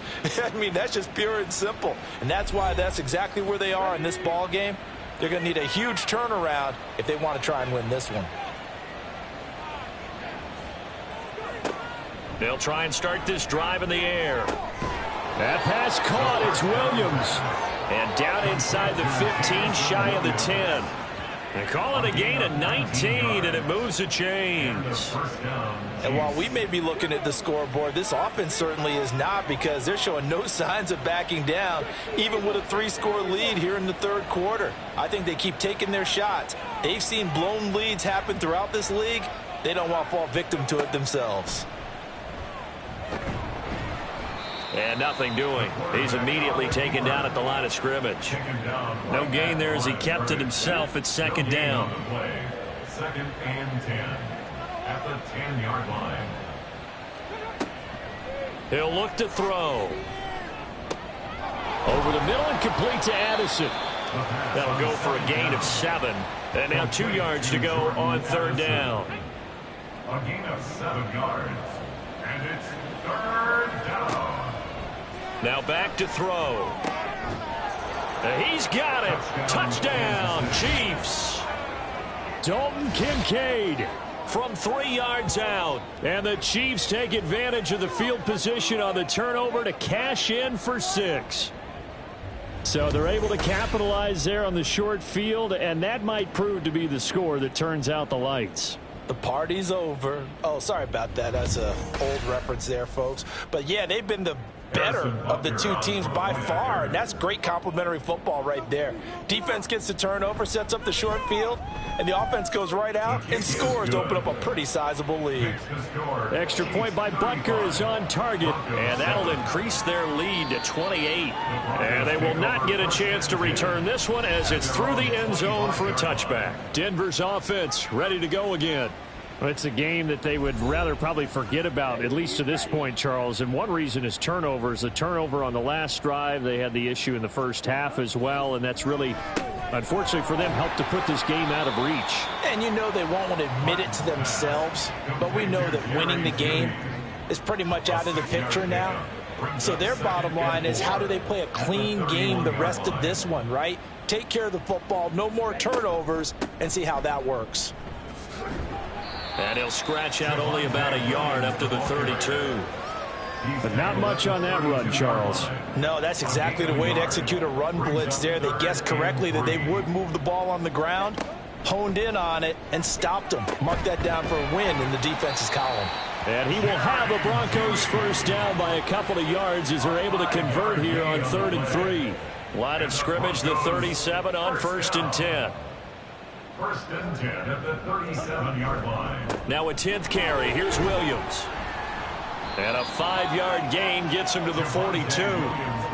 If you're a coach, you'll absolutely take that run every time on first down because it really sets you up to go in a number of directions here on 2nd.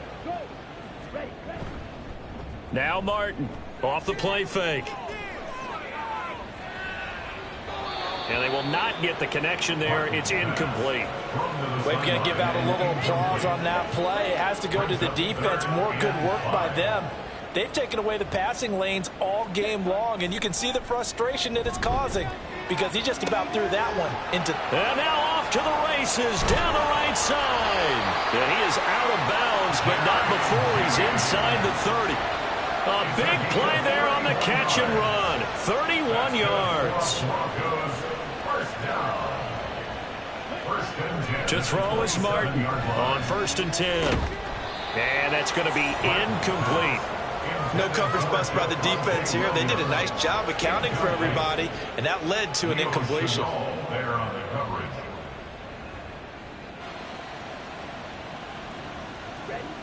Again, he'll drop to throw. Nowhere to turn here, and he's going to go down. Back at about the 37-yard line.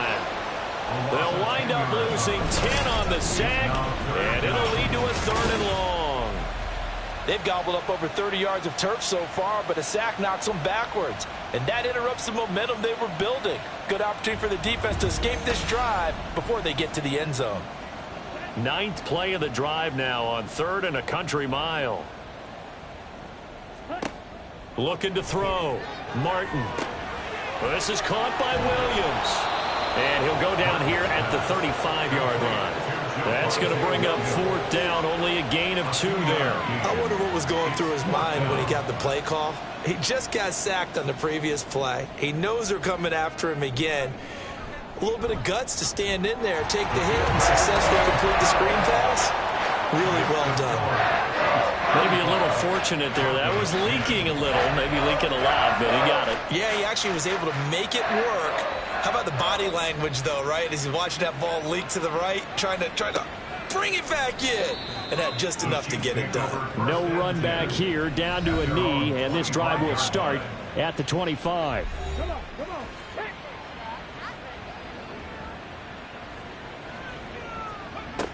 They'll come out throwing here on 1st down. And his throw is incomplete. Yes, sir. How about an attaboy there on 1st down? Got his hand in and knocked it away. Well, thanks for joining us here on a Thursday night in the NFL. 3rd quarter, 2nd and 10 coming up. They'll drop to throw. A short throw pulled in by Kincaid. And he's going to get a good gain of 9 here up to the 34. 3rd down and 1. Brings up 3rd down.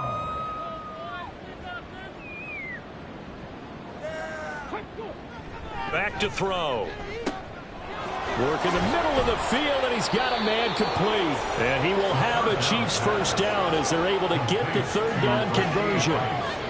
Well, those backups on the sideline, they got to be eagerly anticipating the fourth quarter upcoming. Look at the size of the lead, how they're moving the football. This defense really struggling and giving up plays like we just saw. Yeah, Stars have certainly done all they've needed to in this one, haven't they? But my question is, will he be able to resist the urge to continue to run things up a bit and get his main guys a few bonus stats before he calls them off the field? And he's brought down. 12 more yards there and another first down. A gain of 12. First down, Chiefs. They'll stick with the passing game as he looks to throw. Finding Williams once more, complete. And he'll go out of bounds after taking it a little further down inside the 40. Now 2nd and 5. A gain of 5 brings up 2nd and 5. Back to throw again. Over the middle, that's caught by Rice.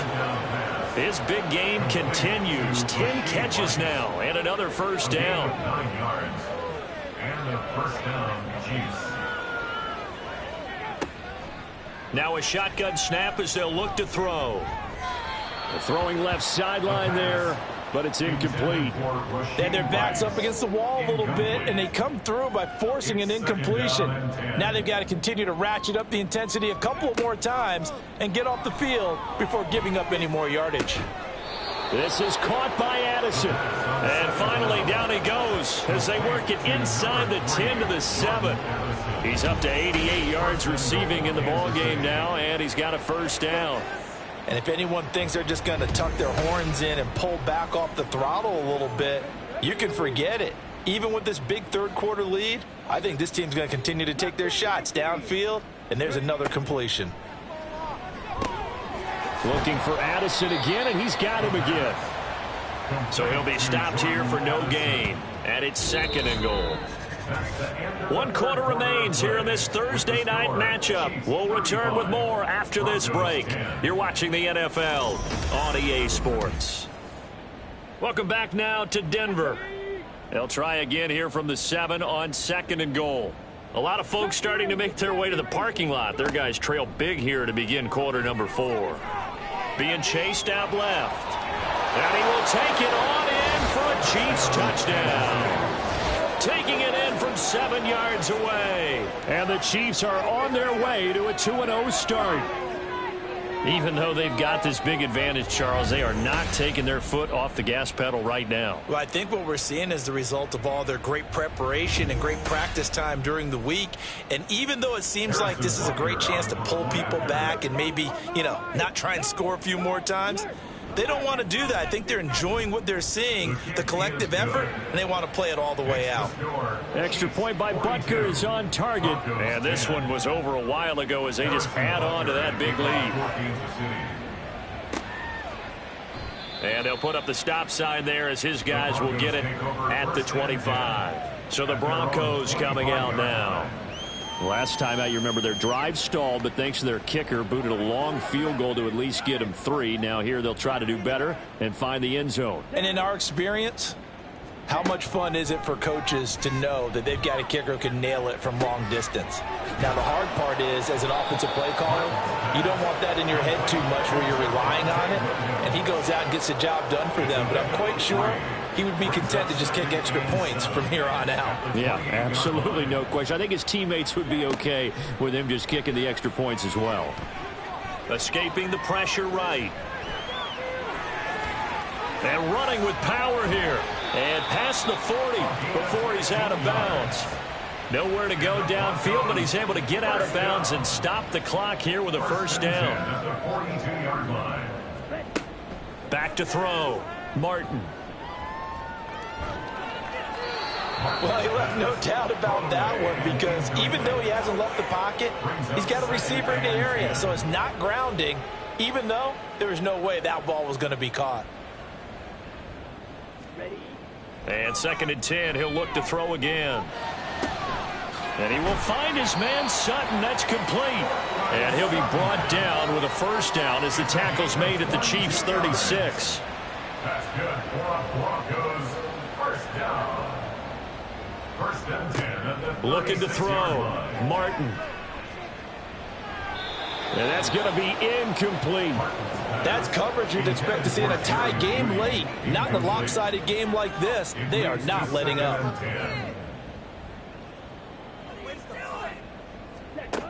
He'll try again with the arm here on second down.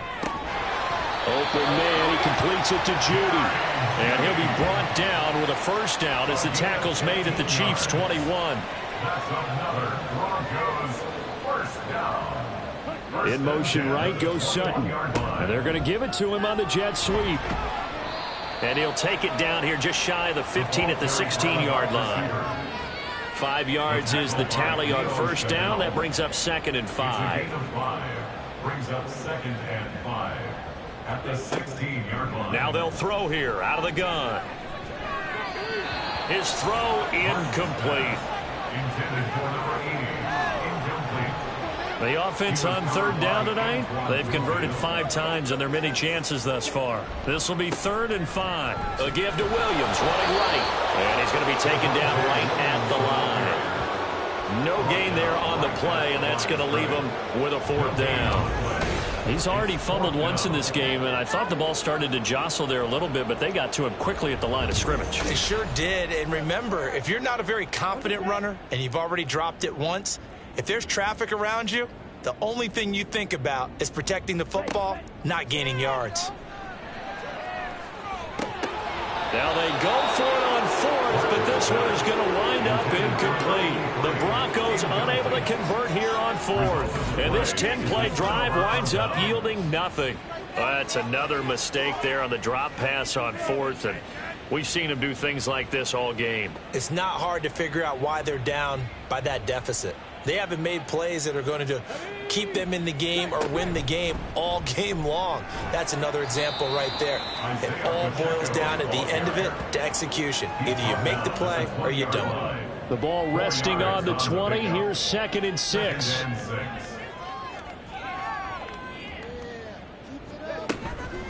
Here's Pacheco once again. And this one will go to the 28-yard line. That one a first down pickup of 8. That's a good, nice, crisp run for a first down. I wonder if the defense might have been loosened up a little bit, maybe anticipating a pass instead of the run that they got. They'll run out of the gun with Pacheco. He'll be hit down at the 33, 5 yards on the play. Nice satisfying run up first down for the offense, picking up 5, which means defensively, the thought process is entirely different. You don't want to panic, but at the same time, you're saying to each other, we've got to tighten this down. We can't give up gains like that. And he'll be brought down shy of the 40 at the 38-yard line. A gain of 5, good enough for the first down. A gain of 5. First down, Chiefs. A handoff now for Pacheco. This will be stopped about 2 yards shy of the marker. 8-yard gain, 2nd and 2. At the 46-yard line. It's a gain of 8. Brings up 2nd and 2. Now they'll switch it up here and look to throw. A quick throw, but incomplete.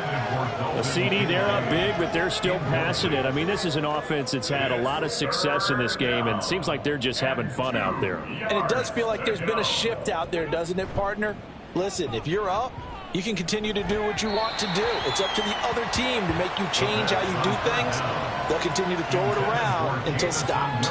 Well, their passing attack, even though that one was incomplete, has been really sharp in this one. It's resulted in a lot of touchdowns, and it looks like they're not going to stop throwing the football until the very end of this one. Well, that will certainly make everyone involved on offense pretty happy because that gives them all a chance to pad their stats a bit. But as far as the actual need, you and I both know they can just run this clock out because this one, it was over a long time ago.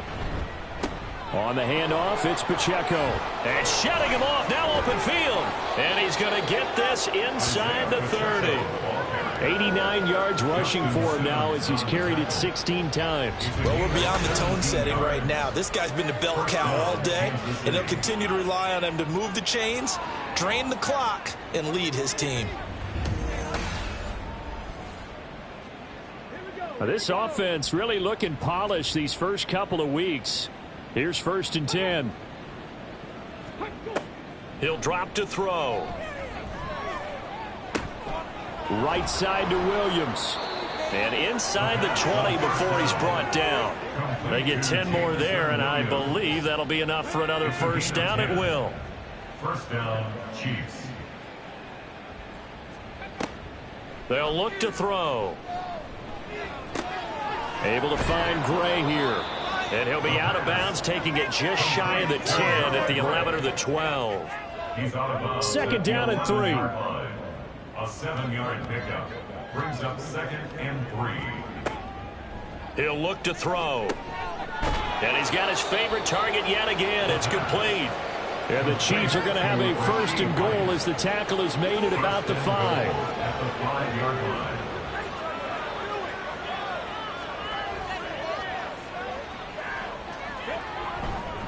They'll run here with Pacheco. And not a whole lot there. He does get a couple, taking it from the 5 down to the 3. All of a sudden, those lanes that were there earlier in the drive dry up near the goal line. That's a good job defensively to diagnose the run and stop it for a very short pickup.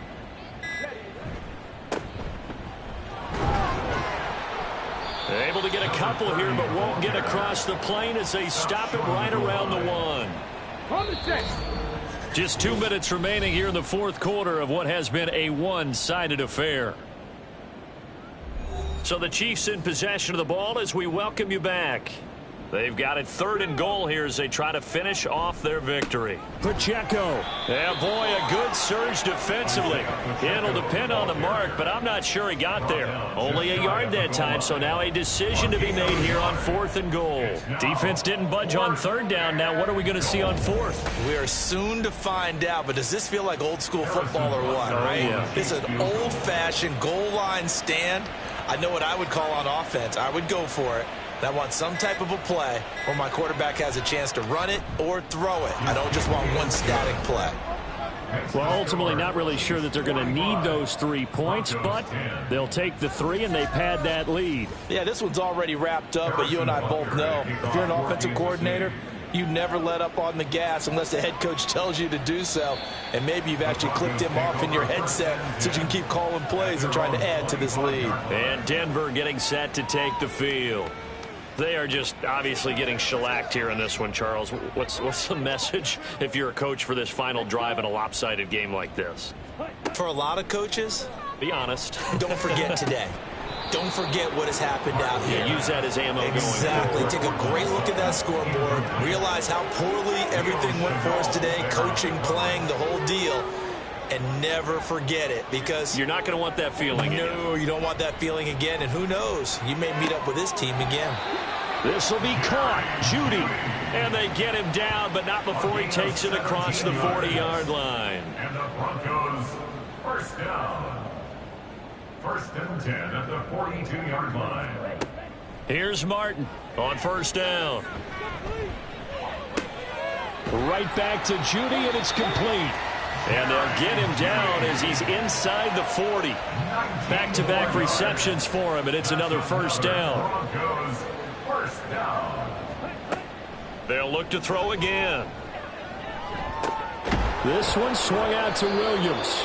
The completion, but they go in the wrong direction. A loss of yards, and now they're dealing with a 2nd and long. Behind the line of scrimmage.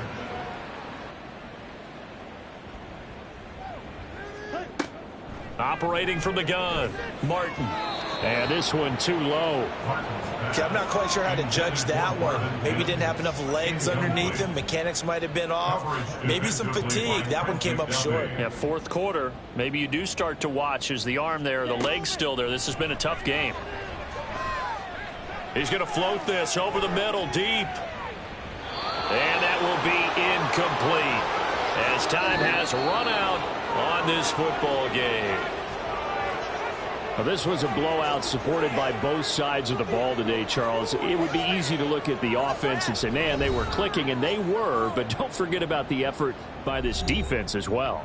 Yeah, they weren't going to let up just because the lead was safe. They wanted to play as big a part in this game as their offense did in making this blowout. They needed to be noticed as well, and they played accordingly. So for the Chiefs, It was a great all-around performance as they come out of this one with the victory. And they'll get a few extra days to get ready for next week. Meanwhile, for the Broncos, they'll drop to 0-2, and they'll get a chance to redeem themselves at home next week. So for our entire crew, alongside Charles Davis, I'm Brandon Gaudin. Thanks for watching, everybody. We'll see you next time.